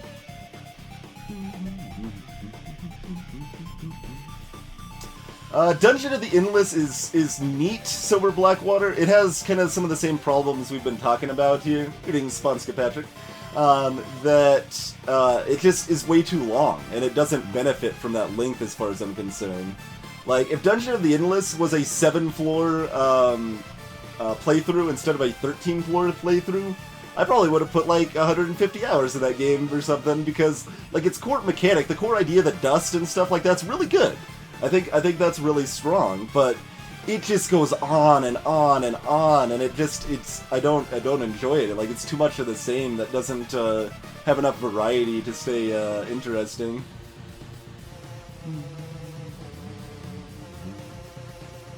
And yeah, Terika, those are definitely distinctions. The bringing things in the next run versus unlocking them. Like, unlocking ships in FTL is very different than if, like, you got something that started your next run with a free burst laser 2 or something like that. Like, I don't like that at all. That's something I really don't want in my roguelike experiences. Pretty much whole cloth. I don't like it when you're actively bringing more power into your next run. I'm also not a big fan of the unlocks either, honestly. Like when I was playing Flamebreak, I just used someone else's save to unlock everything because I don't care about the unlock process. Like, it's not an interesting aspect and things like that. I don't think it's like bad to enjoy it, but if you're just grinding for unlocks, you're wasting your time. So it's better to just use a program or a save file or something to unlock them.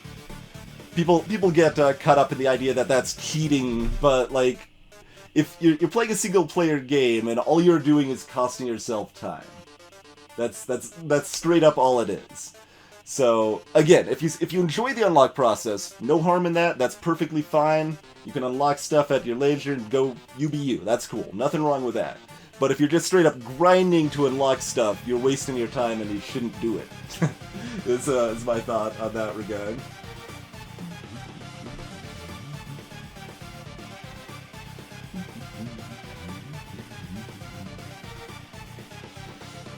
So, DLN, I'm guessing you're talking about as far as the grid base. You can be talking about either Neo or Sword of the Stars the Pit in that case, but the biggest issues with Sword of the Stars the Pit is that it's got this, I mean, and same with Dreadmore, but especially the Pit, it's got this nonsense crafting system that's super convoluted, and there's all sorts of crafting ingredients that are only going to be useful for very specific things.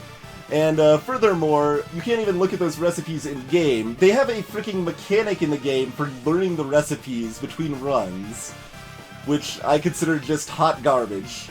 So you can still look them up online or whatever, and you know what you have to keep, but you have to very carefully, like, figure out, okay, these are the crafting ingredients I'm most likely to find other pieces of to be able to build into something I can use in the next several floors, because I can't come back here and pick up these items again once I leave the floor anymore.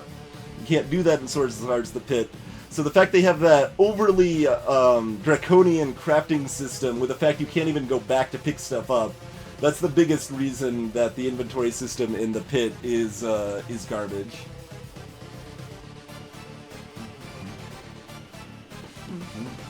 Oh no worries, Ruel.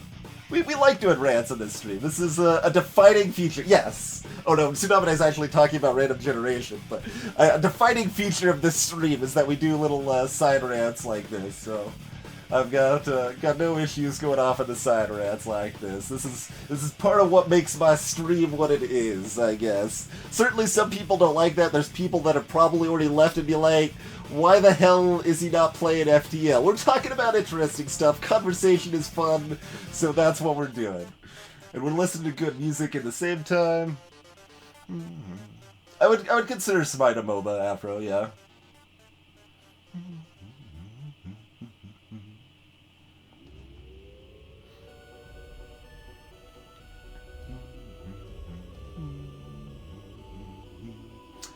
Yeah, I played a little co-op Dungeon of the Endless in Sada. I found it similar enough to still be kind of the same overall feel, but it was kind of cool that it did have the co-op option.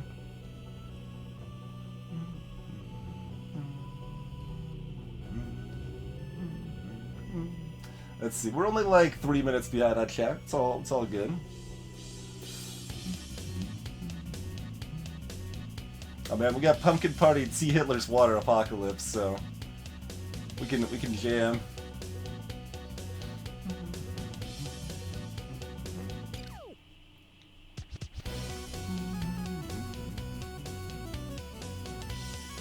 Hearthstone almost had a mechanic where certain things would be more powerful if you lost your last game.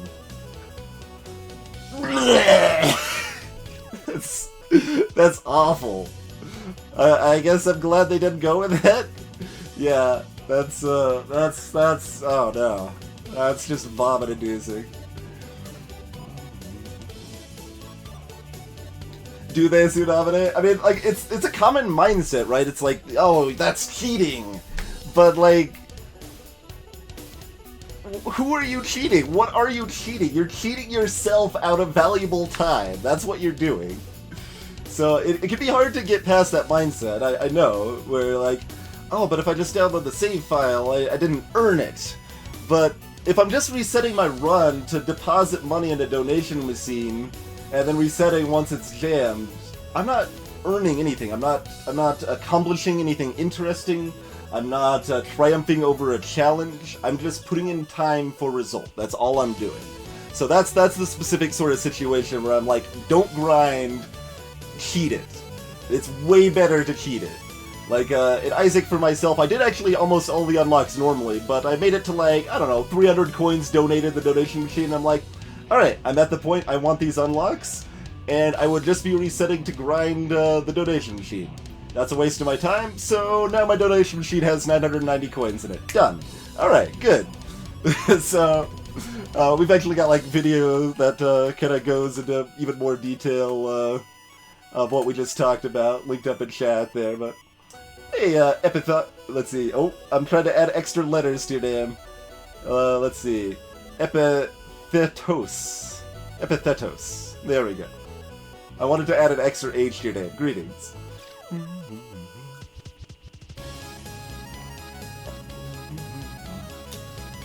A side rant about side rants? Boy, do I love side rants. You get to see the boxes? I mean, look at all this glory you get here.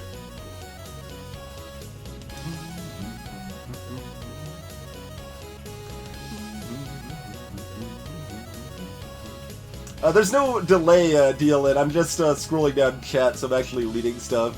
Like, this is for anyone interested in streaming. You probably shouldn't do what I'm doing right now if your goal is to grow big and get an audience.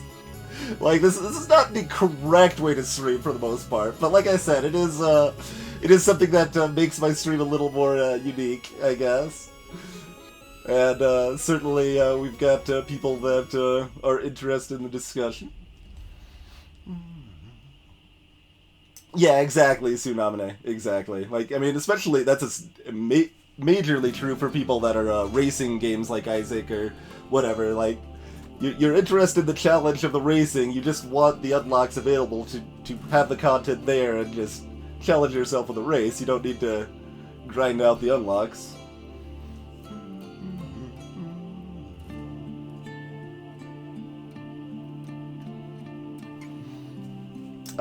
But when is it designed that's benefiting my experience, Ruel? Like, and again, like I said, I don't think it's a bad thing to enjoy those aspects. Like, I enjoyed some of it out of Isaac, right? Like, it encouraged you to play the different characters and go to the different areas of the game and stuff like that, so... That was a good side, like a positive side effect of the achievement, most of the achievements in Isaac. So I did actually do most of the unlocks normally in Isaac, because it's like, hey, okay, I'm playing the different characters, we're just progressing and going from there, and that's fine. There's not no value there, but in a lot of cases, I don't think there's a huge amount of value there. And specifically if you're at the point where you're just grinding for the unlock, right? Are you doing it because, hey, you're playing the game in a different way and like, I don't know, let's say there was an unlock in Spelunky that you had to beat the game without picking up any gold. That's a fun way to play the game, and it's a different way to play it, and that's cool. So that ties into achievements and stuff too, right? Like, I think that's a good type of an achievement. But both achievements and unlocks fall into kind of a lot of the same categories for me, where it's just like, if it pushes you towards doing something that's interesting and different, then that's great. That's the best kind. That's what I want to see. If it's pushing you towards just grinding something that you're not really enjoying the game so much as you're just grinding to get the achievement or unlock, then that's a waste of time and you shouldn't do it. So that's the distinction I would put there, I guess, Ruel.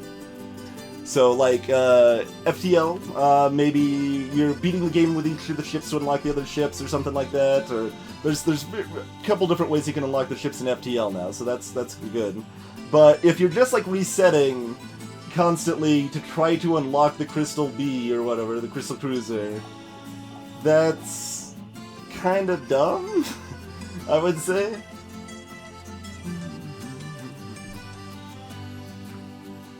And the one thing I will say to that, Punk Dude, is that, like, and I guess this is part of Ruel's point as well, like, there is definitely merit in acknowledging the game's design and kind of their intended experience, right?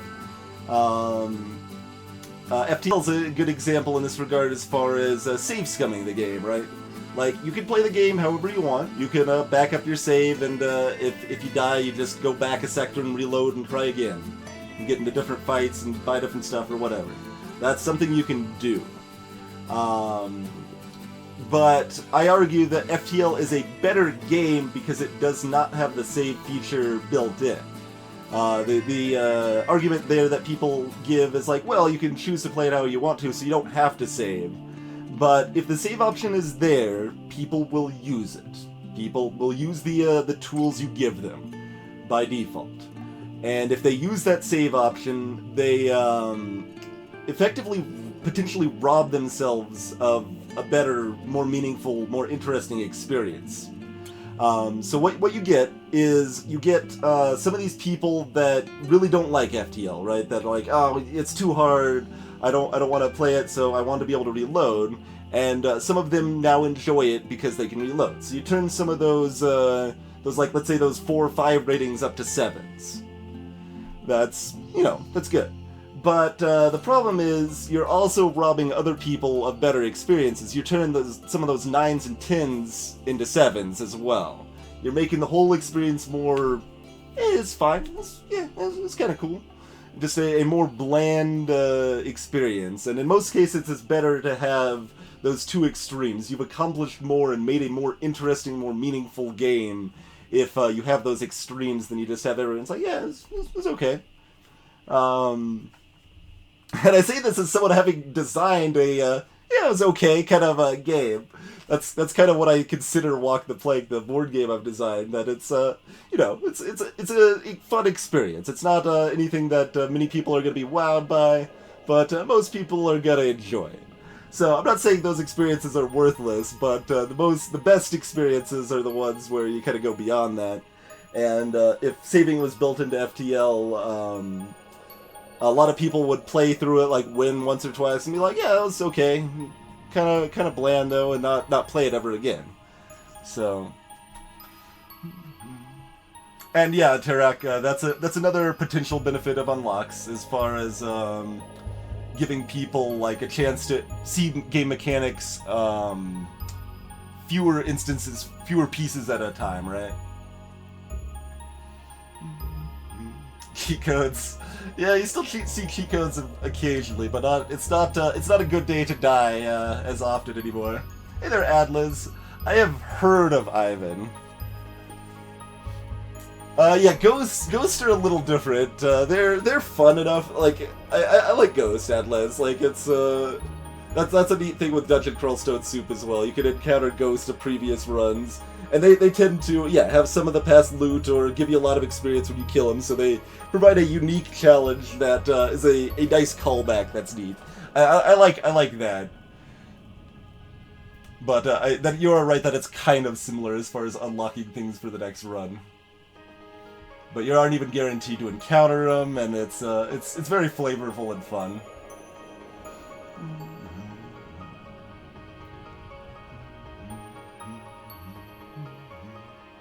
I like how I was almost caught up with chat, and then we talked about what we just did for like 5 minutes.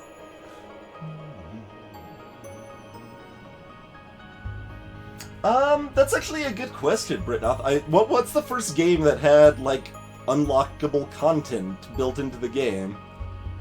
I'd be interested in the question of that, the answer to that rather. Cheat codes you can pay for DLC. Yeah, that's the thing you can do. Hey, Zupico. Yeah, I mean, I've heard of Ivan, but as far as actually playing Ivan, I don't think I would be terribly interested in it.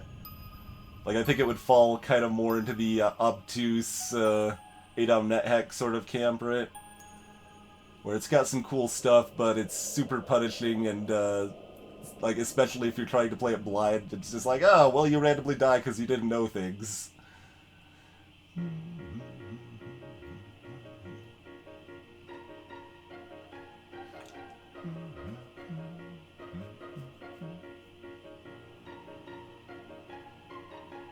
Yeah, indeed, Tsunamine. Like, that's how I felt about Flame Break. It's like, well, if it gives me the achievements, it gives me the achievements. I don't care about the achievements. I'm not, like, trying to get the achievements, but if getting a full save file unlocks them, then I guess it unlocks them. Whatever, I don't care.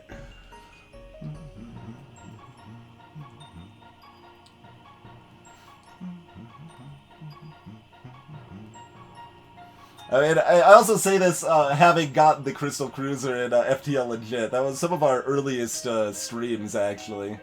Way back before we were partnered or streaming even, like, on a schedule.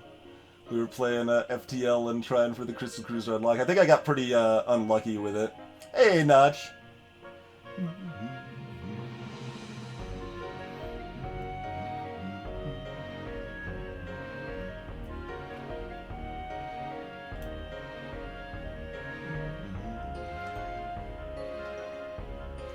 Yeah, so I mean, Punk Dude, I don't think it's like actively bad to make those decisions, right? Like, I mean, when I was first playing ADOM, I save scummed. Also, I think it was super helpful for learning the game of ADOM. And then the first time I ever got past the like major like roadblock in ADOM, the Tower of Eternal Flame, I deleted that character and never save scummed again. Is kind of the approach I ended up taking. But like I've been through a lot of these experiences, so I'm both speaking theoretically and from experience. There, I've done many of these things. I've cheated in these ways and stuff. So like in ADOM, I found it very, like I said, very helpful for actually learning the game. Where instead of like being like 5 hours in, oh, I randomly died to something I could not have possibly known about. Well, I guess we'll just go back 20 minutes and try that again now that we know. So that's a whole different can of worms, and my complaint with games that are so full of lies and lacking information. I want the information in the game. I don't want it to be just you have to know. FTL's guilty of this too. So many games are, but alas.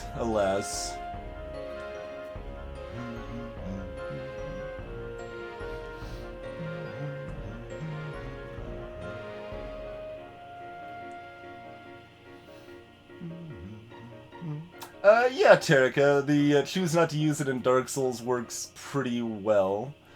Like, say, shields, for example, right? Like, the game's easier if you're using shields, or you can choose to roll.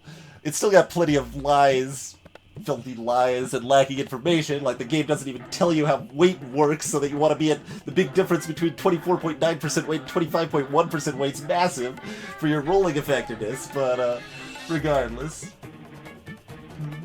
Yeah, Atlas, that's true in Dungeon Crawl Stone Soup too. Ghosts can be very dangerous.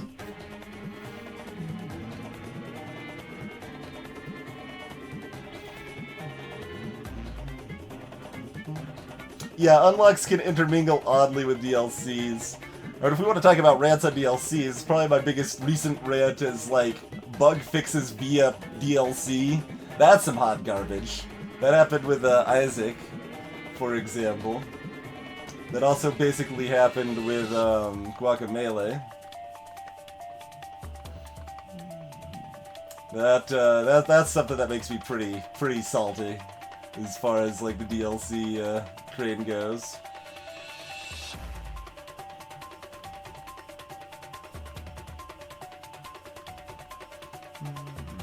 That's kind of fun, Ritzel.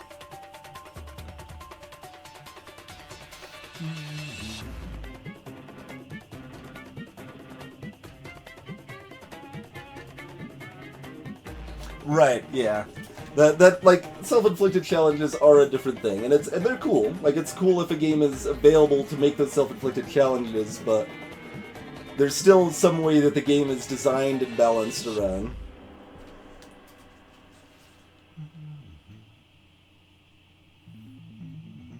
I'm glad you enjoy it, Pug Dude.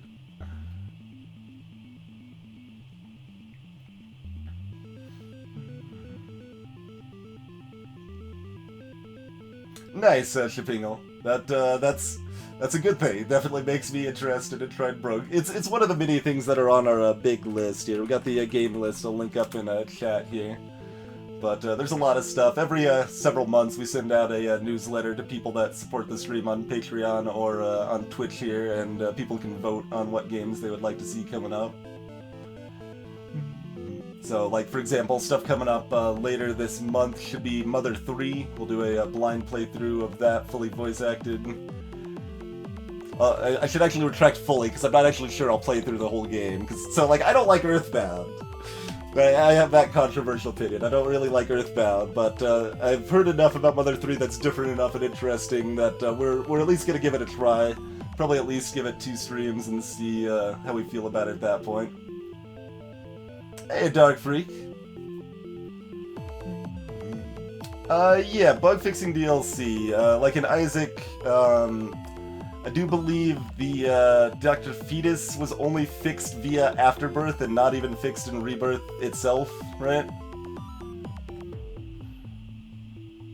Oh yeah, Ark's early access DLC is hot garbage. Certainly, Pug Dude. Certainly. Ark, like, is a kind of cool, decent game. Like, I played it when it was on a free weekend, but it, man, the devs are scummy as hell. Oh, there's still a lot of stuff completely never fixed, Super Mike Man, don't get me wrong, but they did fix some stuff, and, you know, broke other things with the Isaac DLCs.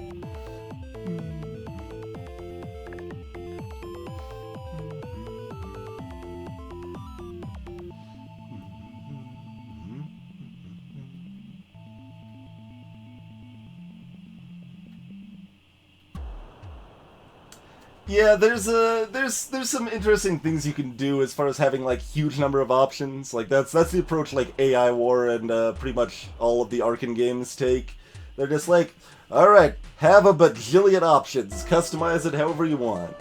Like that's kind of cool. Like I like customization to some extent, but I think ultimately what makes for a better game that's going to be a kind of more crafted experience is going to be, say, Shovel Knight, where you don't have a bunch of customization. You just have the level of difficulty that they set, and it's a very, like, comfortable level of difficulty that's challenging enough that most people will find it at least somewhat hard, find some challenge there, but you've got enough options, and it's easy enough that almost everyone can get through if they stay determined. And, like, AI War, like, it's a great game. I do recommend it still. But, man, it's, that complexity is a lot to take in and deal with. It's like, alright, well, here's, like, 20 options to customize multiple AIs we're fighting against. I don't know what the hell to do, what I want to do here. Like, it's kind of madness. Nice, Shabigal. But, yeah, like, so, I mean, if the game has, like, the actual information in the game for Brogue there, I would probably lean towards stumbling through more than being guided through.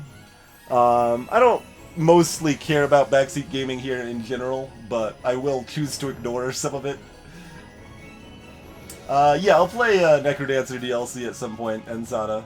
It's not something I'm like rushing to play. Necrodancer is a great game. I'll definitely play the DLC, but I'll play it when I play it. Is kind of how I feel about it. Like, if I owned it, I would potentially play it in the next couple months. If I don't, and I have it later, play it next year. That's probably cool too. We got a lot of cool stuff to play.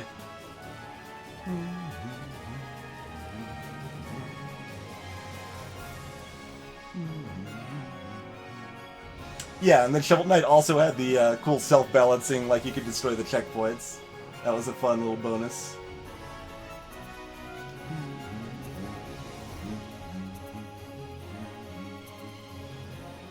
Also, I mean, the fact that it controlled great, had great music, and even had kind of a decent storyline, like, I'm actually gonna say good. Shovel Knight's storyline's super basic, straightforward, but I think it was super well executed, and I actually really liked it. It feels like almost weird to say Shovel Knight had a good storyline when it's like it's practically a Mega Man storyline. But I think it was executed so well that I actually consider it to have a good storyline. I'm gonna say that. Yeah, exactly. Like the early access DLC is a little weird, but the fact that we've already seen how well Necrodancer treated their early access of the core game. We know that they're going to take the early access and polish the game and listen to people's feedback and make the thing good. So I trust them to be good and do a great job with the early access DLC. I don't think there's any problem, any expectation Ryan Clark's not going to nail it.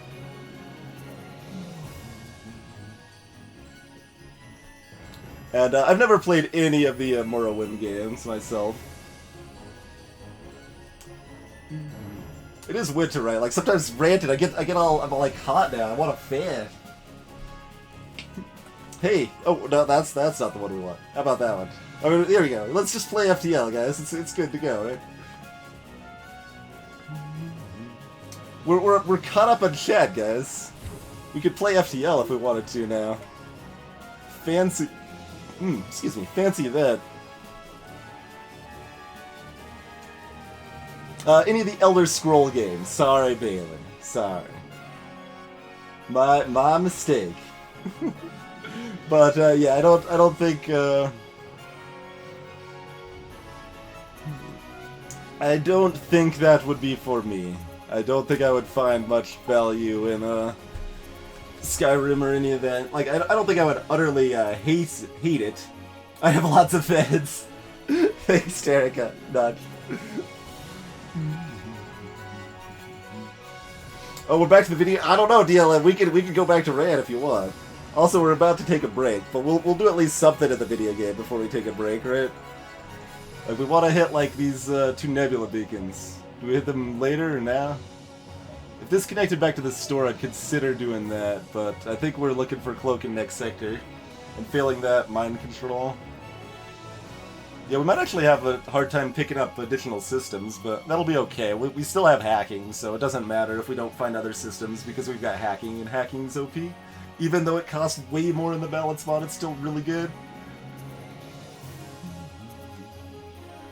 Almost forgot we played FTL. Well, that's actually a good thing, Blackwater. I consider that a good thing. That means I'm doing my job. I'm still being entertaining. We're still providing interesting content here. Sensors are being jammed. I don't know. They're jamming by non-existent sensors. We should probably... Oh, the battle music just kicked up. Listen to that.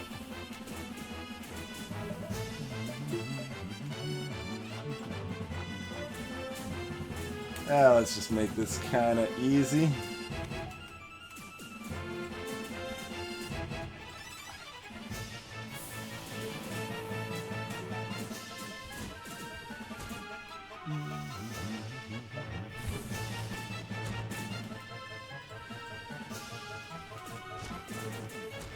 And if you really want to min-max stuff, you could like let borders like this damage your systems a little bit so you get that that repair XP. There's a lot of ways you can super min-max this game if you really want to. Get you later, punk dude.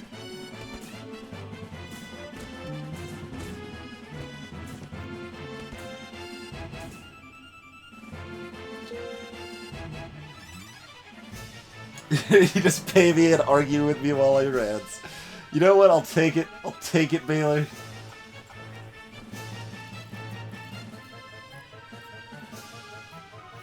We will be doing a Battle Block Theater. That is planned for the end of the month or early next month in Sada. So yeah, we will be doing co-op Battle Block Theater on stream at the end of February or beginning of March. Yep.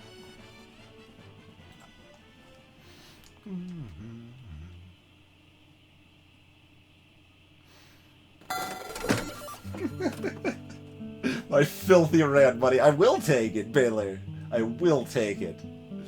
Thank you for providing me with filthy rant money.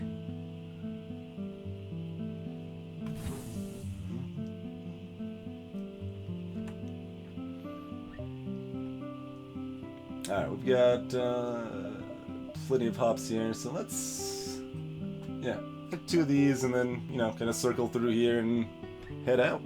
We've already got our piloting upgrade. We've got an odd amount of power. So no particular upgrade we're looking for heading into the nebulas here.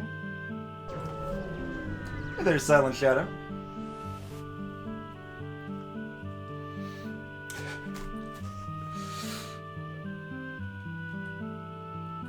Okay, let's think. I think we're gonna make the correct decision. We do have 11 wins in a row. It's only 1 in 4 to lose crew, though. We want just desserts. Just desserts are delicious. I will be doing Battle Block Theater with Jim the Eternal, Ritzel. Alright. No just desserts. I guess. Sure thing, Adlands.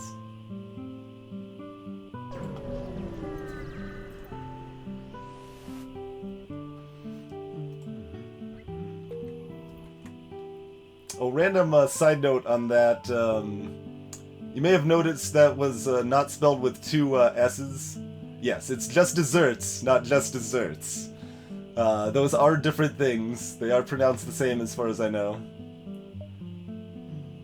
More oxygen for other people. They don't need the oxygen, Dark. They don't deserve that extra oxygen.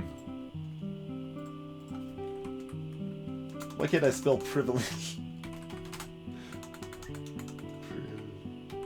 I'm just trying to type my own emote. What? Sometimes I forget how to spell privilege.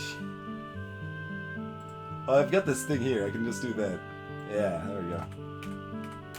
You would think I would have the spelling of privilege down by now. Like, half of the reason we got that emote is so that we know how to spell the word privilege now, but...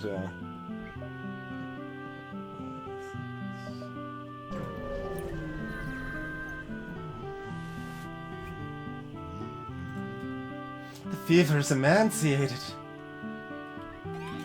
The nature of the day is rotational. That's a variety of lasers you have there, sir. Should also put these back over here, because they're slightly further up on the ship, which means they hit the enemy slightly sooner.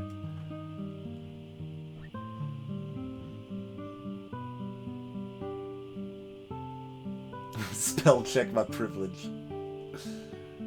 I mean, I added it to the Chrome Dictionary, but it doesn't show up on the spell check regardless. Alas. Alright, we got a level 1 mind control, easy to deal with. We don't have anything we can do, so I don't know why I'm like, what should my decision be here? There's nothing to do, so... Not until then, Zoltan Shield's down, and if we want to hack at that point, may have been good to know in advance, but...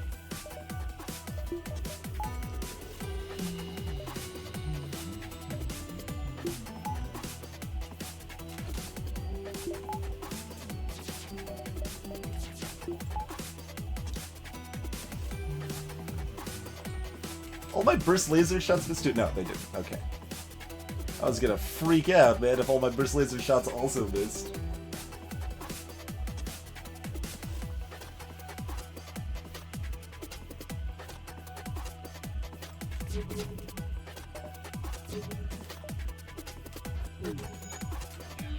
Oh, we got through unscathed.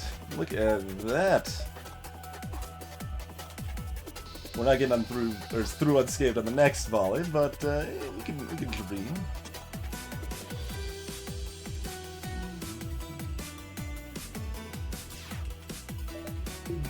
Although these are all spread out now, so that's actually super helpful as far as that goes. I mean, I guess we're doing this little min-maxing thing still. The weapon depower. You only need that if you're severely, like, low on the amount of power you have on your ship. Like we are. We've got 87 scrap. There's actually no reason not to buy at least one more power right now. That's actually very silly that we do not have one more power. But we can manage, right? That's why we don't have it, because we know how to make it work even without it.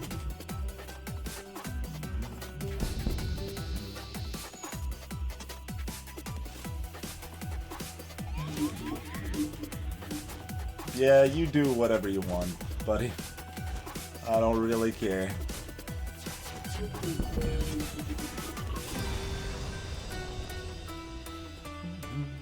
Got a missile for our breach bomb.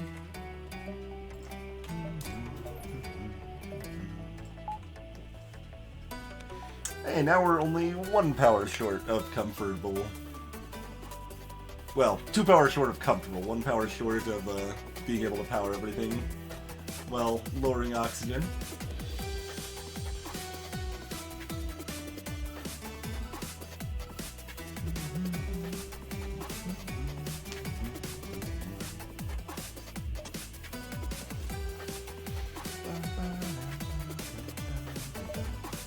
See, if this was without Balance Mod, I would just upgrade hacking to level 2, because it's like 30 scrap. But it's like, yeah, we're still just gonna do that though, right? Let's just do that. That's fine. I am fine with this. Pick up some more scrap now. Hopefully have enough scrap to pick up. Ooh, Pulsar, that's a little scary. Pulsar's always a little scary. They do not have offensive drones, though. Their weapons, not super scary. Alright. So that's all good. Do we hack anything early? Cloud Belt has some great music and some great gameplay. I do recommend Cloud Belt. That's a first-person kind of parkour-y platforming game that's really fast.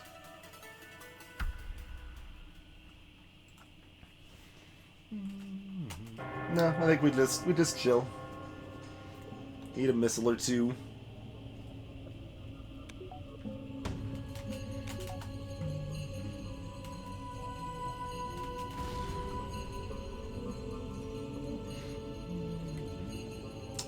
Let's see, the Pulsar... Well, the Pulsar hasn't even triggered, so that's at least 5 seconds away before it procs, so we might as well fire that. It's gonna go about now, but...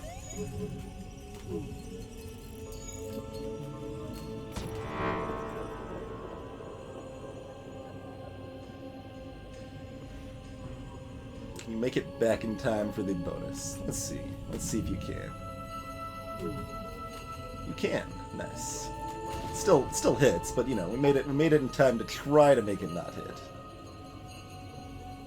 Oh, their weapons are both down. We actually got fairly lucky on the Pulsar hit there. Really no reason not to do this though, because we have to wait for our halberd to charge up here anyway. So we might as well just go ahead and dunk those so they don't come back and cause us problems. Hey.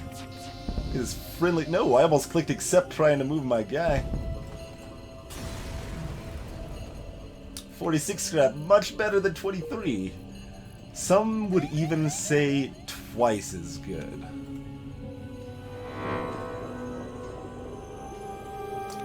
Don't depower my medbay. I'm just trying to get out of here, heal up. Okay, we're good.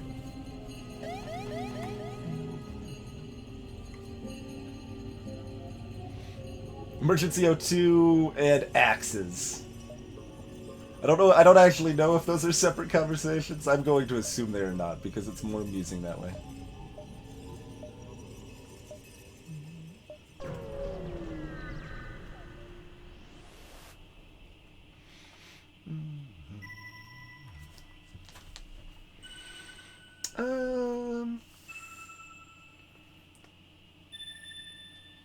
consider this. We actually put a brief amount of consideration into this instead of no consideration, because again, balance mod.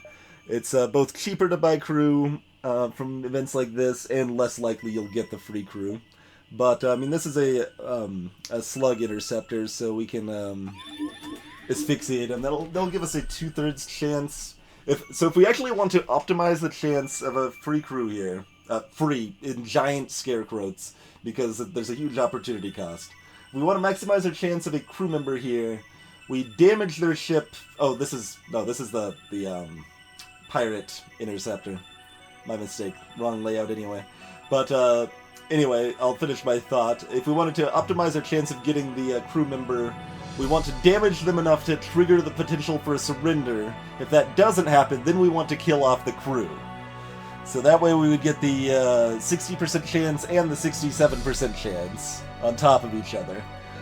Whereas if you just kill the crew, you only get a 67% chance. But you do get to choose what crew you get, so we can get ourselves another lovely NG. They've got a lot of ion for their beam. It's actually synergistic, but slow. We'll take it out before we care too much about it, I think.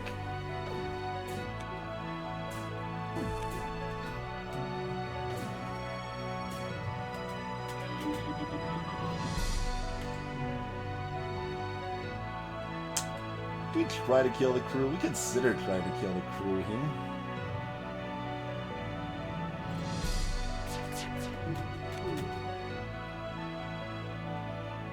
So trying to kill a crew would look maybe something like this. Other way.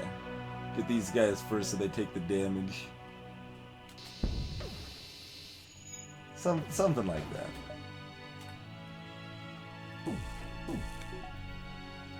Space Station 13. Yeah, I don't know much about it. I've seen just a little bit about it, heard enough that I'm like vaguely sort of interested in it, except that it's like super convoluted madness nonsense from Crazy Town.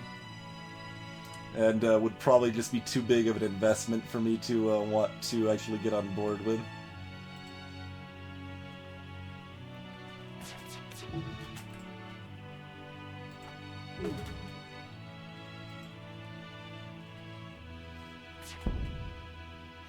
Alright. So, when I was talking about the opportunity cost here, the default thought here, right, is like, hey, free crew, of course I want free crew. But I'm basically paying 45 scrap for this crew member, because that's what I would get if I just destroy the ship, right?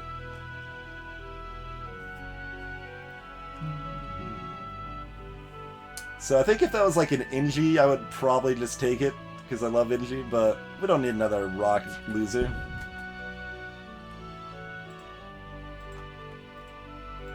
No, we do need to do it from this side, because we want to do more damage to this guy. There we go. Oh, also, they're not... Neither of them is dead, and they have no hull left. So I should have just killed the ship. We'll just do that now, though. That's fine. We're not killing the crew.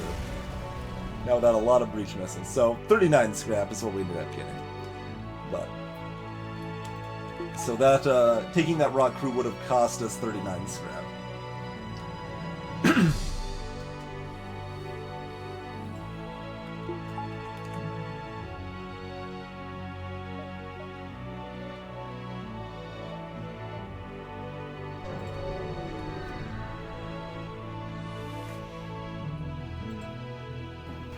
I want to confiscate my weaponry.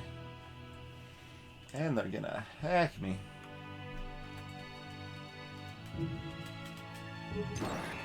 Hacking my doors!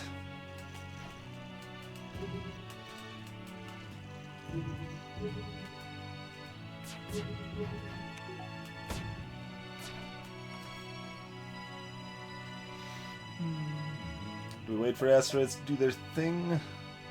No.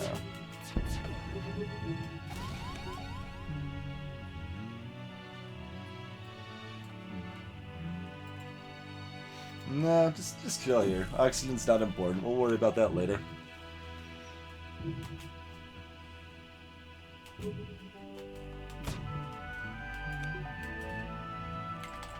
Should have fired the dual laser slightly sooner, but it's okay. Oh, that asteroid actually screwed up all the timing. And also the missing everything screwed up the timing even worse, I would say. Some would argue that the missing was a bad thing. Some.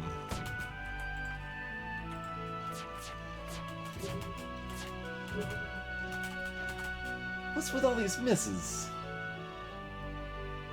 Do I damage him anyway? I don't think I do. I think we just wait again. Oh, there it goes. We still have another shot coming in. Okay. These aren't all going to connect for 2 damage, but the 3 right here will, so... Man, they really, really do not like my doors very much, it would seem. They are not fans of my doors.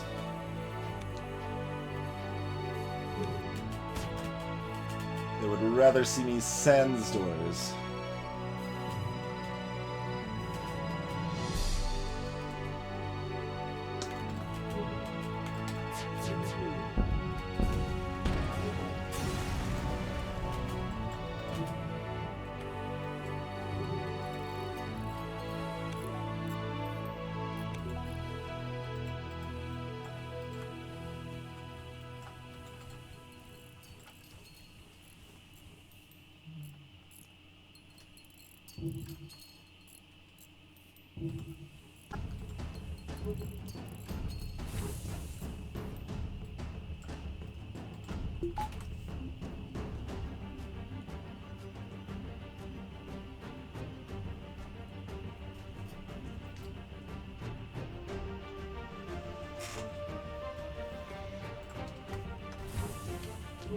Yeah, if I was gonna try playing like a giant open world game along those lines, I would probably look to try The Witcher 3 instead of Skyrim. But I don't think I would like Witcher 3 very much either, so I have not played it.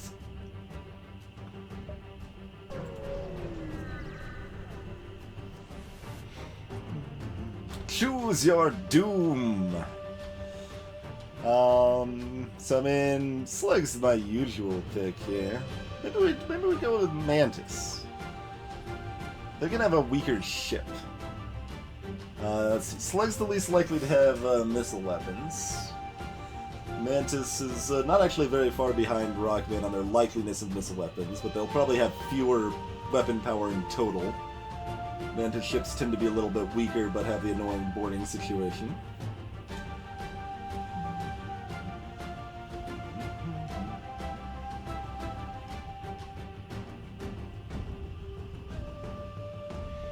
I have played Transistor on stream, Shadowlink. That should be highlighted way back. It's like 2.5 years ago or something. Transistor is good. It's definitely a solid, good game. The thing about Transistor that I didn't like is that it's all based on the mechanically, right, of the combats and stuff is based on the pre-programming your moves and stuff, but that is inconsistent because the game moves super slightly as you start performing your moves. So things are no longer where you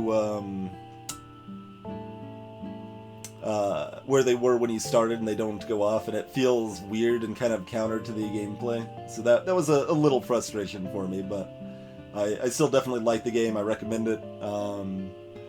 Very good music. Good atmosphere and interesting story, and still good gameplay.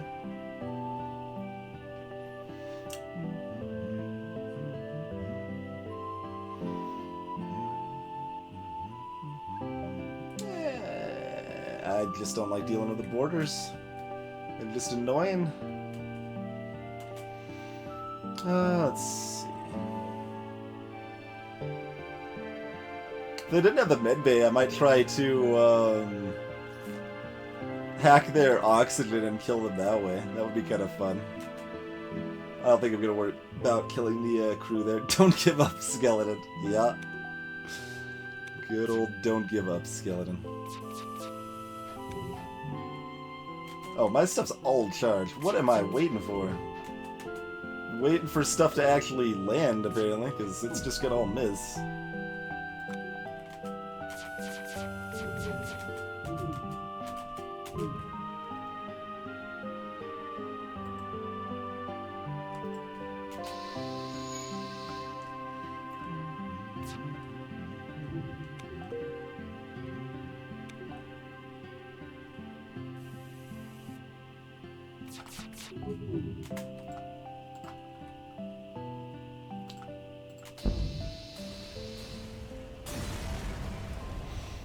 $20 scrap. Oh yeah, that's because it's double reward. That's a low reward and then a higher reward. I think I actually nerfed the reward on that event in the balance mod because it gave you so much. All right, we're rolling in cash money right now. But we don't really need anything right now. We'll just do this. We'll look at getting our weapons upgraded, but we'll wait and see what's in the next sector. We want to get cloaking if available. Demand the surrender of their goods. Alright, you got kinda crappy stuff, don't you? But we do want to make sure you get thoroughly dunked. We got the drone parts for it. Yeah, we got the drone parts for it. Alright, now that we got level 2, do we do the old shield hack this time? We'll probably do the old shield hack. Could do evasion.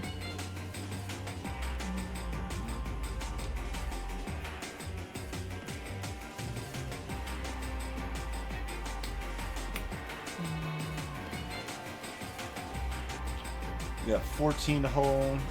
Whatever. Just active shields and be done with it. It's fine.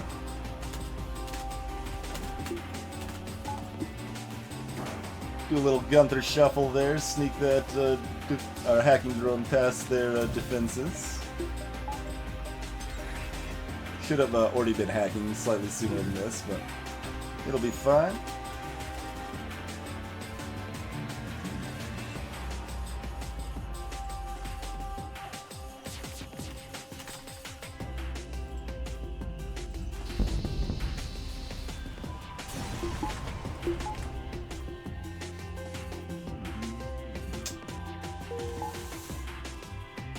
Got a bad roll on the reward. That's okay.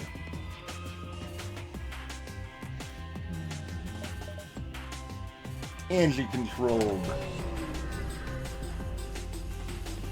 Sector 7 Slug Nebula is rewarding, but those are some tough fights. Angie is rewarding, and they're easier fights. Both of them have high chances of stores, though. The best store bracket. That's 2 guaranteed stores with an optional 3rd. Alright. I think that's sufficient gameplay after the rant that I can actually afford to take a break. My beverage has been empty since, like, 2/3 of the way into rant mode. But I do thank you all for hanging out with me. Hope everyone's having a good time. There's some old follow linkage up in chat on our various community stuff like Twitter, YouTube, Discord, all of that jazz. And I'm kind of obligated to remind people that the Amazon affiliate link exists.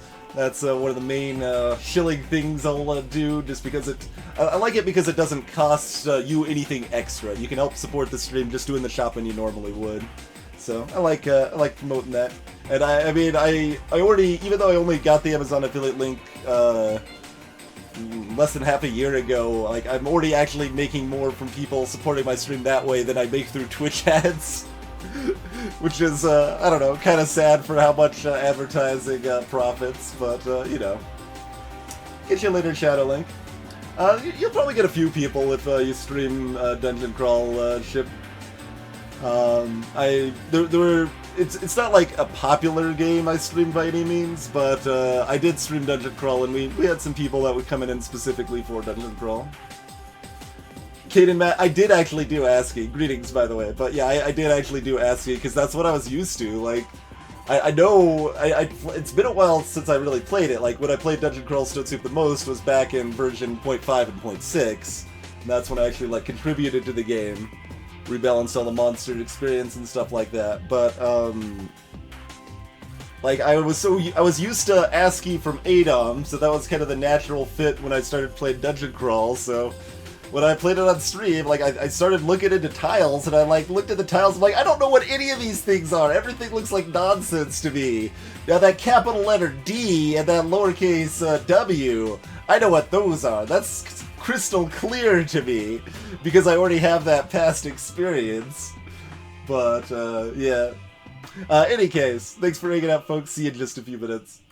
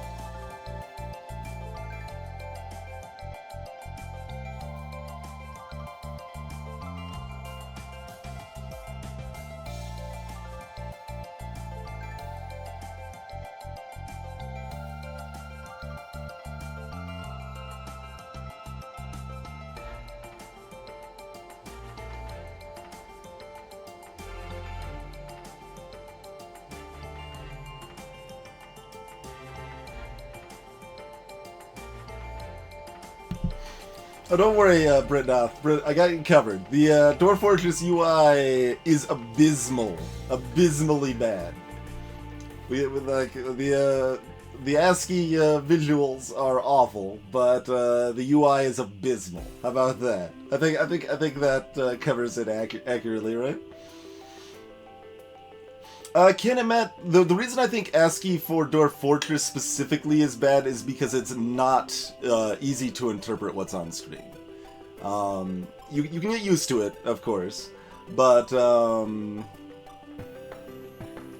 that's still up in the air, Tsunamine. I don't think I ever came to a final decision if I thought Dwarf Fortress's UI or Neo Scavenger's UI was worse, but they're both garbage. But yeah, Kinemat. So when you have your ASCII graphics and stuff like ADOM, Dungeon Crawl Stone Soup, right, it's very simple and clear. You've got all this empty area in your dungeons that's just a bunch of little dots. You've got walls which are very clear differentiations. It's very clear where you are. It's very clear where some enemies are, items, stuff like that. So while it takes some getting used to, certainly, if people are not used to playing with ASCII representing graphics, it's still straightforward and clear. The problem with Dwarf Fortress's ASCII is that it's a really muddy mess. So like the ground, rather than just being a bunch of dots, so it's like, oh, okay, this is where the ground is, and this is a tree. It's like there's like 5 different symbols. Like it could be a dot, it could be a semicolon, it could be a quotation mark, because there's little flowers and bushes and stuff like that that are all part of the landscape. So it ends up really hard to differentiate. Like there's no contrast. Like you can't easily tell, okay, there's a guy on top of the ground. You can only like see them clearly if they're moving, because there's such a muddied mess on the ground and everywhere you look and stuff like that. So that's the reason why I think the ASCII for Dwarf Fortress is really bad. Like you can still definitely get used to it, but it is a lot harder to just parse what's going on in Dwarf Fortress.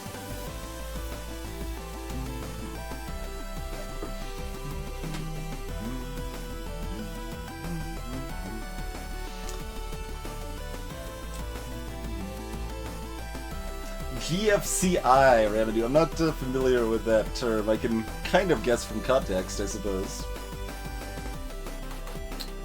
We want to dive in this sector. 10.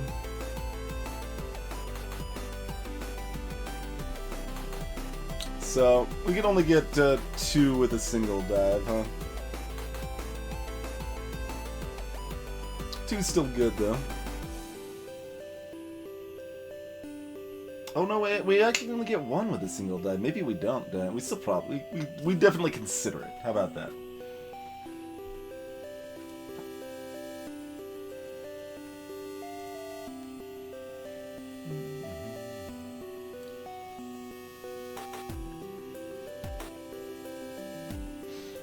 Yeah, Super Mike Man. Like, I think Dwarf Fortress is more egregious that it's as bad as it is. Hey, Ixiosh, ground fault circuit interrupter. Not heard that term before.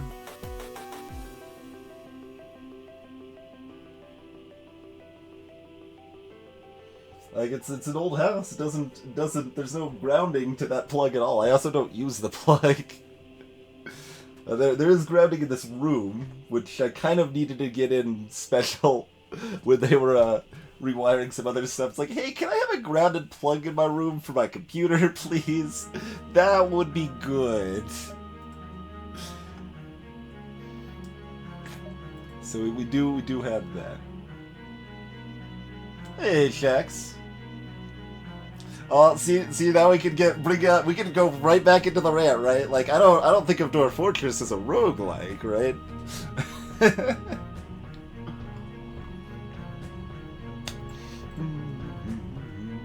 I feel like I should upgrade something, but I don't know what I even want to upgrade right now. We can upgrade weapons.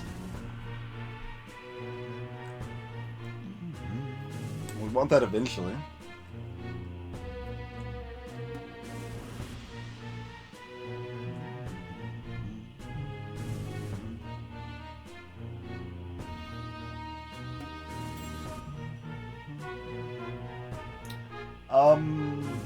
Fancy rectangular safe outlets.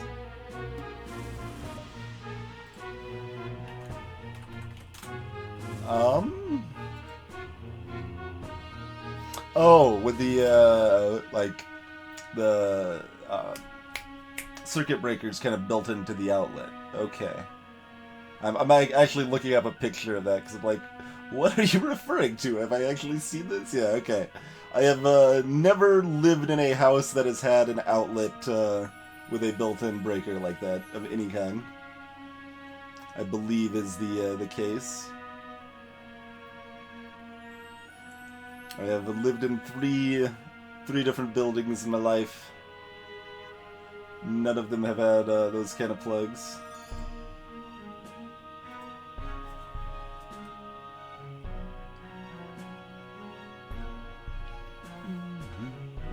That's not true anymore, Dylan. That's not true anymore. That was true when I very first time I tried playing Dwarf Fortress, which was like 4 or 5 years ago. And that like made it feel like super inconsistent, but like it's really rare now.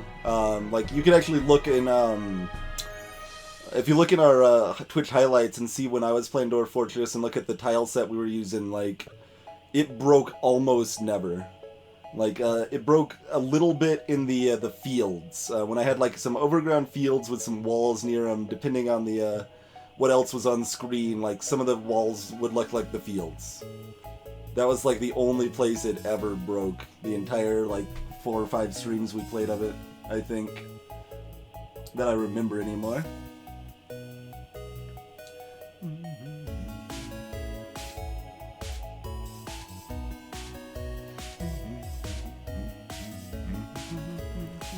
Anyway, FTL is a game that we're playing, right?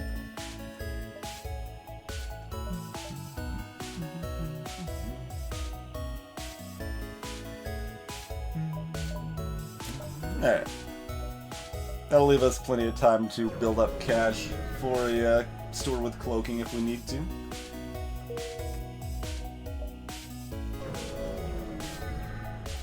Yeah, Dust Force was a pretty recent addition to the playlist, Dylan. And a good one.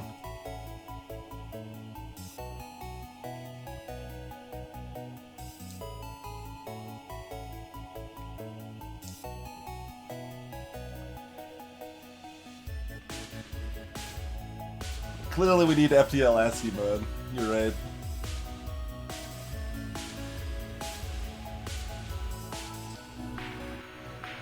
Oh, I'm not disagreeing that safety is important. I don't think we could actually put the... Well, we would have to do actual rewiring to put that kind of plug set up on the circuit behind my bed, though. Because, like I said, those are not even grounded plugs.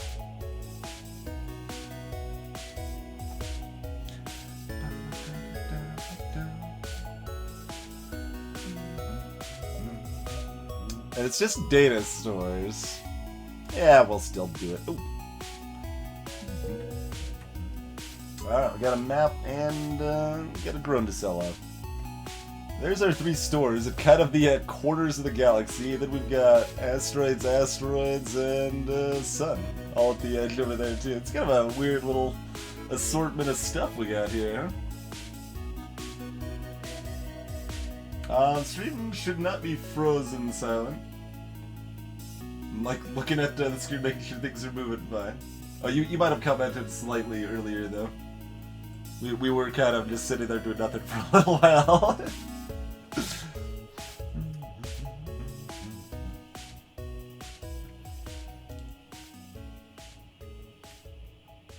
Alright, well we definitely want to hit this distress, we want to hit this, we want to loop through probably just one of these stores.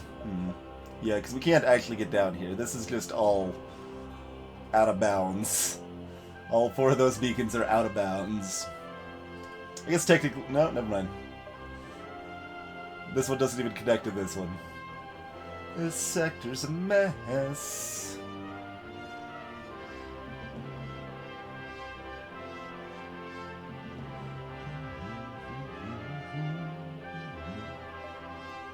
So let's see. Let's take a look. 1, 2, 3, 4, 5, 6, 7, 8, 9. Or if we wanted to, we could skip this beacon from this store and go up to this store and then go down here and out. Okay. I think I approximately like this plan. Alright, this is either a trap or they're looking for me to escort them somewhere. Or, yeah. The fuel is the other option rather than escort. Forgot that was the other neutral one. 86 scrap was that, by the way? Was that 86 scrap? We're playing on hard, right? 86 scrap? Doth my eyes deceive me? Was that actually 86 scrap? How often do you get 80-something scrap on a hard? We're not even in Sector 8, this is only Sector 7. I'll be honest, if someone asked me, hey, Twitch, with a higher scrapper award, it was 68? Was it 68? Okay. Okay. My worldview is no longer shattered. Like, I'm playing a lot of FTL, man. It wasn't 86 scrap, was it? Although I thought we were at enough money that we needed 86 scrap to get this much. No, we just got the 20. Yeah, okay, right. We got the 24 from the drone. Okay.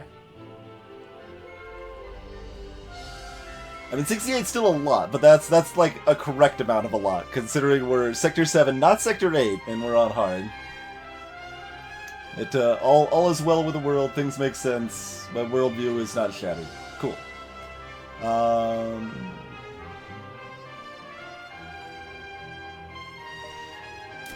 We'll want that eventually. Sure.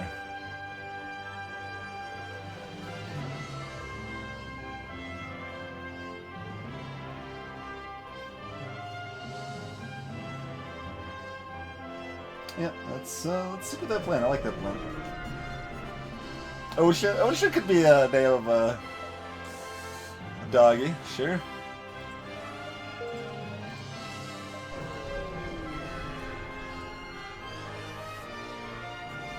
I would actually say that I have mild dyslexia, Ritzel. I've never had it like diagnosed. It's not at all comparable to people that have legitimate full-blown dyslexia. I'm not trying to say that by any means, but a kind of shockingly high amount of the time I read, like, I invert, like, letters when reading as well as writing text.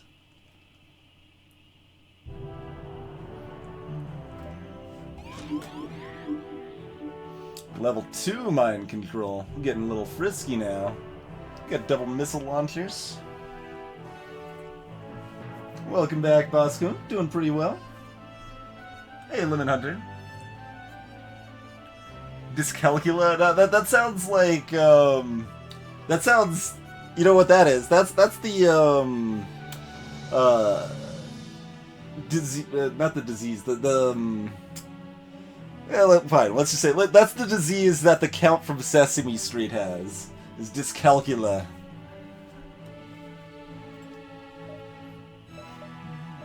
Alright, we're hacking shields. Yes.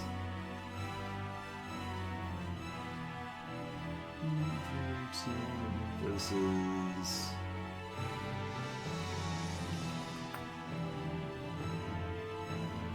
Yeah, I think that's a little better.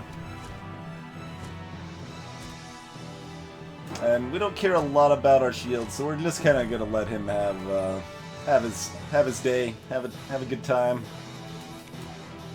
All right. All right, one Leto, one Artemis. Not hitting weapons. It did hit hacking though. Rude. It didn't even take down the second bubble before it. Awful. Alright, given this situation, I should just wait for that to come back up before firing. Okay. And we hope for the best. We did not get the best.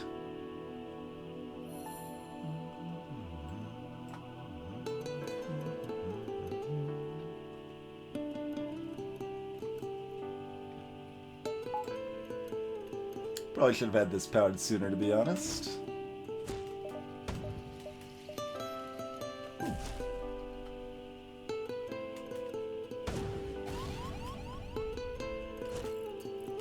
Such rudeness over here.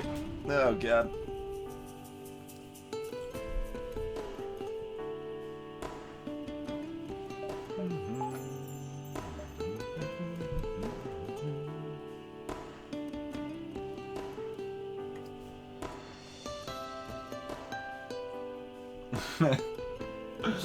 It's not entirely true, Ritzel, but it definitely is partially true with how humans interpret words and read them and stuff. Greetings, Afrigani.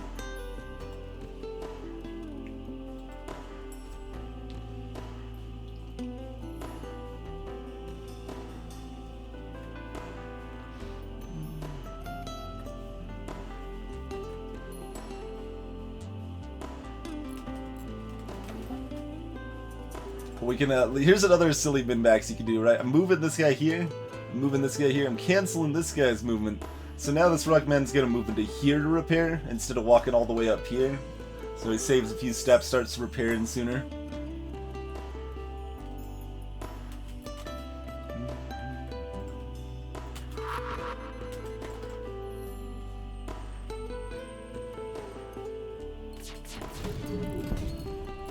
We got not a missile down. They're almost out of missiles, so, you know.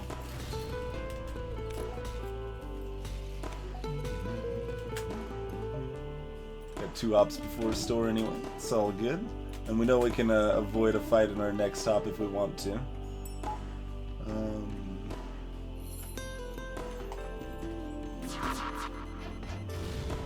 I just literally missed all of those 6 shots. Everything missed. Aren't you out of missiles yet, buddy? Like I said, we can avoid this fight here if we need to. So, I think there's no reason to run. I don't think that benefits us enough to be correct here.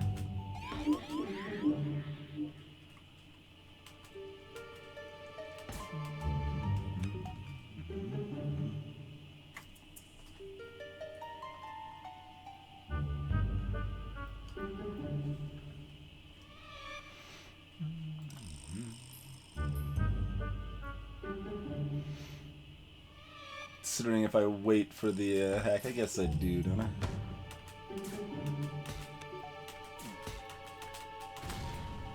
Such rudeness here.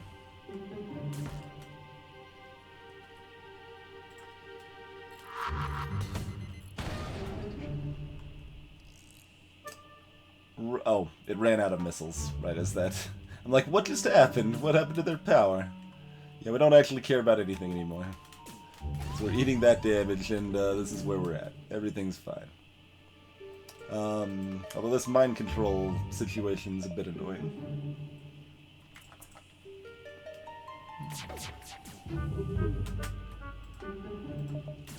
No more mind control. Much obliged.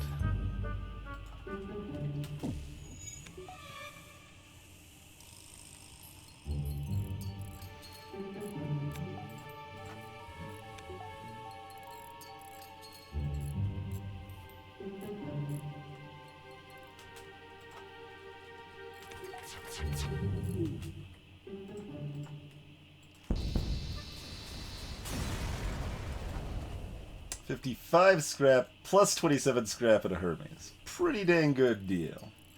Pretty dang good deal. Oh, we're gonna get level 2. Yeah, this is some intense repair music. You go, Inji. You got this. That's the music of the Inji level it up and repair right there.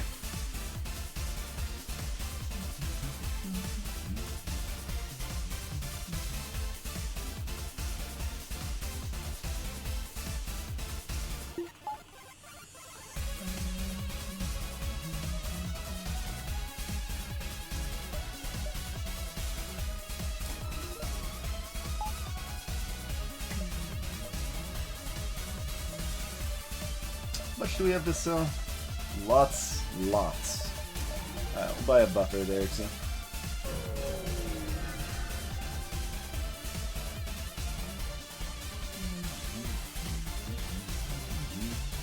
Agree to the exchange.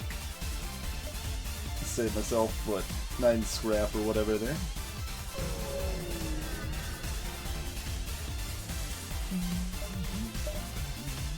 Really? You got nothing for me, huh? Not even the backup battery.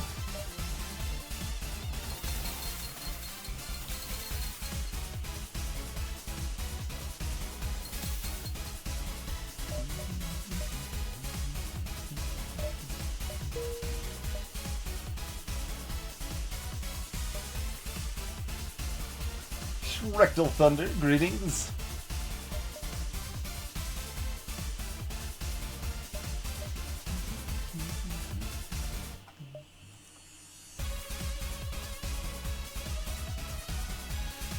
I don't think we buy sensors to make it more likely we get a good system in the next store. Probably not.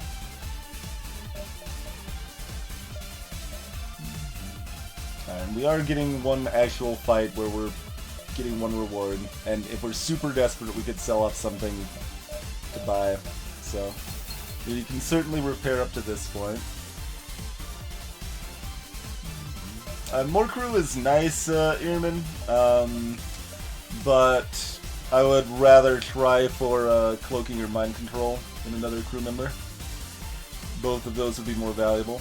Picking up an NG here is not awful though. Like another NG here would be very nice to have.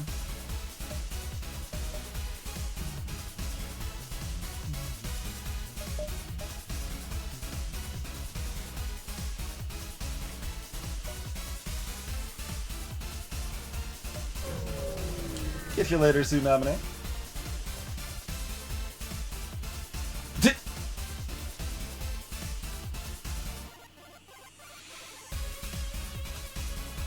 I am going to decline. The breach will have enough value on the flagship. I do want some missiles for it.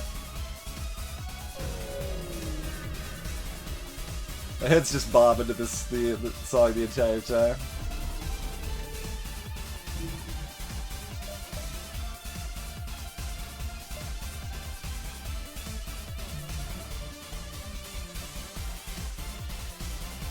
To fire all that stuff at once. A little rude.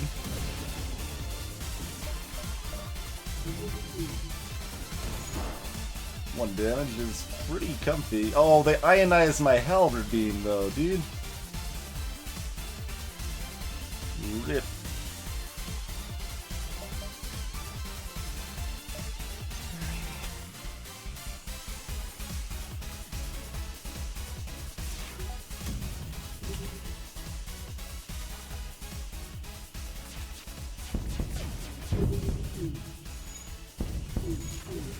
They ionized my weapons again! What's even going on? We wrecked their weapons though, so we'll be fine.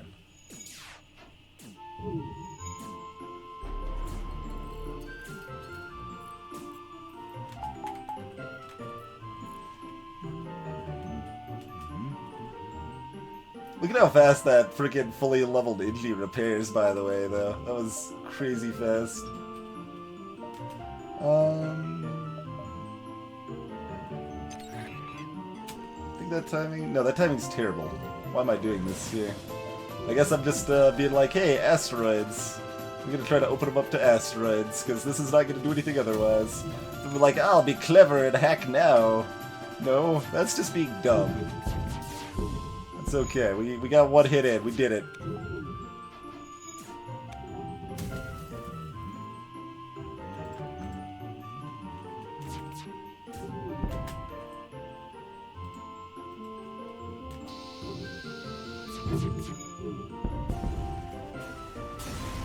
Hey, Hammer. Thank you for the host there, Hyphenated.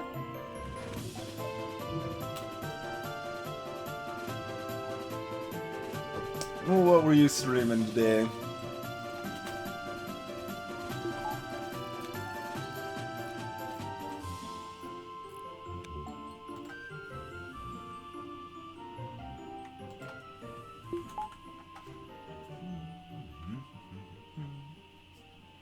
Zapper, wow, rude, sir. Rude. Alright, what do we got out of the store?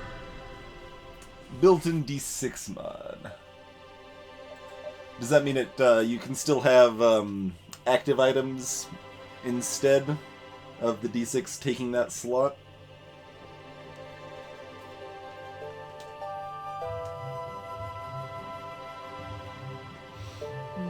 I assume we just buy mind control, right? Let's see, what's our cost? 100 and... We could actually pick up the hull repair drone.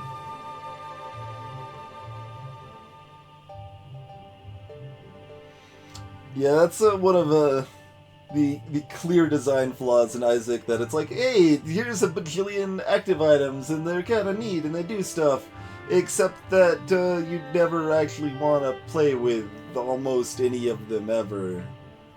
Because there's like 3 good ones, and you just use those all the time.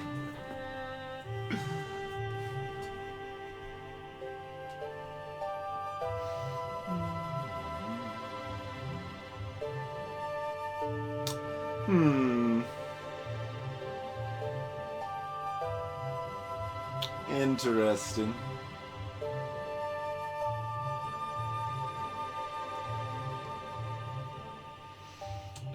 We aren't exactly swimming in drone parts, but we, on the other hand, we've got enough that it's not terrible. I mean, if full repair had cost 85, like it does in the base game, that would just be a non-decision. I feel I would just immediately do hull repair here. But now it's definitely a choice.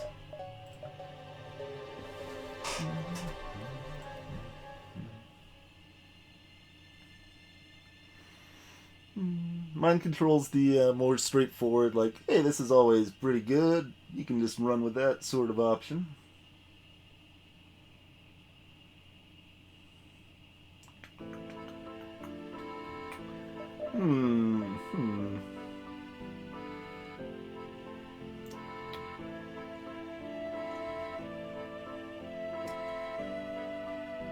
Hull repair is really, really, really good. There's a reason I made it cost $20 more in the balance mod.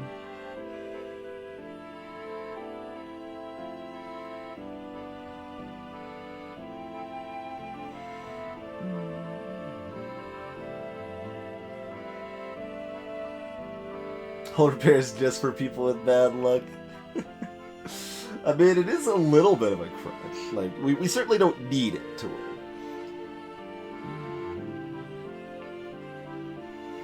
So, I feel like the correct choice, like the best chance of winning and success, is to buy the drone control, sell the system repair drone, buy the hull repair. I'm gonna buy mind control instead. I don't think it's a relevantly worse choice, and it's more fun for me, so we're gonna go that route instead. Definitely need to repair up to at least 20. We get 10 free repair upon entering the next sector. We've got a beacon, so we've got one fight and then a exit beacon fight with ASB and stuff, so we probably want to buy at least 3 more repair, I would say. It's kind of a balance between like wanting to make sure we're fully repaired versus wasting scrap on repair that doesn't do anything. So I'm probably thinking like that. We could take an ASB hit or a Hermes missile and still not care as far as that goes. And by the way, earlier when we were talking about that fuel being like worth 30 scrap or whatever, as I mentioned, we would not be using that fuel. We did not buy any fuel since then.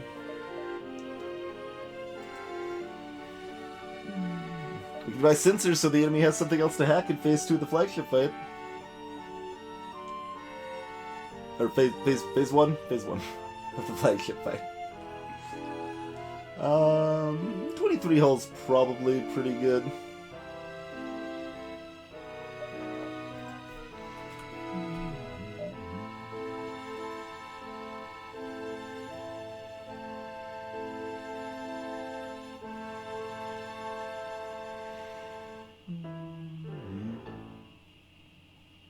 Pondering if I want another level of engines here. Yeah, we'll pick up one more engine level here.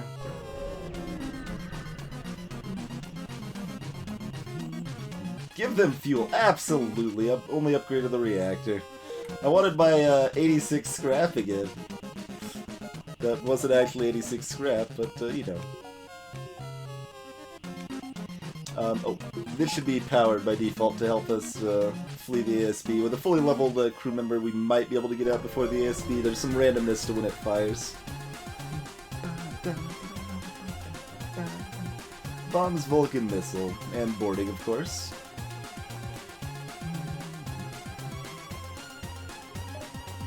Before they board, I could immediately mind control.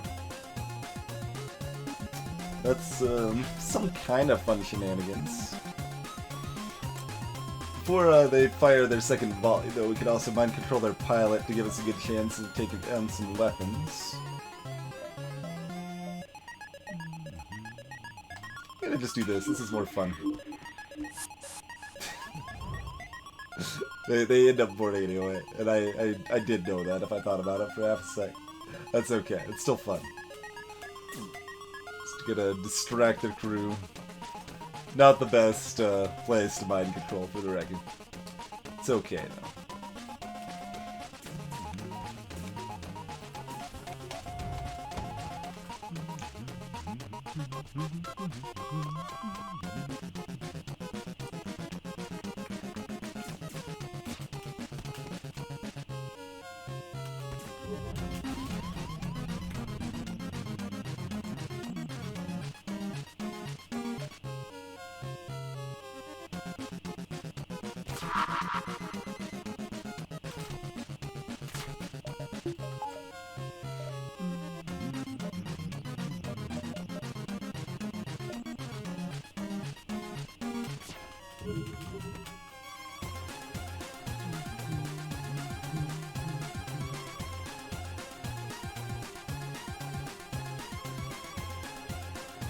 There goes my invasion getaway here. Should have been less cheeky with the mind control, I suppose.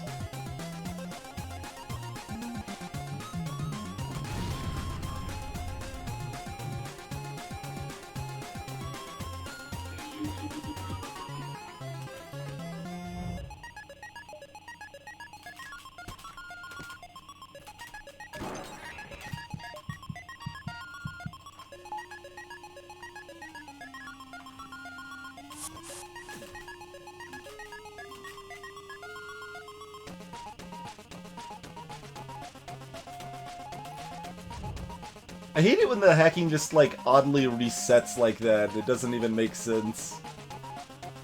Because it went all the way down at 2, and now it's reset at 2. I'm not even 100% sure what causes that, but it is garbage. Boss Kunt, so the Vulcan is a weapon that new players overrate and good players underrate. I didn't actually tell you to go back in there yet. But that's my standard thought on that weapon. Well, some more repairs would have been helpful, as it turns out. Oh god, yeah, that takes down my beam again.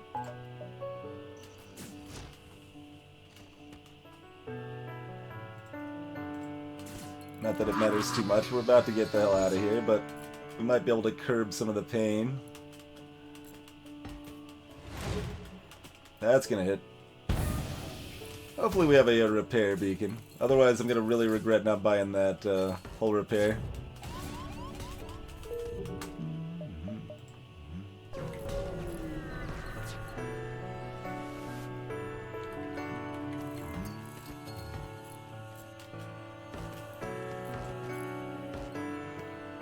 Dr. Cliché just, like, destroyed Kara there. Look at that.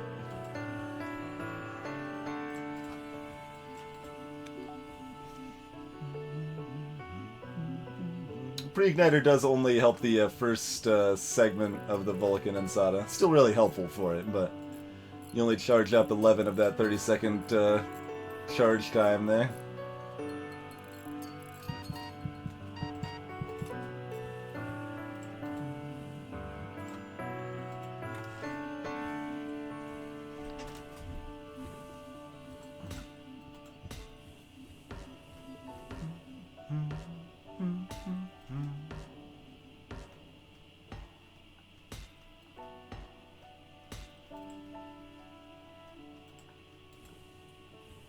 This is another song I should probably learn to piano.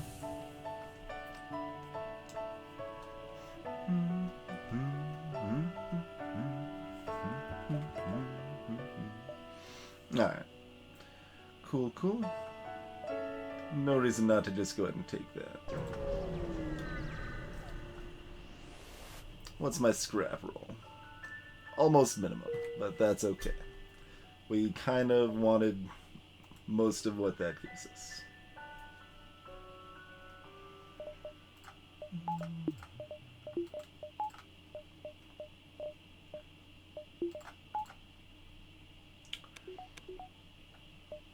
So we still want to farm up enough for tier 4 shields here. Our other repair beacons are both getting exploded right now. So I could have been greedy and maybe farmed a little bit before hitting this. That wouldn't have been a terrible idea.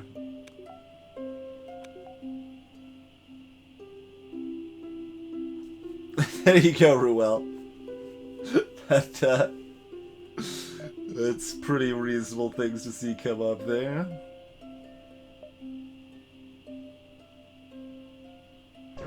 We'll poke around a little bit, see if we can find a store, get a little farming done.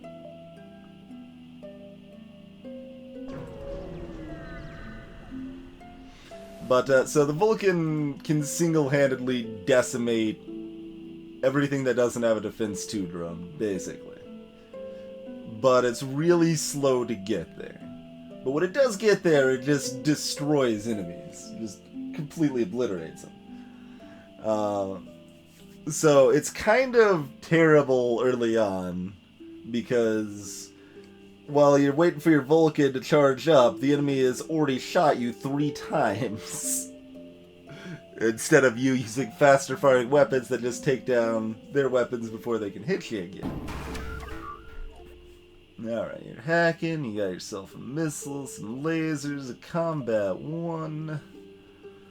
Let's see. So, optimal reduction of incoming damage. Would that be hacking their weapons so that their missile don't have a chance to fire? I think so.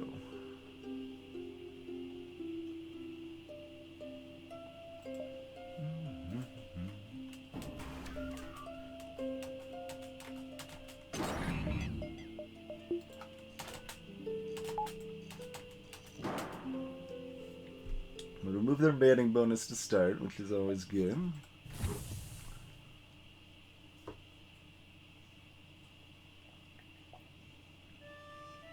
And then when that's basically fully charged, we activate the level 2 hack to drop that back down. Lasers can be an issue, but we're also dropping them with this as well, of course.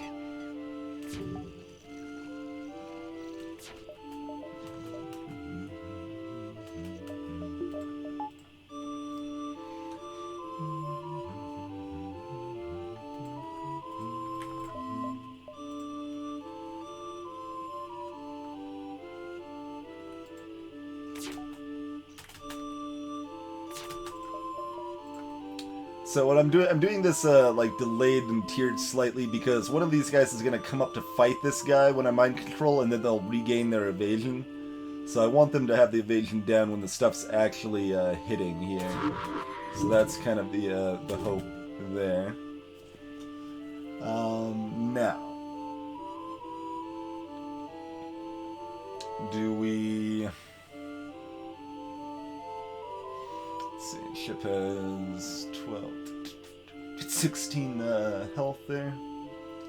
So we're only doing 10 through this swat, so we might as well tag their weapons and once again try to take down anything before it causes actual issues, right?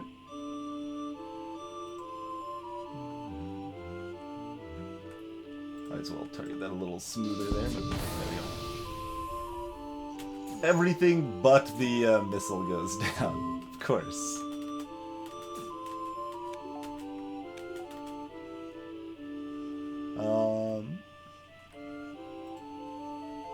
Yeah, I'd rather have health than a bomb, so we will try.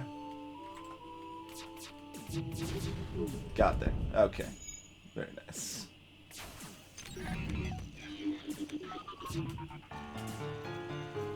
All good, all good.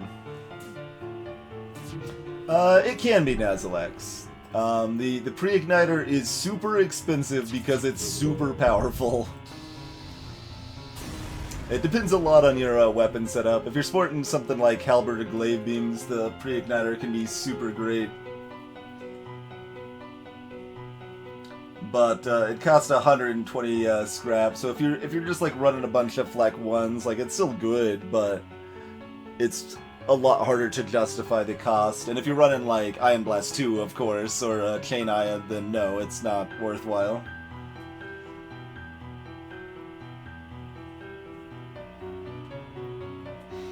There is, in fact, things that I don't know about this game, Baskunt, but I have definitely made an effort to know about as much about it as I can.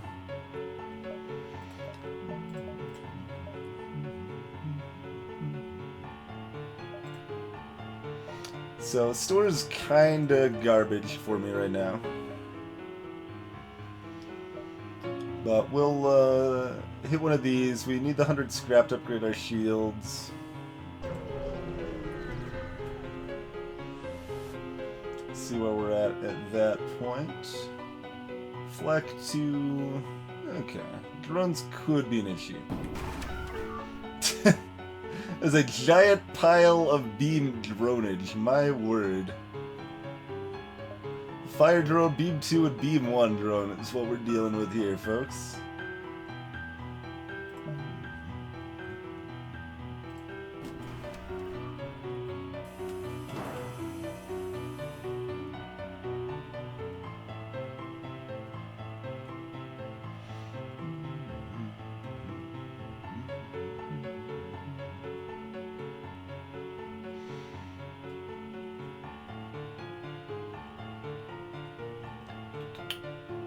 Okay, when we want to activate this, about the time our dual one's charged up. About there? That's probably about right.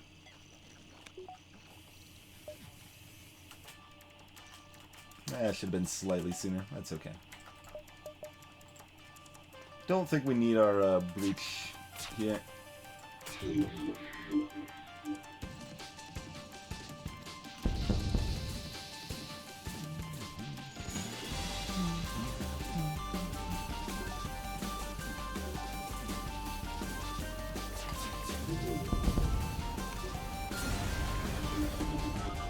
65 scrap. That's... Oh, and another 52 scrap.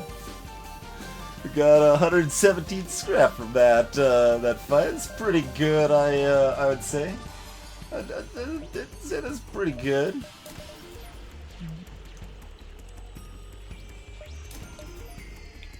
Alright, that's all we need. One more power is advisable. Let's get one more power. Do we care about farming anything else up? I don't know that we do. Like, we've got everything we care about right now. There's value in other buffer points and stuff, but... eh. Level 3 hacking's good, but not that essential with our build.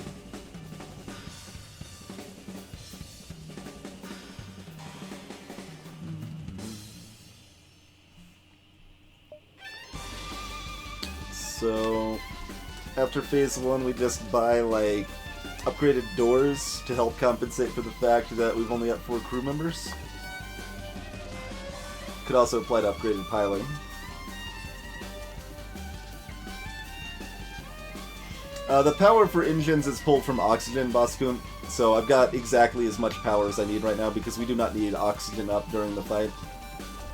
Or at the very least, while projectiles are coming at me, we can switch off of oxygen to put into engines. So that extra power is only, it's convenient, but it doesn't actually help me much if I'm playing optimally. So you got to make a lot of little sacrifices like that to do well consistently on hard mode. I would be greedy if this store connected, but that store doesn't connect, man.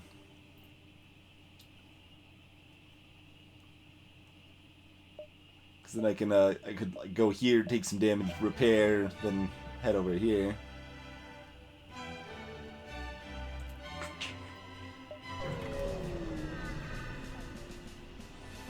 Let's dance.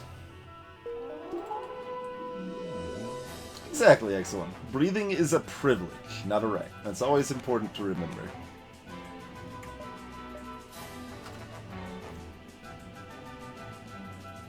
Revving the base does not give you repairs, no. Alright, what are you hacking? Doors. Okay, that's good. One of the better... Probably the best thing they could hack, other than, I guess, Medbay. Medbay would be even better. Because this does block my movement, so being able to get around and repair is hampered. And that is a downside.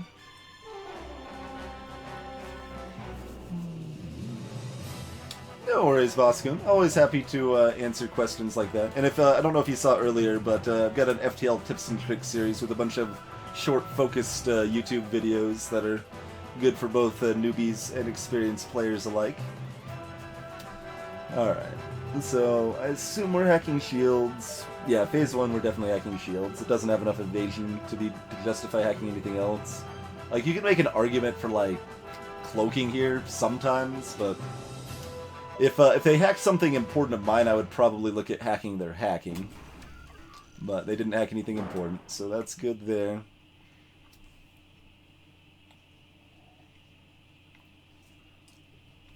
Yeah, and Sada, the connected triple Lido launcher here is definitely an important change, and the biggest reason not to buy a teleporter on most ships you play out hard, where that could probably be pretty reasonable on easy and normal. Alright, what do we actually want to breach here? That is a question. If I had cloaking, I would definitely be interested in breaching the Tripolito so that it would reduce the charge time, because it's an artillery weapon. So that way we could get our cloak up in time to cloak its second volley. But we don't have cloaking. That's still not like a terrible idea, because we're still delaying how often they, you know, shoot a bunch of missiles straight into our face.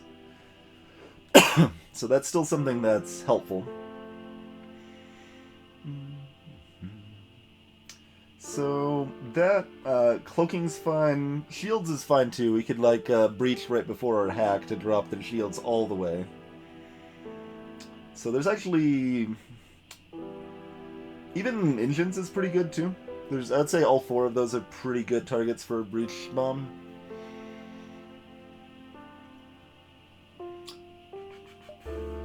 I think the biggest focus we want to have, though, is just wrecking them as quickly as possible, right? Like, that's really our primary goal here.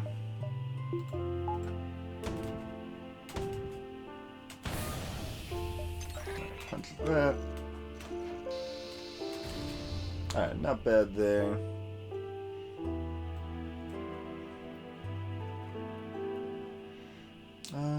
Let's see. By the time we care about evasion relevantly again, that'll be repaired, so this guy can keep manning for the weapon bonus here.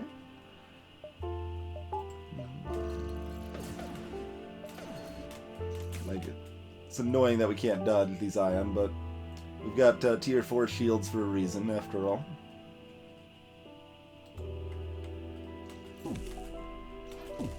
as long as we dodge one of those, we're in decent shape.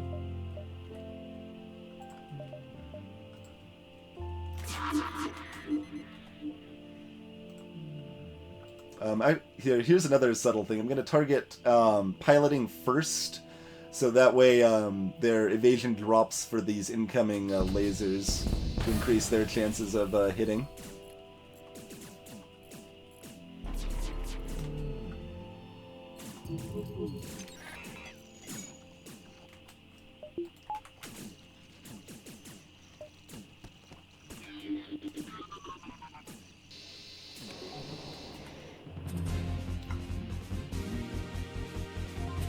I think these guys hurt.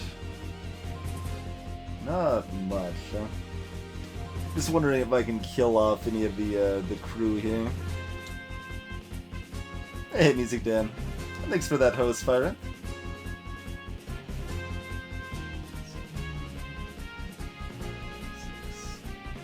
So 690. Alright, so here's what we'll do. Yeah, bomb that. Oh, that guy left. Well, we'll kill off 2 crew anyway.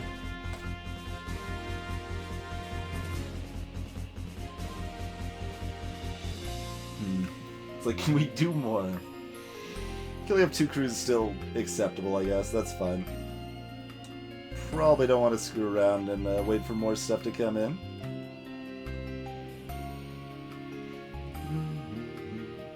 Yeah, Silent Shadow, there's actually about 100 different ways to trigger the current music.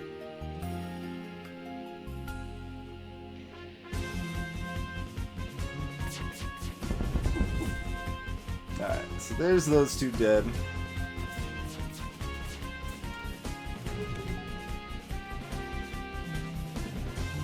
I don't think we can pull off killing anything else. It's possible we take damage from this halberd if we wait. I'm not certain on the timing, so probably just go ahead and dunk him. We did successfully kill 2 crew. That's something.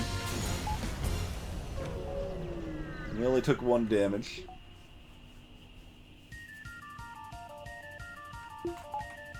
Playlist's giving us some appropriate tunes for this fight, though, I'd say. I mean, I should probably just switch to Last Stand more often because it's such a good track in FTL, but... that is a backronym, Mysterious Saxophone. CIBIG now stands for Song and Background. That's not what it stands for originally, but that's what it stands for now. Alright, we want Doors 2 or Piloting, Doors 3 or Piloting 3. Both are good. Both help compensate for the fact I only have 4 crew.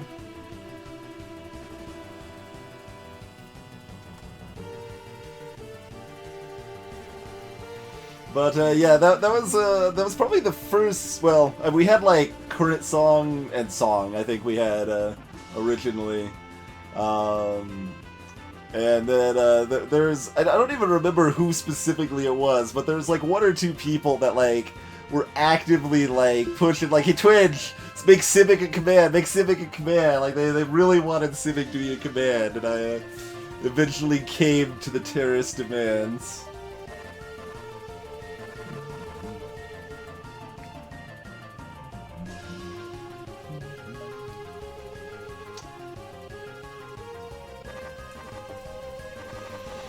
Alright, definitely some merit to both of these. We've got our own mind control, so, I mean, we're still a little concerned if they board our piloting. But, I mean, I guess our pilot's a slug anyway, they can be mind controlled regardless, but... I think doors help both against the boarders in Phase 3 and any loose fires that get out. It'll help contain, make sure fires do not spread pretty much at all. So I think that's going to be my choice. I think level 3 piloting is really close, though. I would not say someone was wrong to grab that instead.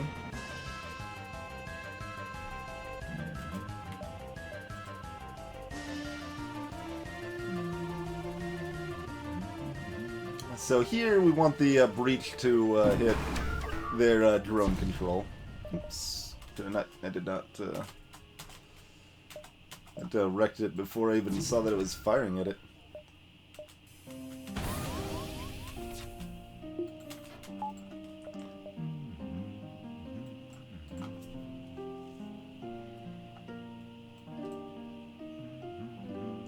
No, we're gonna use fancy positioning again. Put the Rockman right here.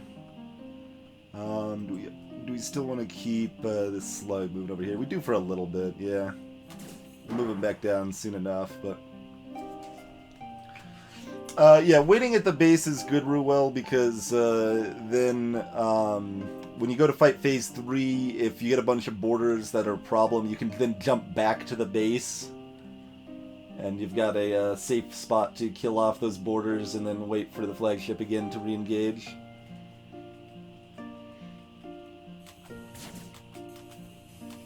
It's actually only something I relatively recently started actually doing. But yeah, so we're tagging the drone control here for 1 damage. So that way this boarding drone's disabled, not fighting back. Makes it a lot easier to deal with without taking a bunch of damage on my guys. So we'll just punch him down as quickly as we can here. We do need to, yeah, go ahead and start our hack there.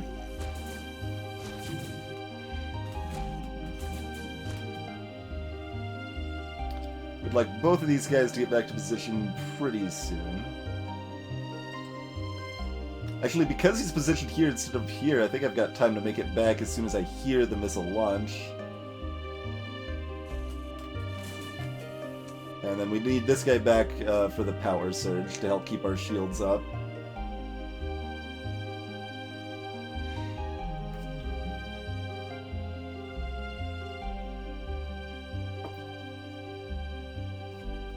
Nice, excellent.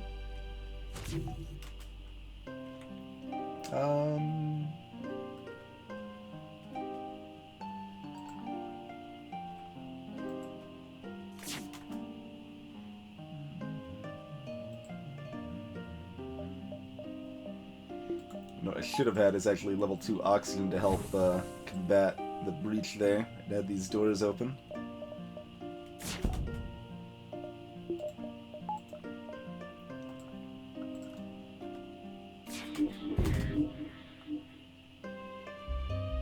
In this case I'm going to tag missiles because we want to make sure those are down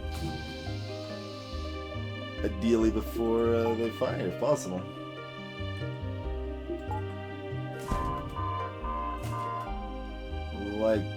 Like so. Excellent. Excellent.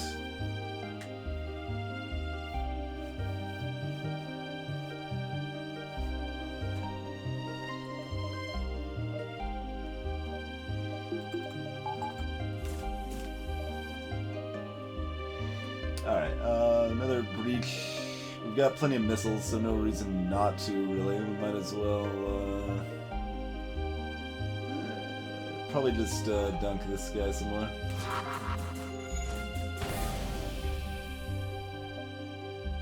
Oh, we need to get him back. Guys need to get back to positions.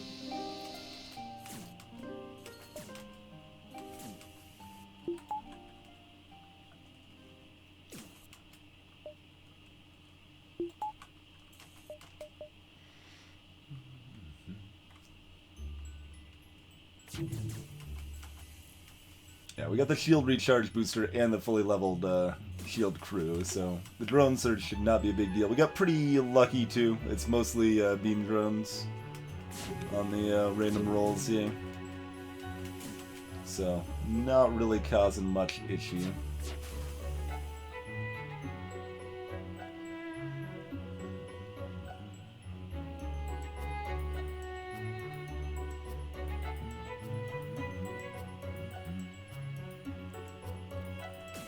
Ideally, yeah, we get more people in here, yeah. Now we got 3 people in here. That's what we want to see. Let's go ahead and breach then. Make sure we do enough damage to these jokers to kill them all. I think we'd be fine without that, to be honest, but I want to help ensure we myrtleize the crew here as much as possible.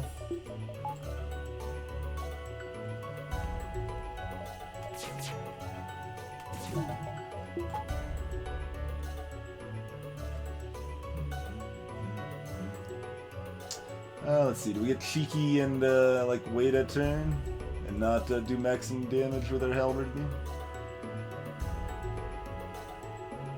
Killing off the crew does make the next phase a lot easier, so why don't we kill off as many crew as we can here.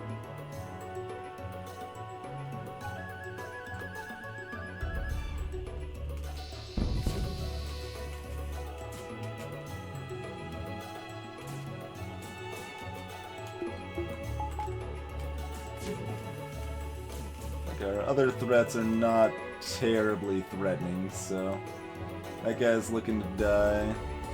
We very well might be able to kill this guy here, too. Oh yeah, glorious. Glorious.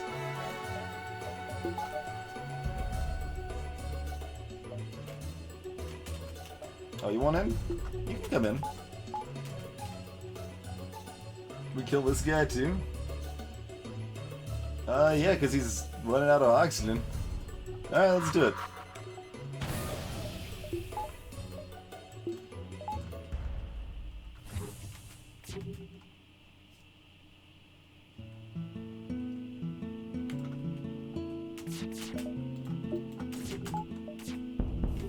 There we go.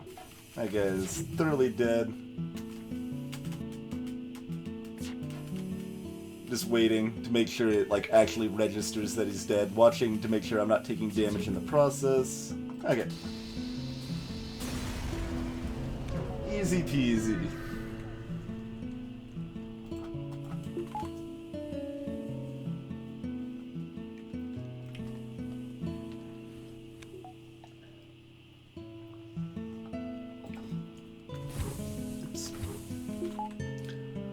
See, the playlist knows that, like, everything's calm, we're good to go. Just, you know, casual, myrtleizing some flagship.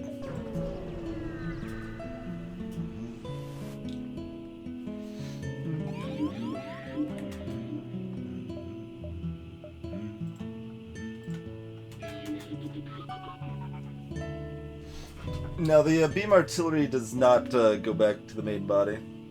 He dies. So we did trigger the, I actually should have left one alive, you guys are right. It's fine, though. The, autopilot of the flagship is really easy to overrate. Like, it's not that big of a deal. It is correct to avoid it. Like, it is a mistake that we let it happen, to be clear, but it's not something I'm super concerned about.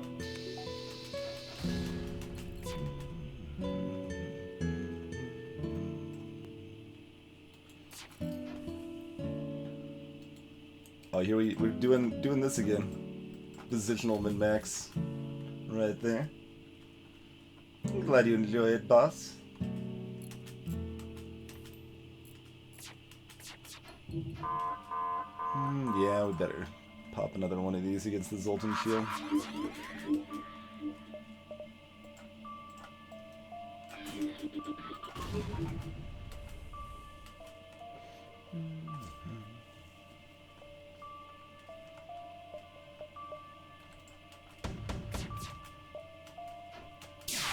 Oh, both of them missed. I was hoping at least one of those would hit. That's okay.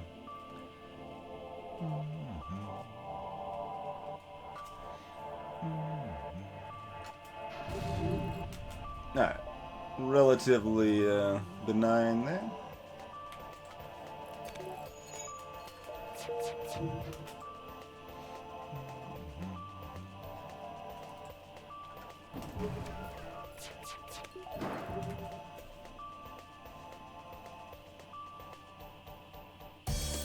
Yep, that's exactly what I'm using mind control for. That's what I almost always use mind control for phase 3 with. It's still potentially pretty useful for, like, if they had just one guy, you could lower their evasion, but it, canceling their mind control is really strong considering it's level 3 mind control. It lasts 28 seconds if you don't do anything about it, and is kind of just a nightmare to deal with, so,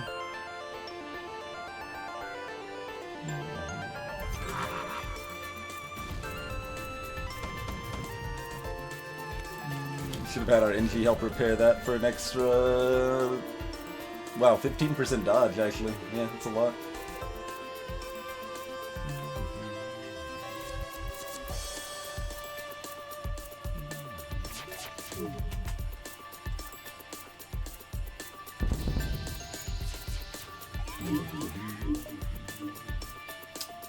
O2's on fire. We don't care. That's not important. least important system on the... Oh, the doors are on fire. That's more important. Let's vent those. Should have vented those a little sooner. That's okay, though. He's fine.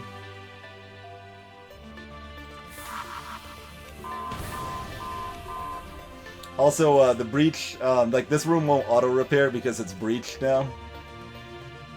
That's a thing with, if a room's on fire or breached, the automated repair, both the flagship and automated drones will not repair a system.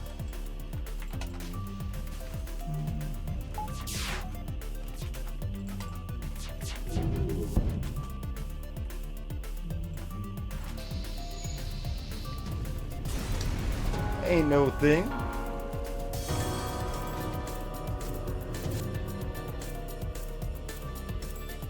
Yeah, I've seen pictures like that, X1.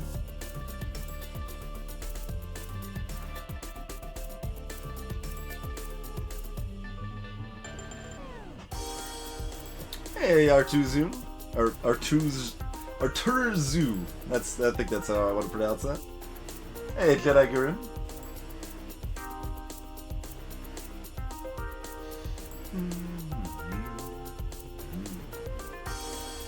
Oxygen's broken? That's the best ending. What are you talking about, X1? That's a true ending if our oxygen's broken. That's how that works. We need to kill Bowser, be Ride Yoshi, and have our oxygen destroyed. That's how that works. Greetings, Rage Dota. Yeah, 1700 scrap. I knew we were low on scrap. That's about 215-ish less than average for hard mode for me.